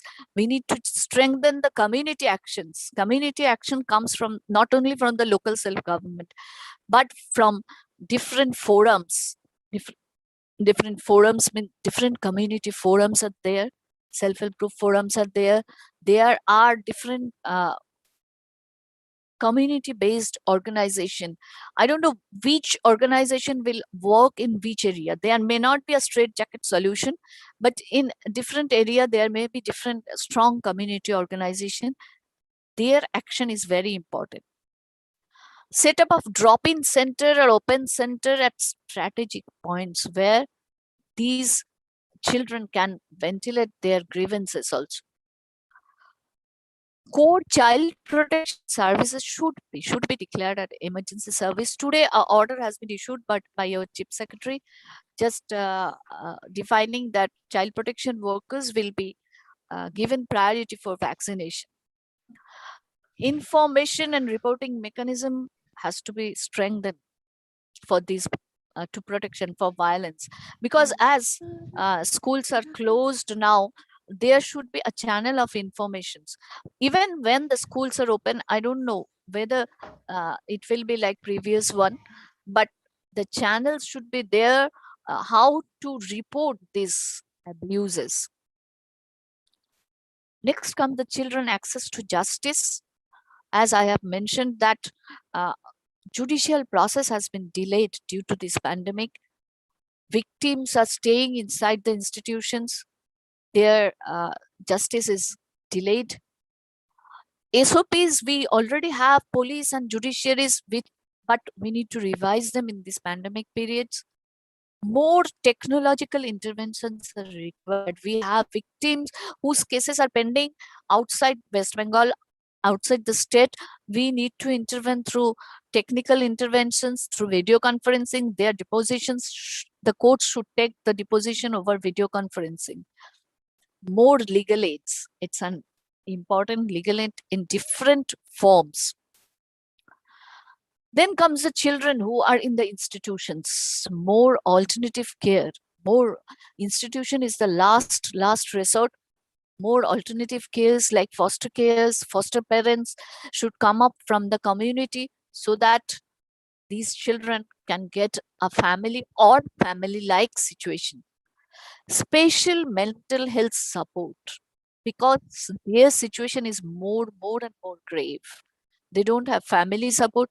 They are in the care of caregivers only, who are employed persons. So definitely, family care and caregivers care are two different things.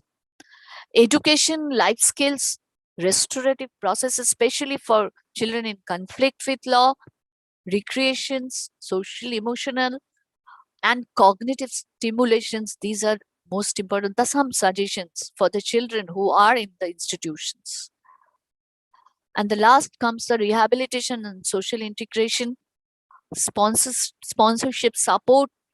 We need to increase the sponsorship support because the families will face livelihood crisis. And for these, we need involvement of community forums also. Convergence with all departments, NGOs, academic institutions, civil society. This is the crux of all the issues, I think, because all are working in a silos. I have faced in my these long government career, unless we converge all of them, there are duplications of work and result is very, very limited.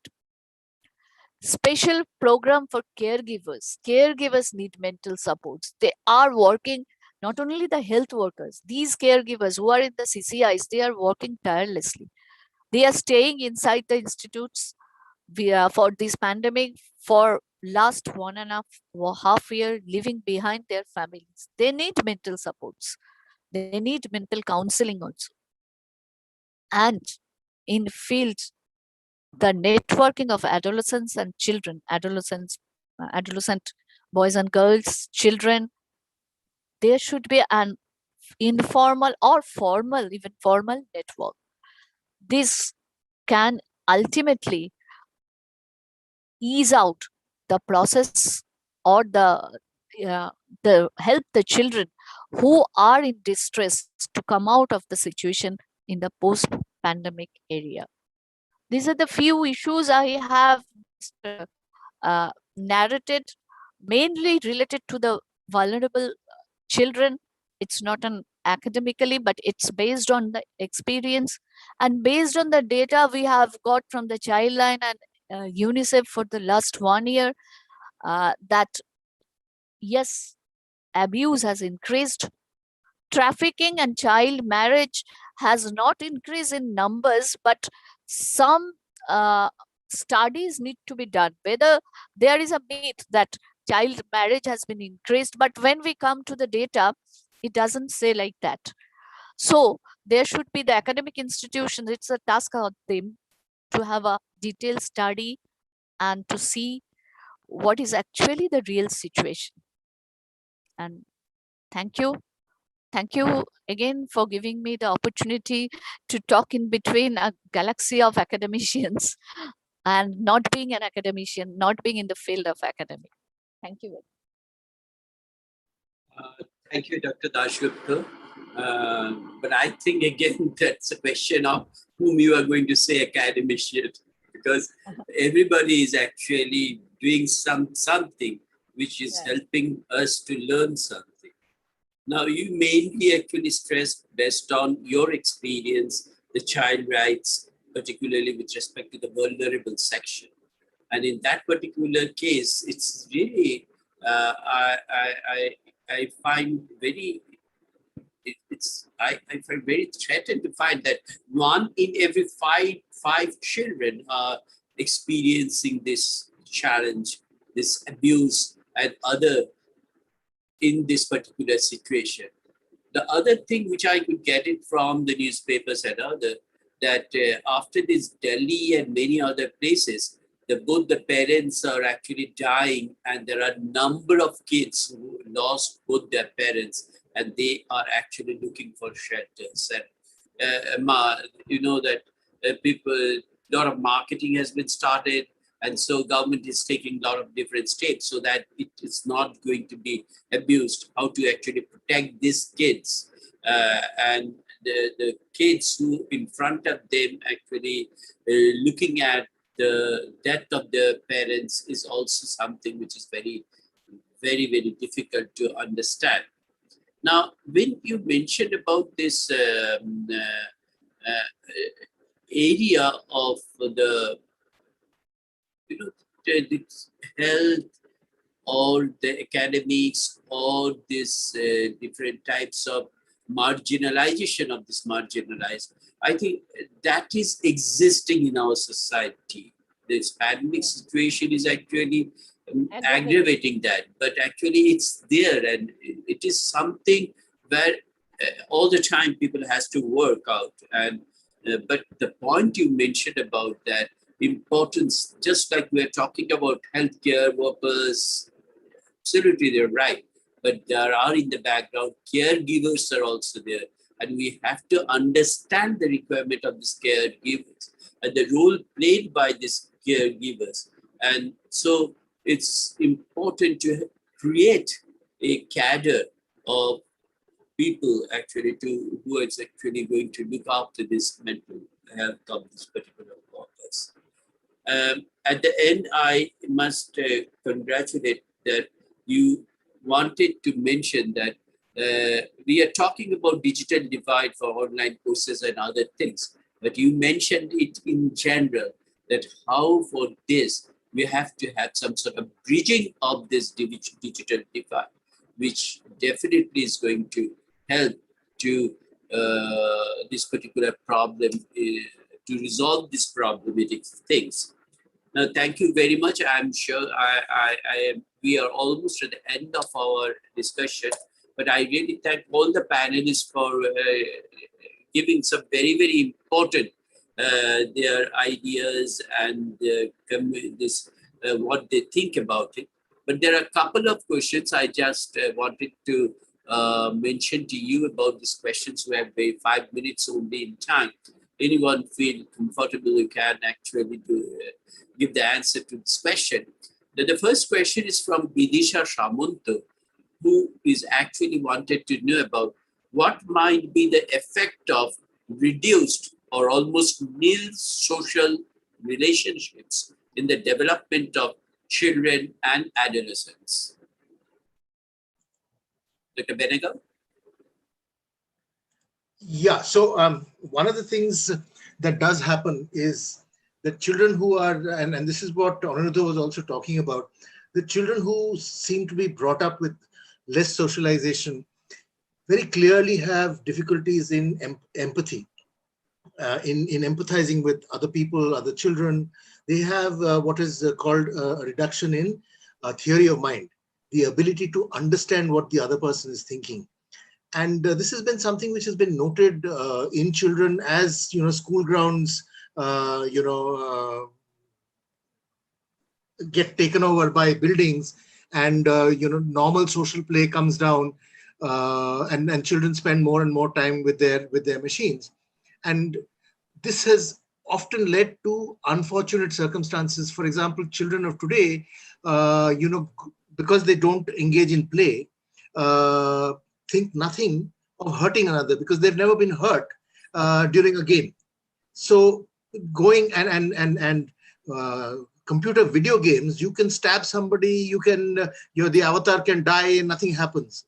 So children of today are growing up thinking that they can actually stab somebody or do something, and it doesn't cause any harm, it doesn't cause any hurt. And this is something that has been noted earlier also. But this is really gotten and are likely to get worse, as Anuruddha was saying, with a whole generation of young people living, as he so graphically described, looking at the same tree, the same wall for 2 years. The second thing that is likely to happen, and this is the work that I was talking about, we have this cohort where we've been looking at how stress affects neurodevelopmental trajectories. What is very clear is stress of any kind, whether it is COVID, which is causing a brain inflammation, whether it is stress to expectant mothers, whether it is stress in childhood adversity that Dr. Dashgupta was talking about. These reliably and measurably worsen brain development. What happens is that there is a delay in the pruning of brain circuits. There is a delay in myelination of white matter. And this really is giving rise to, or is going to give rise to, difficulties in children or adolescents in the next 100 years, not developing the same psychological abilities with which they can handle stress. So which is why, I was talking of future shock. The shock is not for five years. 10 The years. shock is something that is being laid out side by side. This other thing that is happening is of anomie. Children who are growing up looking at these pictures of bodies floating in the Ganga are not going to grow up with a great belief in our systems. I mean, Dr. Dashgupta and I belong to these systems, and we know how our systems have been badly damaged and how we have failed the people of India. So young people, old people are not going to forget this. This the third thing that happens is the normal daily rituals of living and dying are being dispensed with. And these are emotional cushions, which actually, whether you believe in the rituals themselves and the meaning is not important. It's the ritual which actually cushions you from shock. It's an emotional cushion, and we have lost those. We are losing those, and that cannot be useful. That can never be good. Yes.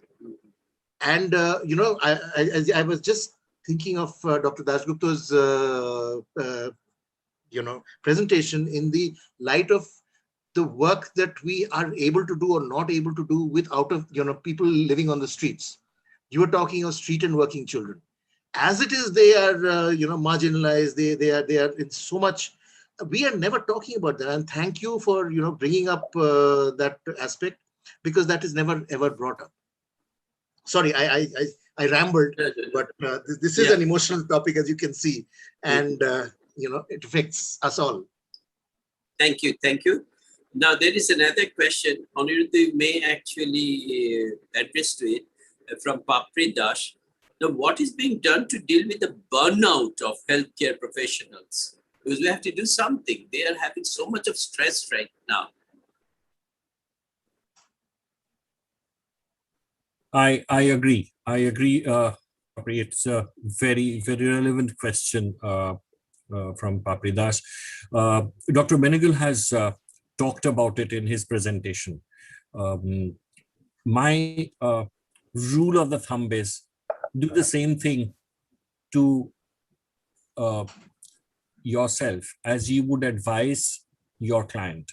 If somebody comes and talks about any kind of mental stress or difficulty, we tell them to go to a mental health professional. However, when the same thing happens to us, what do? We should go to a mental health professional. In other words, I'm not talking about individual mental health professionals going to another mental health professional, sitting across the table and saying, help me. I'm talking about forming groups, support groups for ourselves, whereby we talk about our distress, our stress, our difficulties, and handle this together and with each other. And this kind of linking between professionals is absolutely essential at this point in time. I had, sorry, I'm sorry to butt in. Yes. There is another aspect which really needs to be looked into and done. Somebody earlier, I think yesterday, was talking about mindfulness. And one of the things that we really need to do is to be able to take time, especially people who are in the line of fire. We really need to take time and smell the coffee, as the Americans say. So spend time. While it may sound very vulgar that you are enjoying yourself while the world is dying, but you really need to be able to enjoy that cup of coffee. You really need to be able to listen to the music that you want to listen, as if it's the last time you're going to listen to it, or the first time you're listening to it. You need to be able to draw and paint or do whatever, wherever your emotional reserves lie. And that is why I said, when I made that list of things for young professionals, you really need to be able to tap into those emotional reserves, because otherwise you're going to be useless day after tomorrow. You're going to burn out and not be useless. Absolutely. Very, very important things, because that's, I myself is practicing. I can tell you that we are also suffering from the same thing. But another person, Rajiv Kumar Shaw, asked a question to Dr. Dev.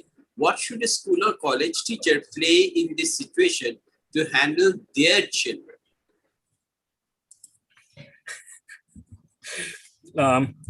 See, when you are a teacher, it becomes an additional pressure, I understand, to manage your own child, just as it is theoretically a greater pressure for a mental health professional to handle his or her child. But then again, it's basically the same thing. I mean, you are a parent, and you are a parent through and through. I mean, you can't be anything else to your child. So use your resources to guide him. Use your resources to talk to him. You tell them what is right, what is wrong, and most importantly, when you are dealing with a child, what I think is, do not try to draw an unnecessarily rosy picture which you yourself don't feel. While you do not need to talk to them about the, oh, how horrible things are, oh, how terrible things are, oh, so and so has died, oh, so and so is in the hospital, we can't get a bed for some. No, you don't need to burden him with all that. At the same time, you don't need to actually paint an unnecessarily rosy picture. Children are resilient. They are more resilient than we think they are. We know that their future is going to be difficult, and they also know it in their own ways, even better than we do. So be there for them, support them through these difficulties. Remember that you might feel like snapping because you are stressed also, but remember, they are also stressed. We are all stressed. So we could be a little compassionate to each other. Thank you, Professor Dr. Dev. Yes. Professor Chattopadhyay, I just wanted that, Dr. Benihal, I am just going to ask no, the I same just question to you. Aniruddha and I go back very, very far. So I think Ani won't mind if I take a little issue with something he said earlier. One of the things that we keep talking about is how online education is necessarily a bad thing. Yes, I mean, online education, everybody is cannot avail it because of the digital divide. It does a whole lot of problems. But my advice would be, don't stop it. Improve access, because it does two things. It actually gives the kids some structure in a structureless world. And there is some input is better than no input. So I agree that what the kids need is actually, and this doesn't, the online access doesn't give you playgrounds and socializations. But in the, when there is utter blackness, a small candle is often useful. Here, I just wanted to mention that. Professor Chatterjee, I mean, I need to come back here on this, because Vivek has completely misunderstood me. I did not dish online education. What I tried to say was that we need to be aware of, as parents, we need to be aware of how the children are using the online education, and the teachers, they must be equipped to handle the technological advancement. But here, online just because I'm being a teacher, all for an online education. I believe it should be the thing. That we shall take it offline. Yes, absolutely. Being a teacher, I always find that this is a huge learning for us, actually. You know that when from 21st March, we have gone completely online and we have no other options. We have so much of reservation. We have so much of mindset. But from that day, even at this age, I can tell you, I became creative. I started thinking that how I can make our kids to get more involved in our classes. And believe me, I could get very good result about it. The students' involvement in classes has gone up like anything. The students who never used to ask questions, they are asking questions. Students who never participate in general, they are participating in quiz and the assessments which are discussed in our online classes. And that is actually what I can tell you, it is some sort of teamwork, but the points we have to keep in our mind, that keeping those things, how we could make our online really a very attractive one, involving everybody. And that's where we are trying our best. And maybe we succeeded a little bit, because I think after 6 months, I have taken a student's feedback review. And then I got a very positive response. Negative response from the parents, but positive response from the students. Then I asked the parents, actually, I arranged, our faculties arranged a special session with our parents. And you know what happens? We actually mentioned them. The parents should not, Professor Benegal, you mentioned that why the parents should get, or they also mentioned that why they have to look at whether they are looking outside or doing anything else, but they just try to give them some sort of independence in the class, in this while there. But what happens, the parents are looking, they are actually, what is happening, how the teacher is teaching, how the students are teaching. These are the things what's happening. And we have a session on that with the parents. And I think it has got some impact. And I found this performance of the students and also the parents are getting a little bit better. So there are solutions, but the one which we're talking about, the mental health due to the crisis, is something which is becoming a real challenge, and you have given some very, very important. To just end with, I just want to actually ask Madam Dr. Dashgupta, that we forced into helping and talking of people, how do you address the alarming rise of denial as a coping strategy that many individuals are relying on? And what are the implications of denial or reality, or even seeking treatment during these COVID times? The question raised by Shupriti Das. And this is true for any sort of, I know that you are covering one part, but this is a general one. Madam, your comments. Yeah. Just to add with the previous one, I'm just narrating one of my experience regarding online sessions. We have organized a series of workshops with school children on trafficking, especially on child trafficking. It's a crisp 1.5 hour program.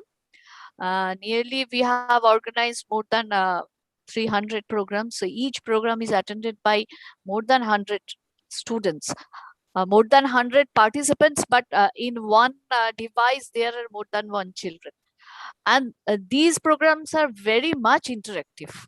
All the children, majority of them interacted with their experience. They are very eager to know about cyber crimes and other things.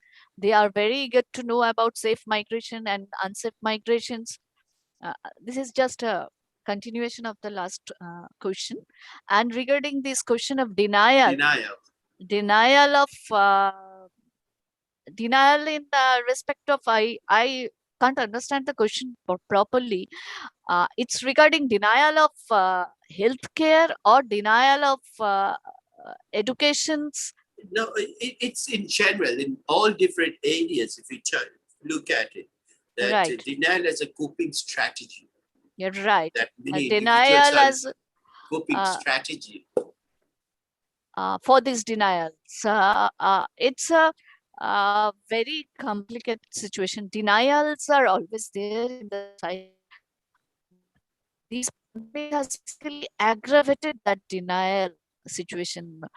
Always we have seen that there are denials in different aspects. I can give few examples how the community has actually coped. They developed some coping mechanism of these denials. One example is from Purulia district, where some tribal women, I met with them earlier this pandemic situation. Then also there were denials of their children. She, according to her voice, that what we are doing with our children, they can't say a line of, they can't fill up a form, they can't stand. But then their forum, they united together, they went to a school, they requested the teacher to have some interaction with their children in their village and to let the students learn at least English and mathematics properly. with the initiative of these illiterate, quote unquote, illiterate ladies, they totally changed the lives of their children. They just these children face the denial from the very beginning to be a marginalized class. During the pandemic, I have a discussion with those ladies. What you are doing with the children? Now they are facing livelihood crisis also. What you are doing? They said that we are organizing classes for them in our villages. They don't have smartphones. They don't have, but who are teaching them? I asked. Then she said that we have some grown-up children who are who have passed higher secondary. We identified them. This is a story of Bagmundi village, that is a very remote place in Purulia. The same kind of story I have heard again from some parts of the remote villages of West Bengal. This is one kind of denial, coping with denial with community action. I feel personally that community action is very important, but we need to strengthen the community. We need some professional supports also. There are denials of there are people who are stigmatized. They are eventually denied. In the case of migrant workers who came back to their native villages, they have a lot of children with them also. They are facing a total crisis movement. Unless the community supports them, community action is very important, but we need to build the capacity of the community. But how to build? How to interact with the community directly? We have nearly 9 crore population in our, more than 9 crore population. How to reach in everywhere? So there is a solution. There is a concept of para professionals. Para professionals in all aspects, not only in health, not only in mental health, not only in veterinary sciences, not only in other aspects. We need to create this pool of cadres with this is a proved strategy to face these coping mechanism also. Thank you, madam. We will end our discussion with Professor Benegal. You wanted to say something? No, I just wanted to make a specific response to Shukriti Das about her denial question. Please remember that denial is one of the stages of dealing with loss. Denial, anger, bargaining, depression, acceptance, and meaning, and the search for meaning. And so denial is not necessarily a bad thing. Denial is one of the roads, is one of the signposts on the road to getting better. Thank you. And I think we crossed our time limit also. So thanks all the panelists for the fantastic presentations and your deliberations. And I'm sure that that makes this whole session a really lively one. And I'd like to hand over the microphone to Tilottama. Well, this was a wonderful session. We thought so. That's turning out to be so wonderful. We got very good feedback. And I am thankful to each one of you. Vivek sir, I got you for the second time in this webinar. Professor Dhruvajyoti sir, I am always thankful to you for your gracious presence amongst us. And you are one of us, actually. I need not thank you separately, sir. And Aniruddha, thank you very much. And Nilanjana madam, thank you very much. On behalf of the department, on behalf of all the faculties, I am extending my warmest thanks to you. Namaskar. Please and I just want to thank the participants also who are with us during this particular period of time. And I could see Pritha is also here. Hi, Professor Pritha. It's after a long time I could see you. Okay, we can end our program. Hello, sir. Yes. I cannot make my video on. Let me see. But anyway, I could hear Anyway, you. okay. Thank you, sir. Thank you so much for. It's really a pleasure to get you amongst us and with your excellent comments and opinion. It's wonderful. Thank you. Thank you. Thank you. Namaskar to everybody. Sir, I am also here, Mollika Banerjee. If you can remember me. I think sir has left or not. Oh, okay. Okay. Yes. We have a valedictory session. I am here, Mollika. I could see right now. Beforehand, I could not see you. Okay.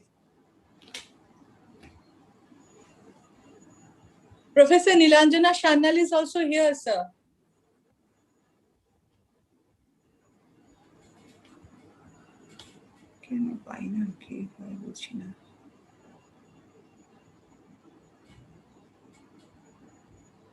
After this, we have our valedictory section. If any of the panelists wants to stay on, you are most welcome to join us in the valedictory session. Thank you. I am leaving the session because I have another meeting. Thank you all again. Thank you, madam. Thank you for joining us. Thank you.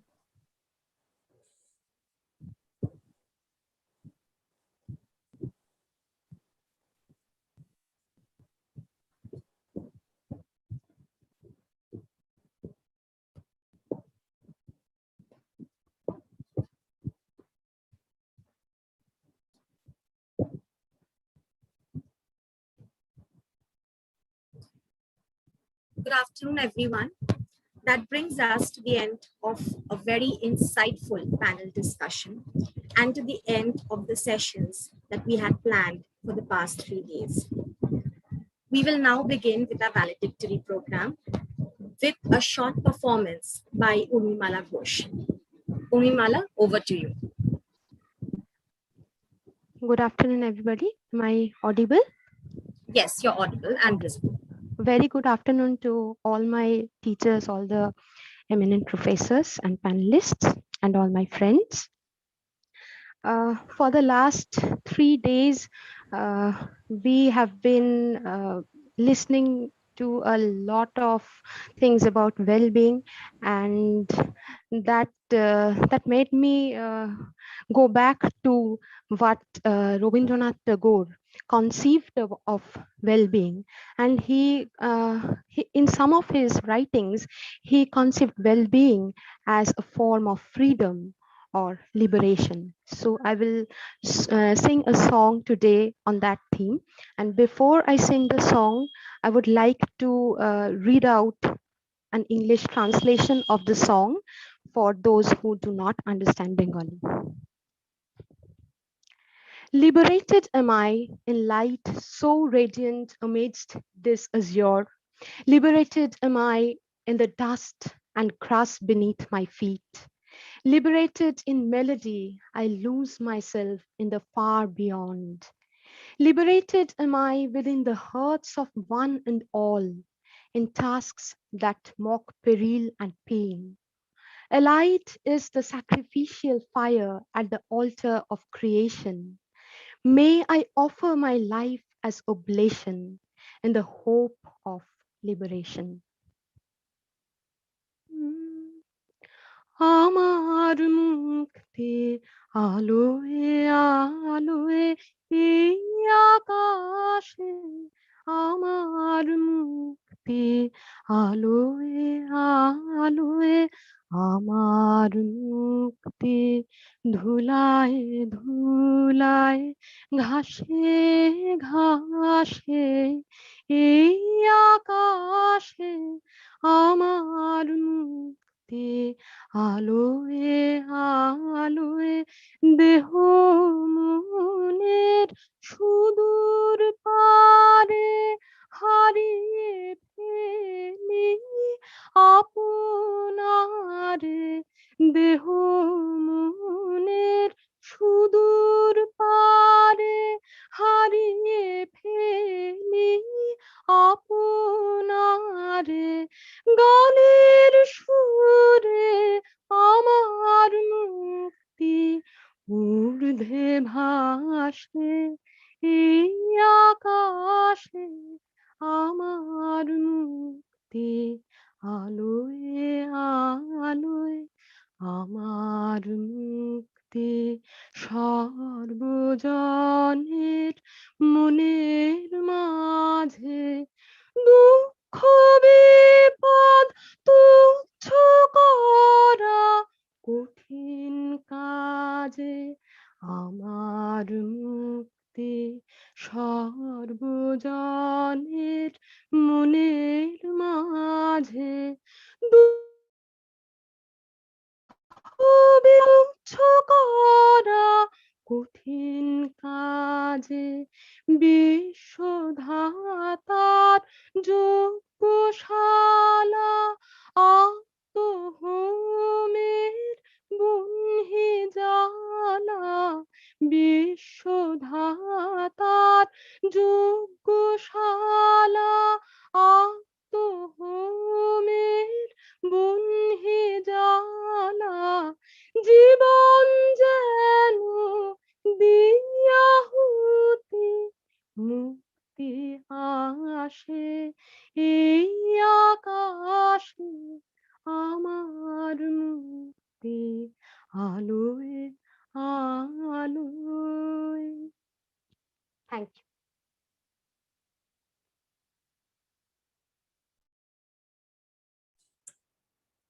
Thank you, Urmimala. It was wonderful. Thank you very much. Thank you, ma'am. Thank you so much.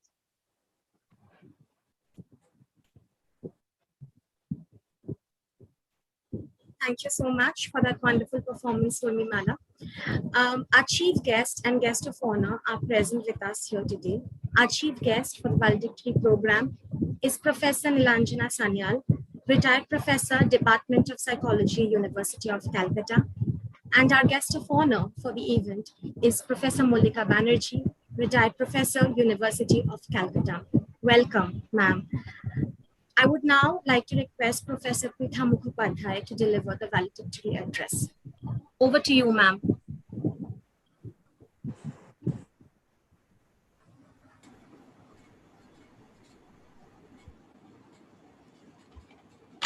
Thank you.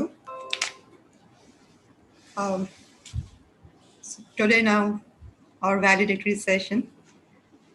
Respected Chief Guest, Professor Nilanjana Sanyal, Guest of Honor, Professor Mollika Banerjee, respected speakers and panelists, I should mention Professor Dhruvajyoti Chatterjee, Professor Benegal, Professor Dr. Aniruddha Deb, Dr. Nilanjana Dashgupta,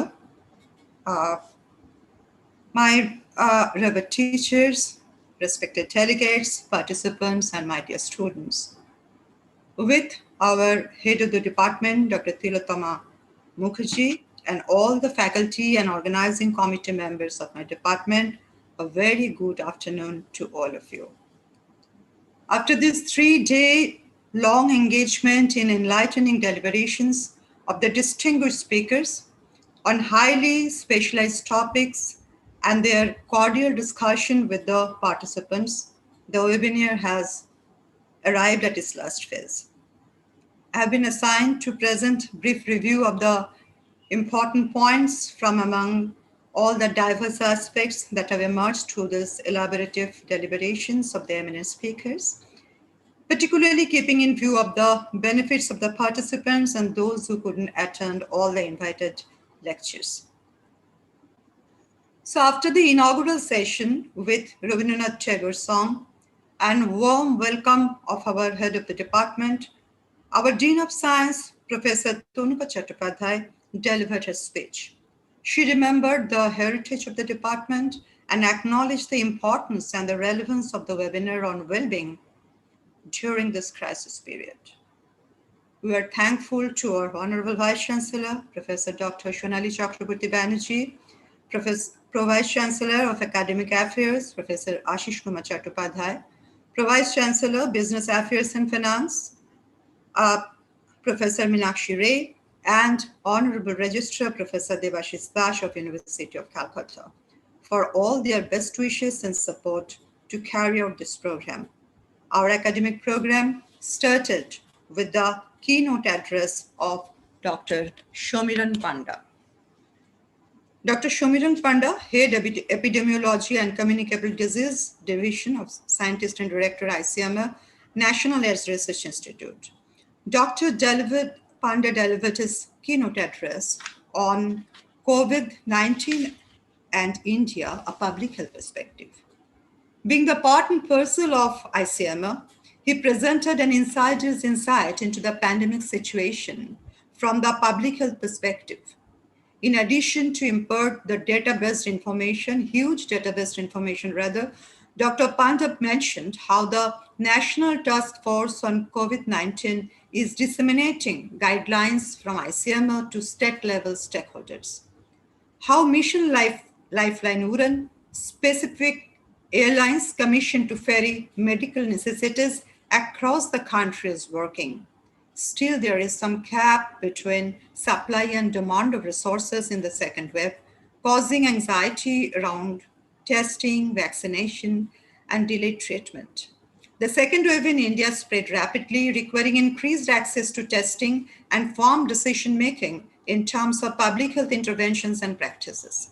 He also said how that attaching a virus to a particular region allows other regional inhabitants to escape accountability. Mask use, setting up boundaries between the infected and the susceptible, and vaccinations are the only steps to the future. Preparation for a pandemic necessitates viral research, improved diagnostic laboratories, both domestic and international plan, and it is also essential to acquire techniques to maintain well-being as it culminates resilience. Our next speaker was Dr. Vivek Benegal, Professor of Psychiatry in NIMHANS. In his plenary session in the lecture entitled Future Shock, Preparing for Anomie and Altered Neurodevelopmental Trajectories, discussed the needs of the survivors and the high at-risk clientele, including children, adolescents, and young adults. The concept of future shock was discussed in the context of vulnerable population, the post-traumatic and other post-infectious syndromes. He emphasized on the role of socioeconomic, environmental, political factors and their effects on the development of psychopathology and exacerbations of already existing symptomatology. Future preparedness about the situation, as indicated by him, is universal modes of intervention, psychological first aid, formulation of supportive therapy principles, resilience toolkits, focused symptom-specific care, and importance of empowering people. Development of preemptive treatment measures has been emphasized by him to reach long-term sustainable goals. Now coming to Dr. Vishudev Chakraborty, Professor in University of Reading and Research Director of Center of Autism in UK.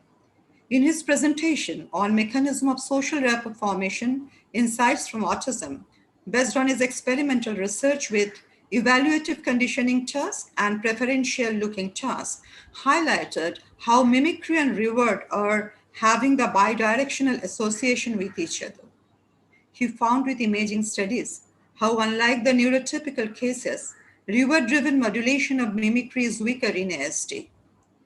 Mu coupling showed low activation in ASD. They also had no significant preferential differences or gaze bias for mimicking face. fMRI showed weaker neural coupling between reward and mimicry circuits in the brain of the ASD. Thus, reward-related brain response is weaker in them, which has a role in social rapport mechanism. This mechanism of David Marr has been discussed in this context. Now, from a different angle, it is Ritus Prakrosnes of Vytautas Magnus University of Lithuania. He delivered his talk on computerized solution-focused self-help program for university students. It was a 10 years development of the tool and its outcome research. So when the program was introduced to students as part of psychological services at his university, as an unguided, internet-based, password-protected, user-friendly interactive tool, the researchers found that the students are seeking positive changes in a wide range of life areas. I would like to mention that it's relevant if it can be effectively used for the people in need in this pandemic condition, where they can help themselves. However, it is in continual process of development, and perhaps they are thinking to validate its cultural specificity also. Now coming to the second day, Dr. Brian J. Agostino, President of the International Psychohistorical Association. He, at the very outset, remembered our beloved Dr. Shobhik Rai Choudhury and dedicated his speech in his memory. He paid his tribute to Dr. Shobhik Rai Choudhury through his piece, Leaders, Celebrities, and the Hero Complex, Remembering Shobhik Rai Choudhury, published in Psychohistory News Winter 2021, Election Issue, Volume 40, Number 1. We are thankful to Dr. Brian. Dr. Brian, in the plenary session on globalization and death anxiety, a psychohistorical perspective, summarizes empirical findings from terror management research and applies them to the era of globalization, culminating in the COVID-19 pandemic. Terror management theory claims that humans are aware of our inevitable death and to manage our anxiety and intense fear around this consciousness. We invest in creating cultures, belief systems, values, and worldviews which shape a reality for us that make us feel protected from this terror.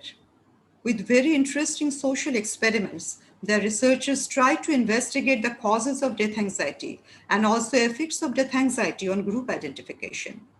These studies examine how belief systems and group identification help to overcome death anxiety, anchored in the feeling of secure attachment. He noted that when group identity was challenged, group identification increased. Rightist group became more rightist and leftists became more left. It indicated a kind of group polarization. Dr. Brian also examines these processes in the historical context of globalization and the COVID-19 pandemic. He also discussed about the implication of psychohistorical perspective in a larger socio-psychopolitical context. Coming to Dr. Jagan Chilakamari, professor in Department of Psychology, Emory University School of Medicine. He discussed anxiety-related disorder, and anxiety-related disorder in the adolescents and children in particular.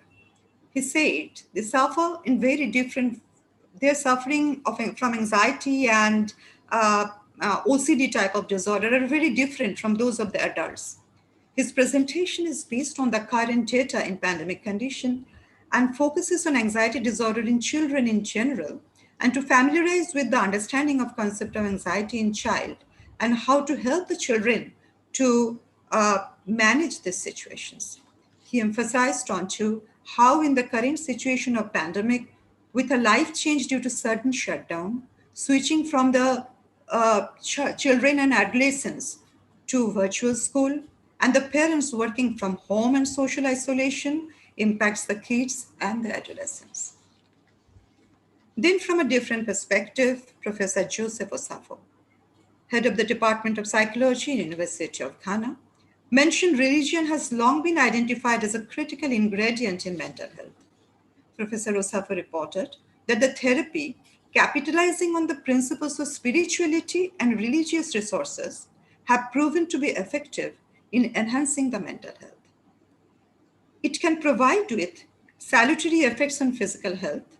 People in crisis may be benefited from this religious and spiritual resources, help to cope with issues including sense of insecurity, unpredictability, and also of the panic experiences. Religious leaders are seen as the gatekeeping community, providing social support and health education. Nationalizing prayers are held as a means to generate a sense of community feeling and support to promote well-being as a buffer against psychological distress.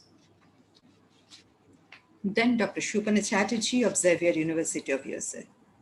In the interesting topic on well-being, some own thoughts, started her talk with a question that how do we begin to think about well-being in the wake of the pandemic?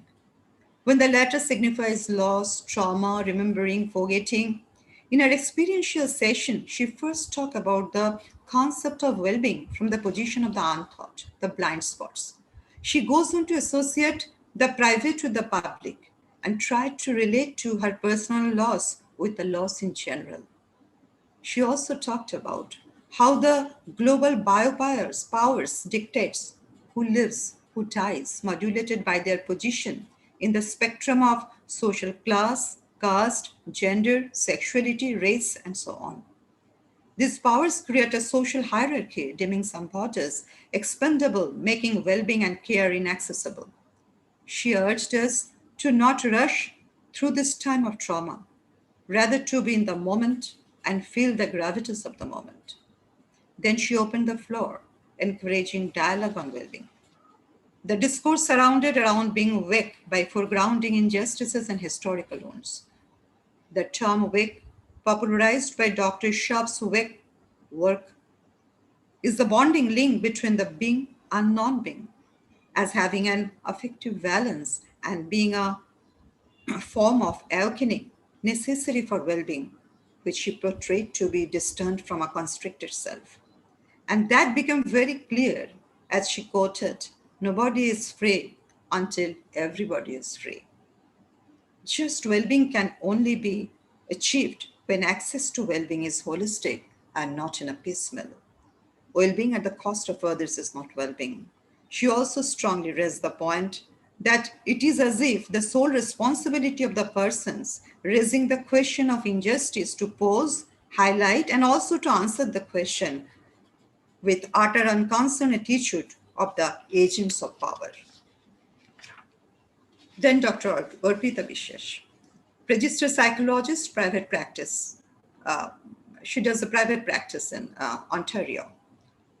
She's spoken mindful self-compassion and its application in difficult time, where she emphasized on the three main elements of self-compassion: self-kindness, common humanity, and mindfulness.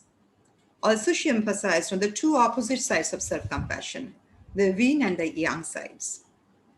The yin of self-compassion is the tender side, which contains the attributes of comforting, soothing, and validating, while the yang of self-compassion contains the attributes of protecting, providing, and motivating. The yin of self-compassion helps us to stop struggling and just be there for ourselves with an open heart. Self-compassion is a powerful way for achieving well-being and contentment in our lives. The role of self-compassion have been validated in different psychiatric and stress disorders and also in interpersonal relationships that gives much relevance with the human requirement during this COVID crisis period.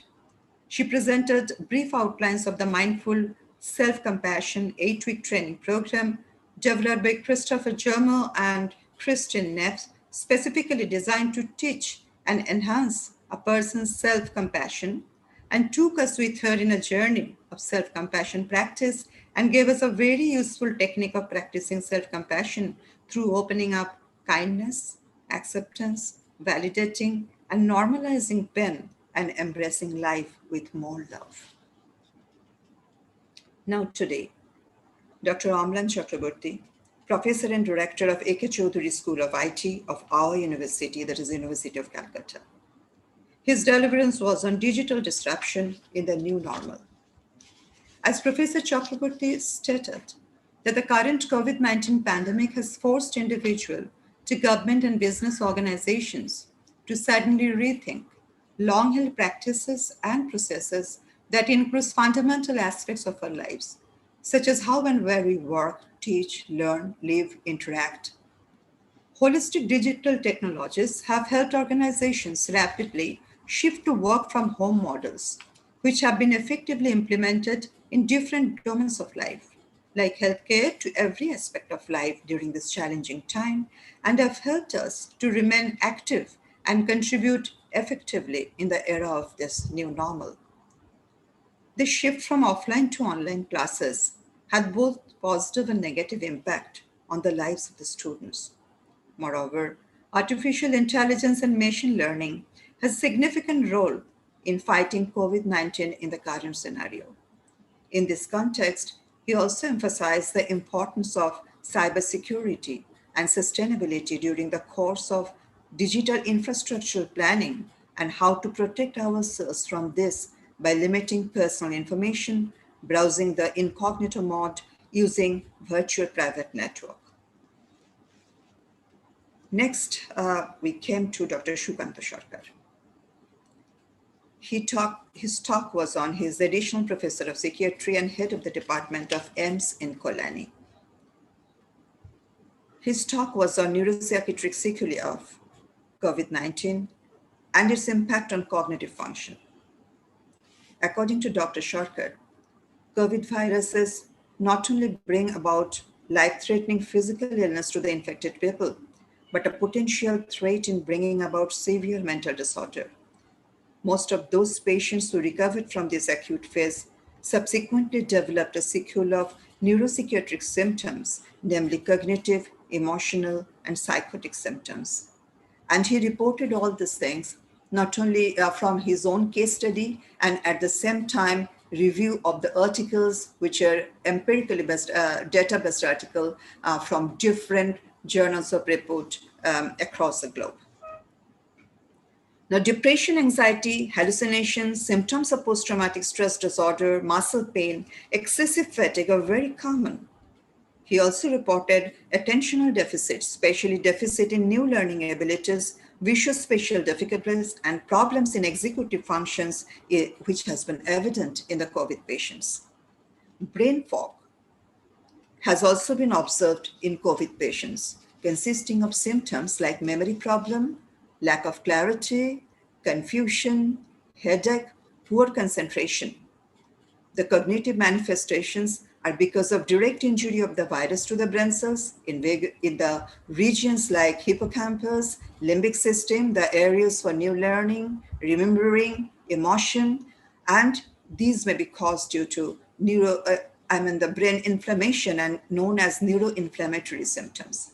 Hypoxia, clotting issues, cytokine storm, metabolic derangement, these also caused these changes are also caused by the virus, and these are the other causes of impairment.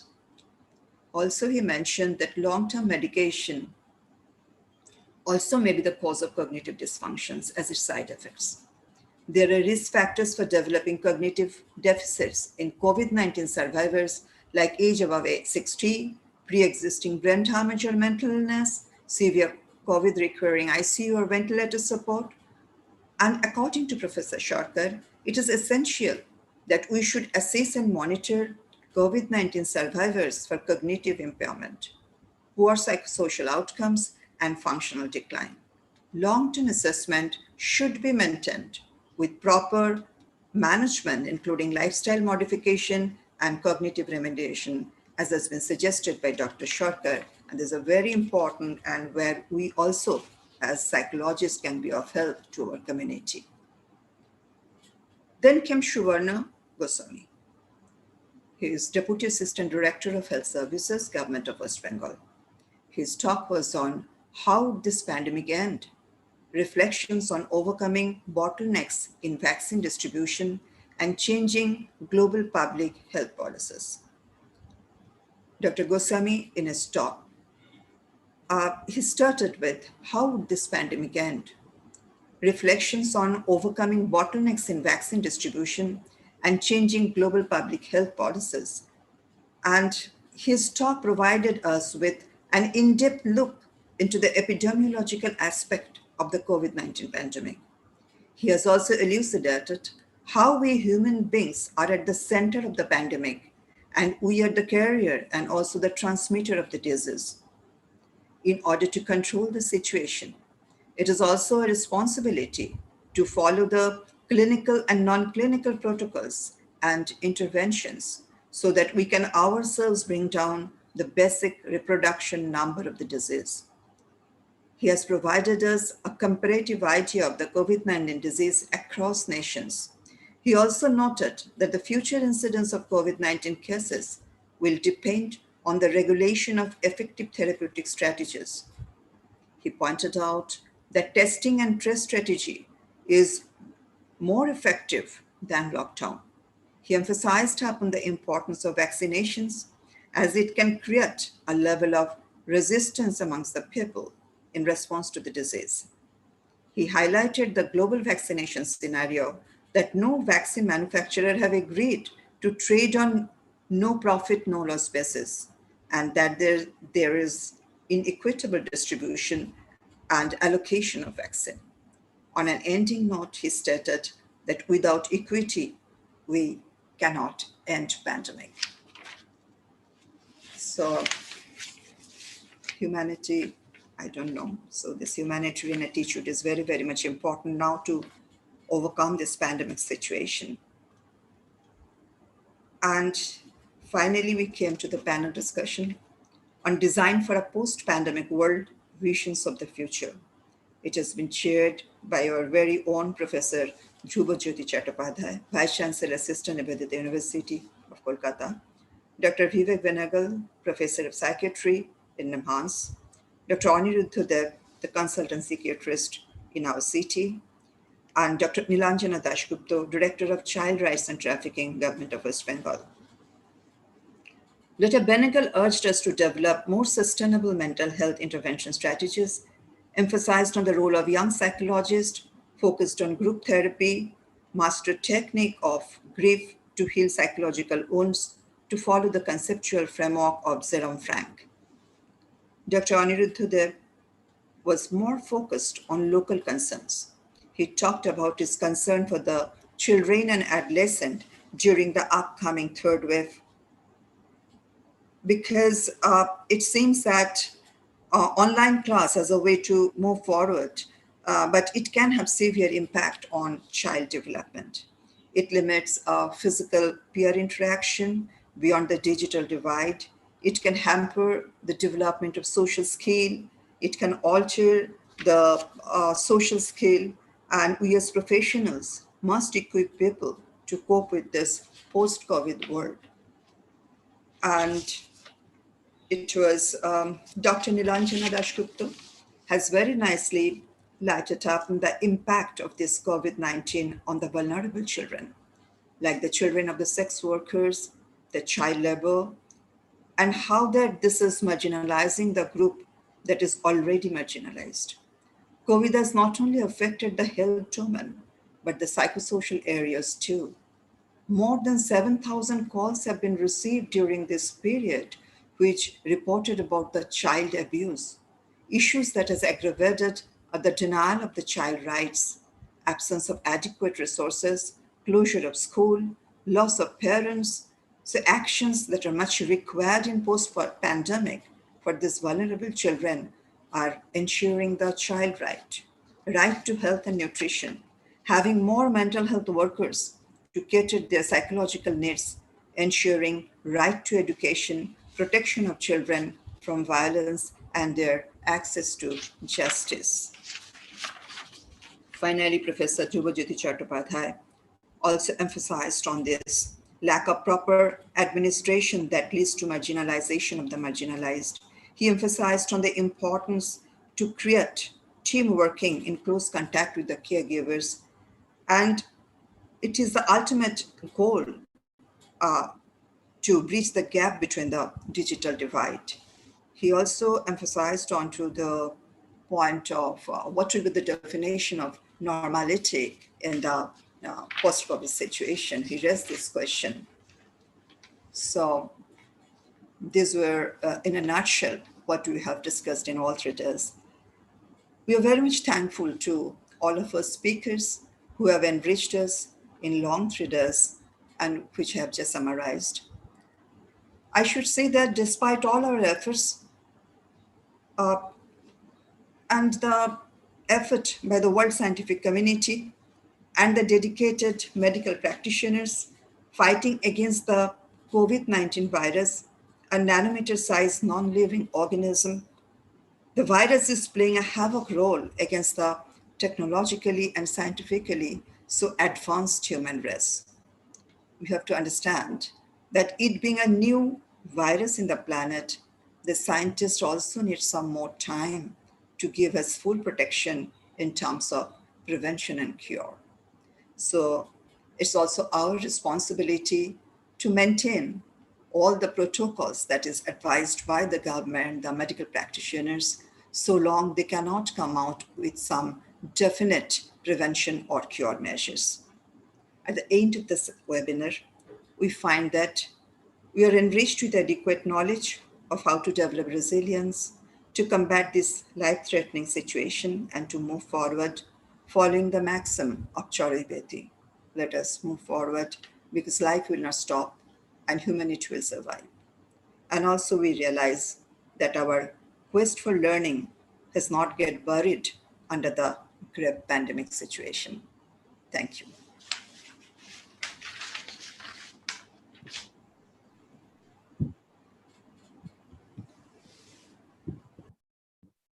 Thank you so much, ma'am.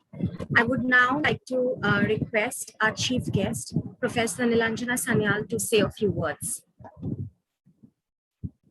Over to you, ma'am.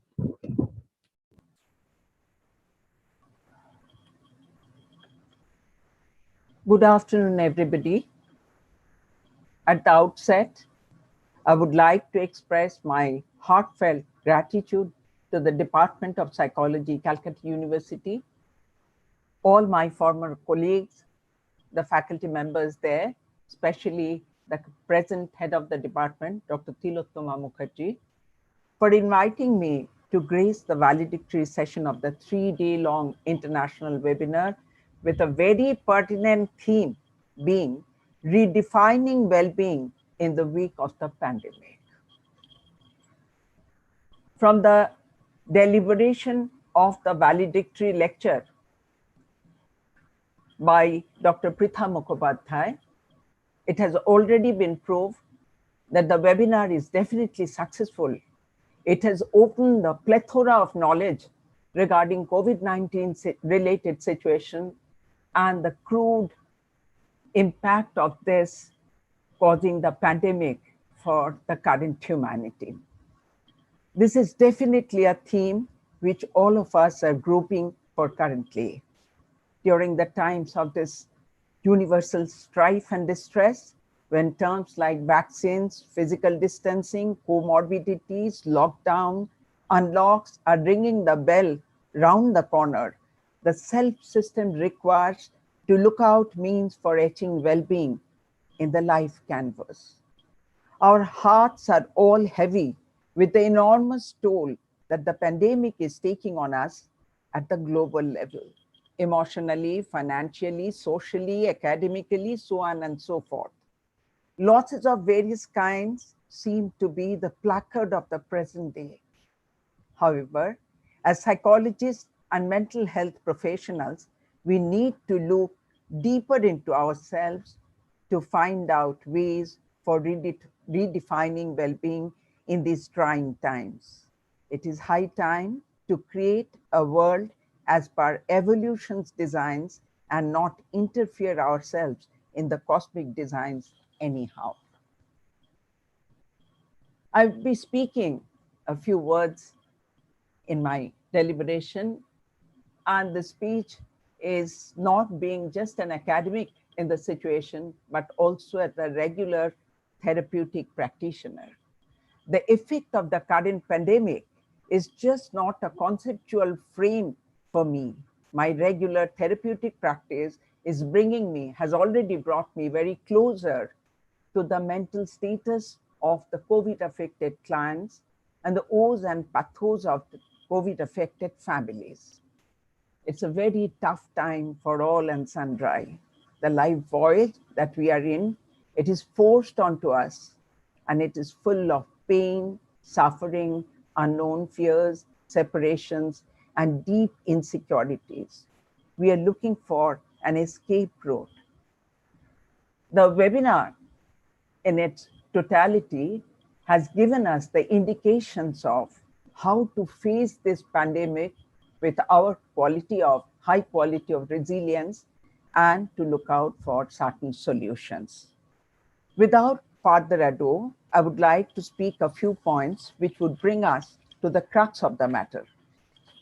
One major impediment to well-being is our excessive orientation to an egoistic self-image. This orientation needs to be altered at the very base until we learn to surrender to whatever we might hold sacred, be it higher intelligence or nature. Our journey to well-being cannot be considered well begun. In the present era, well-being can be understood by the African concept of Ubuntu, which speaks of an almost systemic interlinkage between all mankind a togetherness of the mind and spirit, where being connected to each other and accepting altruism as a way of life, as a natural state of being, is the only path forward. We need to accept that on an anthropocentric scale, which focuses on narcissism and false senses of superiority, the human species cannot survive. The time has come to accept a call to action where diversity, cohesiveness, cooperation, and coexistence become as given as acceptance of universal values, standing on one's integrity in one's overall and day-to-day actions allows us to be humane and ascended, to have ascended method for human survival and success. If we begin to paint with the colors of the wind, try to heal the world as we heal ourselves, and realize that the healing is a journey and not a destination, can we enlighten ourselves as to the path ahead. Calmness, mindfulness, other linked disciplines which teach us to be in sync with ourselves and our ecology today needs to become the very mainstay, our rational, our very reason deter. Endurance, especially from the psychological viewpoint, is another most important aspect that we need to pay attention to if we are to stay well. This can translate to impulse control at all sensuous levels, as well as controlling oneself from being submerged in the various technological hooks created by the smart generation, apropos technology, which constantly bombards us with various stimuli focused only on the human need to consume more and more, not allowing our logic or our rational mind to choose when to stop. The current pandemic, with all its direct negative effects, has also contributed in creating lethargy dissonance in healthy living patterns, slow or impaired decision-making, and overdependence on technology, which translates directly to increase of unnecessary buying, hoarding, and thereby creating endless clutter in our psychological vis-a-vis physical spaces. Social isolation has helped new and in some way not easily controllable versions of neurosis directly linked to use of subliminal push selling and creation of unrequired demand in the minds of youngsters. This, alongside the overdependence on electronic communication for just about every necessity, has created a lacuna in an overall wellness for people across age groups across the world. The need for more has completely derailed the need for better, thereby creating unsustainable causal loops of materialism. At every exosystemic stratum, the culture of instant gratification and the endless need only creates further need. No amount of consumption can ever lead to satisfaction, which in a sense is a state of mind and not of the body.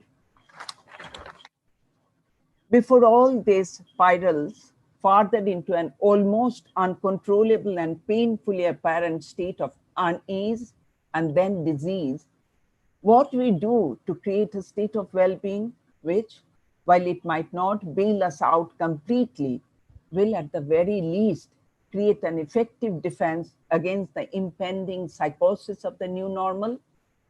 There are many ways that has been pointed by each and every single participant in the webinar. A few simple approaches would be jotted down by me. Connecting more to people than to technology so that we can fence ourselves by reconnecting to the greater whole of humanity. It need not mean we stop using the smartphones for entertainment purposes, watching TV completely cease buying from e-commerce platforms. It rather means to start cherishing human connect, perhaps through the very same technology, which instead of being an impediment can act as enablers to help us connect to our near and dear ones. To harness educational technologies and enrich our own skills and competence, or even avocations which would lead to an enrichment instead of taking away our ability to think or act fast. The present webinar is an excellent exemplar of this. Creating altruistic narratives and building discourse alliances focusing on greater good can positively enhance our collective well-being.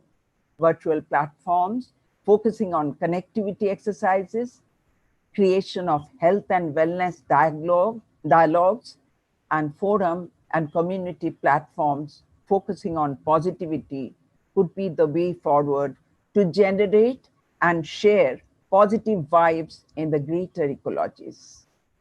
Very simple and free social media platforms, which mostly are used for purposes of enhancing egocentricities, can be used in these ways to generate more and more positivity in the situation. There is much more to be said, even more to be done. The time is now where we need to move from commitment in intent to commitment in action so that well-being becomes a reality instead of an esoteric definition left to those privileged and learned few who often do not feel or even understand the need to share it forward. All the participants of this August forum are preeminently qualified and of a mind state to take well-being to the masses, maybe not by themselves, maybe as a group or alliance, but most certainly as a community who are able to define this point of departure and jumpstart the process in their own ecology. With deep regards, respect, and the best of wishes, I beseech that we all give this a thought and begin. My prayers and wishes to all of you and your loved ones for your continued health and safety. Thank you.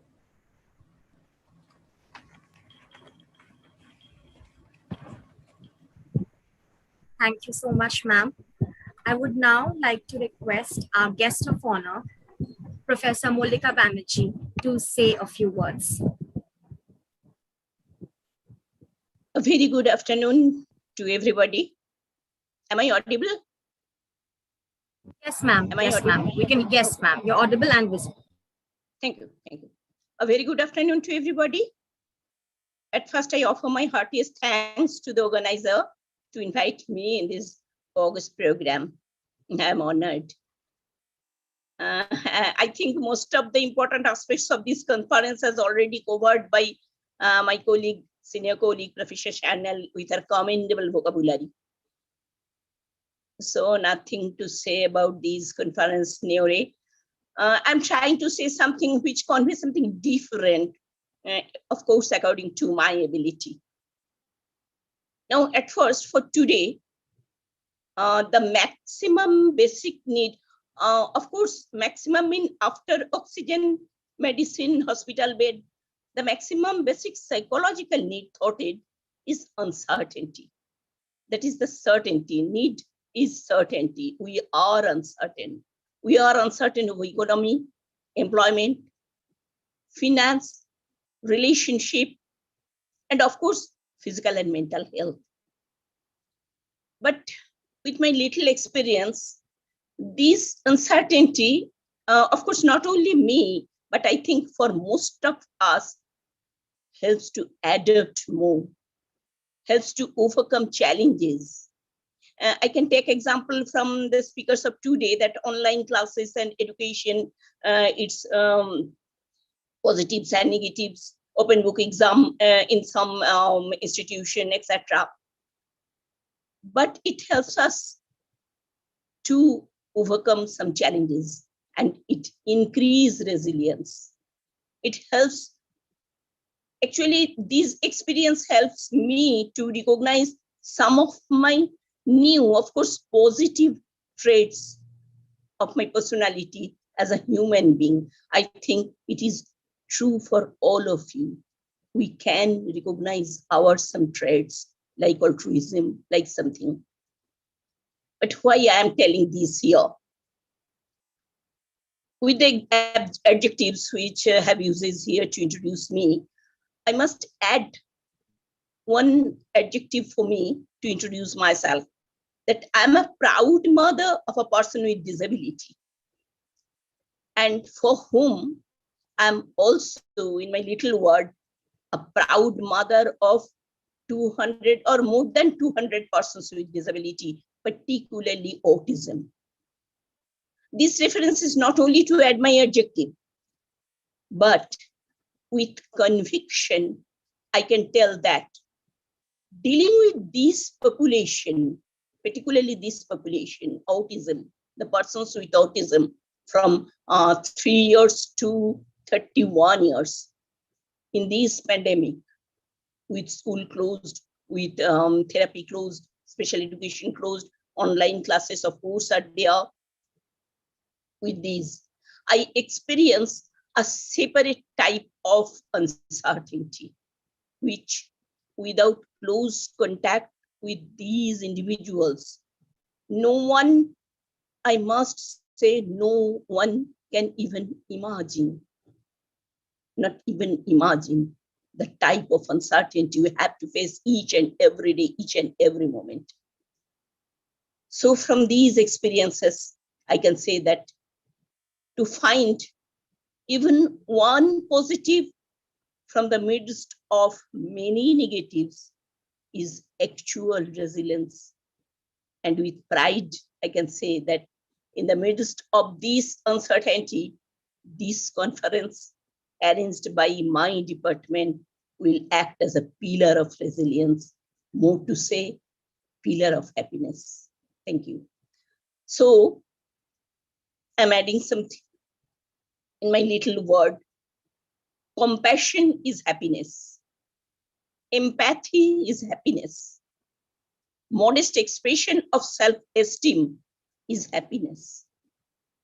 Bringing smile to one under stress is happiness. Whatever you call happiness or resilience. Controlled expression of emotion with a hollow of cognition is happiness. And passing through and bearing both light and darkness is happiness. What you are doing through this conference, my Department of Psychology, and this initiative in this uncertainty, in this pandemic situation, I offer a great salutation to you all and my namaskar and pranam. Thank you. Thank you so much, ma'am. Thank you so much, ma'am.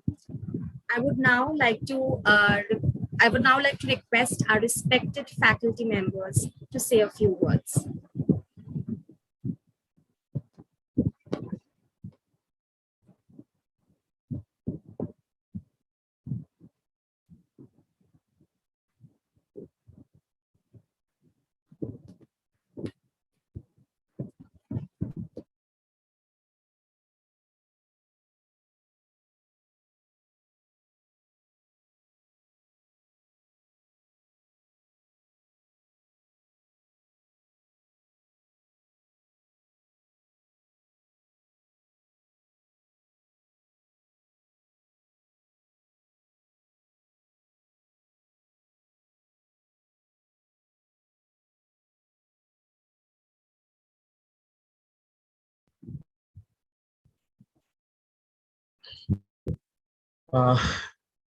Well, very little to say. I was really enriched with all the presentations. Thank you so much to everyone. for participating. Thanks specifically to the head of the department for playing such an important role in organizing this whole program. Thanks to all the students, the research scholars, MPhil trainees, everyone for being there. It was really an enriching experience. Thank you.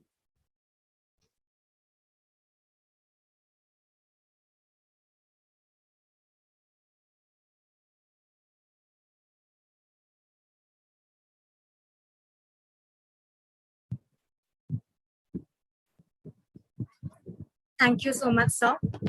I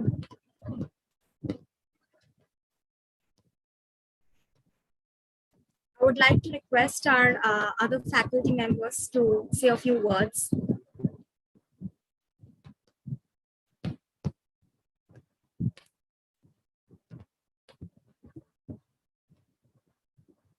Any feedback or comments?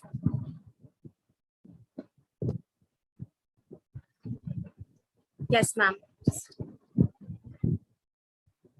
Yes, it was a very enlightening experience for the last 3 days, and I would thank all the speakers for their enriching deliberations. I would also like to thank the participants for their enthusiastic participation, but first and foremost, I must thank you all of you who have been the flag bearers of conducting this particular seminar in such an effective manner. I appreciate your efforts and thank you all for such a beautiful conduction, flawless conduction of the program.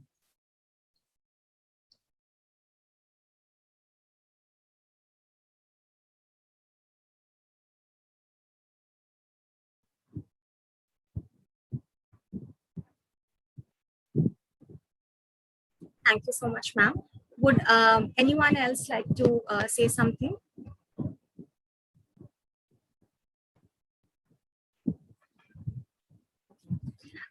We shall now move on to our participants.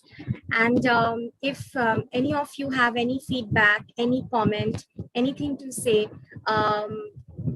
please raise your hand and we shall change you to the panelist mode so that you can switch on your audio and your video. Or if you want to keep your video off, that's absolutely fine. Please raise your hand if anyone has anything to say.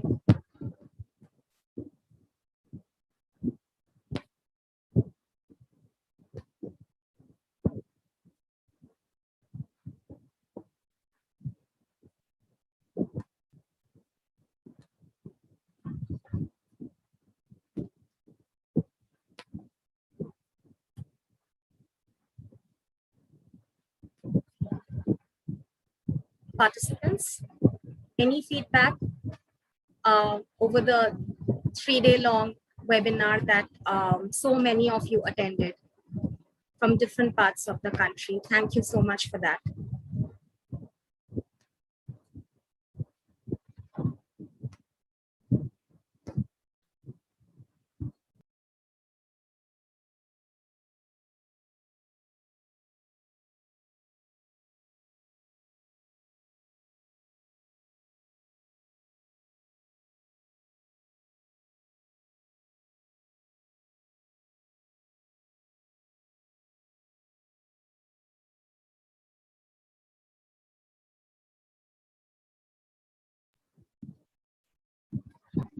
Okay, I don't think anyone wants to say anything. So now I would like to invite our head of the department, Dr. Tilotoma Mukherjee, to deliver the thank you note. Over to you, ma'am. Thank you, Shukanna. Am I audible? Yes, ma'am, you're audible and visible. Okay. I was expecting some comments, encouraging words from my faculties, as well as from the participants in Zoom. But I think it is pretty late and I should end early rather than dragging it for too long. See, you can imagine that a webinar of this magnitude does not happen overnight. A lot of hard work has gone into it for the past 3 to 4 months. And apparently, when you have such a smooth, flawless transmission of 3 days webinar, you may feel that, oh, everything is so easy and there are no technical glitches, or, everything is so fine.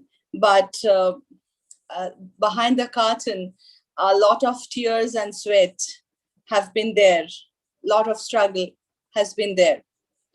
Now, you can imagine the list of people that I would like to thank is pretty long.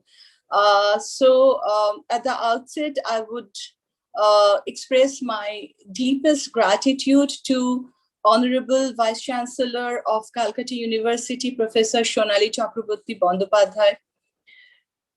Thank you, ma'am. What can I say?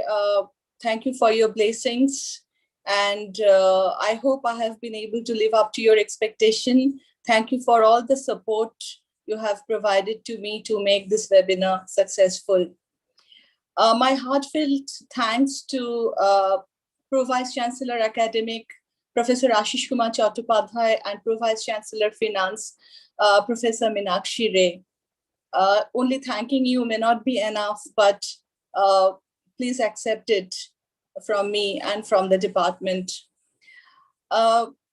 Before I thank our registrar, Honorable Registrar, let me thank Dean of Science, Professor Tonuka Chattopadhyay, who so kindly joined us and thereafter has been extending her warmth and affection throughout over the last 3 days by sending messages, by watching the YouTube videos. And she's from Applied Mathematics. I cannot thank you enough for your humility, madam. What can I say about our Honorable Registrar, Professor Debashish Dash? I have not seen a person like him till now. There have been days when I used to be very troubled about this webinar. Suddenly one question would crop up, and on instances, I even sent him a message at 12:30 at night, or maybe 1 o'clock, not expecting an answer from him. Or maybe I disturbed him early morning, 6 o'clock, not expecting any answer from him, but he would reply. He would say that if my head of the department is awake and messaging me, it's not for chatting me up. It must be something very important which is troubling you, madam. And as an administrator, I can understand your worry. And probably if you forget tomorrow morning, you're leaving the message tonight, and I'm awake, and I have no hesitation in replying to that. So in life, in this life's journey, there is so much to learn from some people whom we come across. And he is one of them. Probably we are blessed to have an administrator like that right now. Then my students whom I have directly or indirectly guided in last so many years, and particularly my present students and the senior students who are MPhil, who are doing their MPhil clinical psychology right now. What's failed me to express my indebtedness to you right from the beginning, the preparing the brochure and the leaflets and designing it, and the total layout and the technicalities and whatnot. The students of us, you have stood by me and you held my hands. I'm so thankful and grateful to you, each one of you. Students who have supported me in noting down the essence of the sessions, all the panelists and all the speakers who have participated in this webinar, all the delegates from across the globe who have participated in this webinar, attended the sessions live streaming from YouTube, or have been present in Zoom, who have been messaging me in my personal window and wishing me all the best every day. I'm thankful to each one of you. please accept my gratitude. I'm very, very thankful. Then coming to my department, the senior most faculty, Professor Pritha Mukhopadhyay. Didi, thank you very much. You have been really a guiding star. So many times I discussed with you, you have guided me properly. You have been organizing secretary before. I took so many tips from you. I'm really grateful to you for your participation, madam. That's all right. It's expected, quite expected. I'll be there. Thank you. Thank you to the my heartfelt thanks to all my colleagues who have assumed different responsibilities.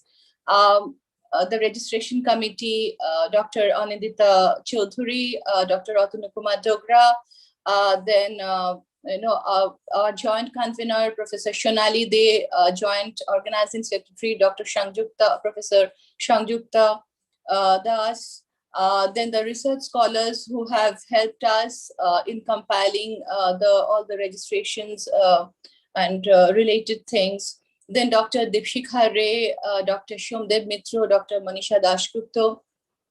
Thank you for your role. You have given me so much support, and that is unforgettable. I'm really, really very grateful to you. Please accept my deepest gratitude.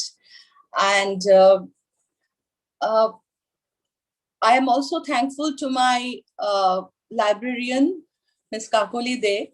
I think she's still there. Madam, I'm very thankful that you have attended all the sessions, and you have taken so much interest in all the deliberations. I'm very thankful to all the staffs of my department who have joined us time to time from YouTube link provided and given us feedback about the sessions. Thank you to all the performers, the second sem students, fourth sem students, and the MPhil students who have performed Papri, Urmi, then Moitri, then Debaruti. The dance performance is given by Disha, Debaruti, and Shriyoshi. Pardon me if I'm forgetting any name. And when it comes to last two names and another name, okay, first of all, I would like to speak about one person, Mr. Nilabja Moitro. Mr. Moitro, if you are here, and if you like to switch on your video once, my immense gratitude to you. Immense gratitude to you. Without your help, I wouldn't have been able to make it, sir. Very, very grateful to you for your role. You have been absolutely properly masked, not to show your face during the whole webinar even once, but you have been instrumental in making it technologically so successful. Thank you very much, sir. And my two assets, lastly, Shukana Chaudhuri and Shomdata Mukherjee. What can I say to you? Students, you are a part of my life. All these days, even at 1:30 p.m., you remain awake. And when I messaged you, you either call me back and, you message me back. And I know what efforts you have put in. And without your support, without your guidance, without those extensive discussions when you actually told me how to go about the whole thing successfully, I'm so grateful to you. I'm so grateful to you. I'm also grateful to all the anchors, Abhishekta, two Abhishektas, Basu and Mukherjee, and also the senior MPhil students. Each one of you, as also Urmimala, Papri. Urmimala, your video was fantastic. It has been highly appreciated, and you have done it with Afrin. So Afrin, thank you very much also. And Bidisha Shamanto, thank you for the excellent artwork that you had put up, and it gave us a lot of cover up during the free time. And I'm personally thankful to each one of you. Actually,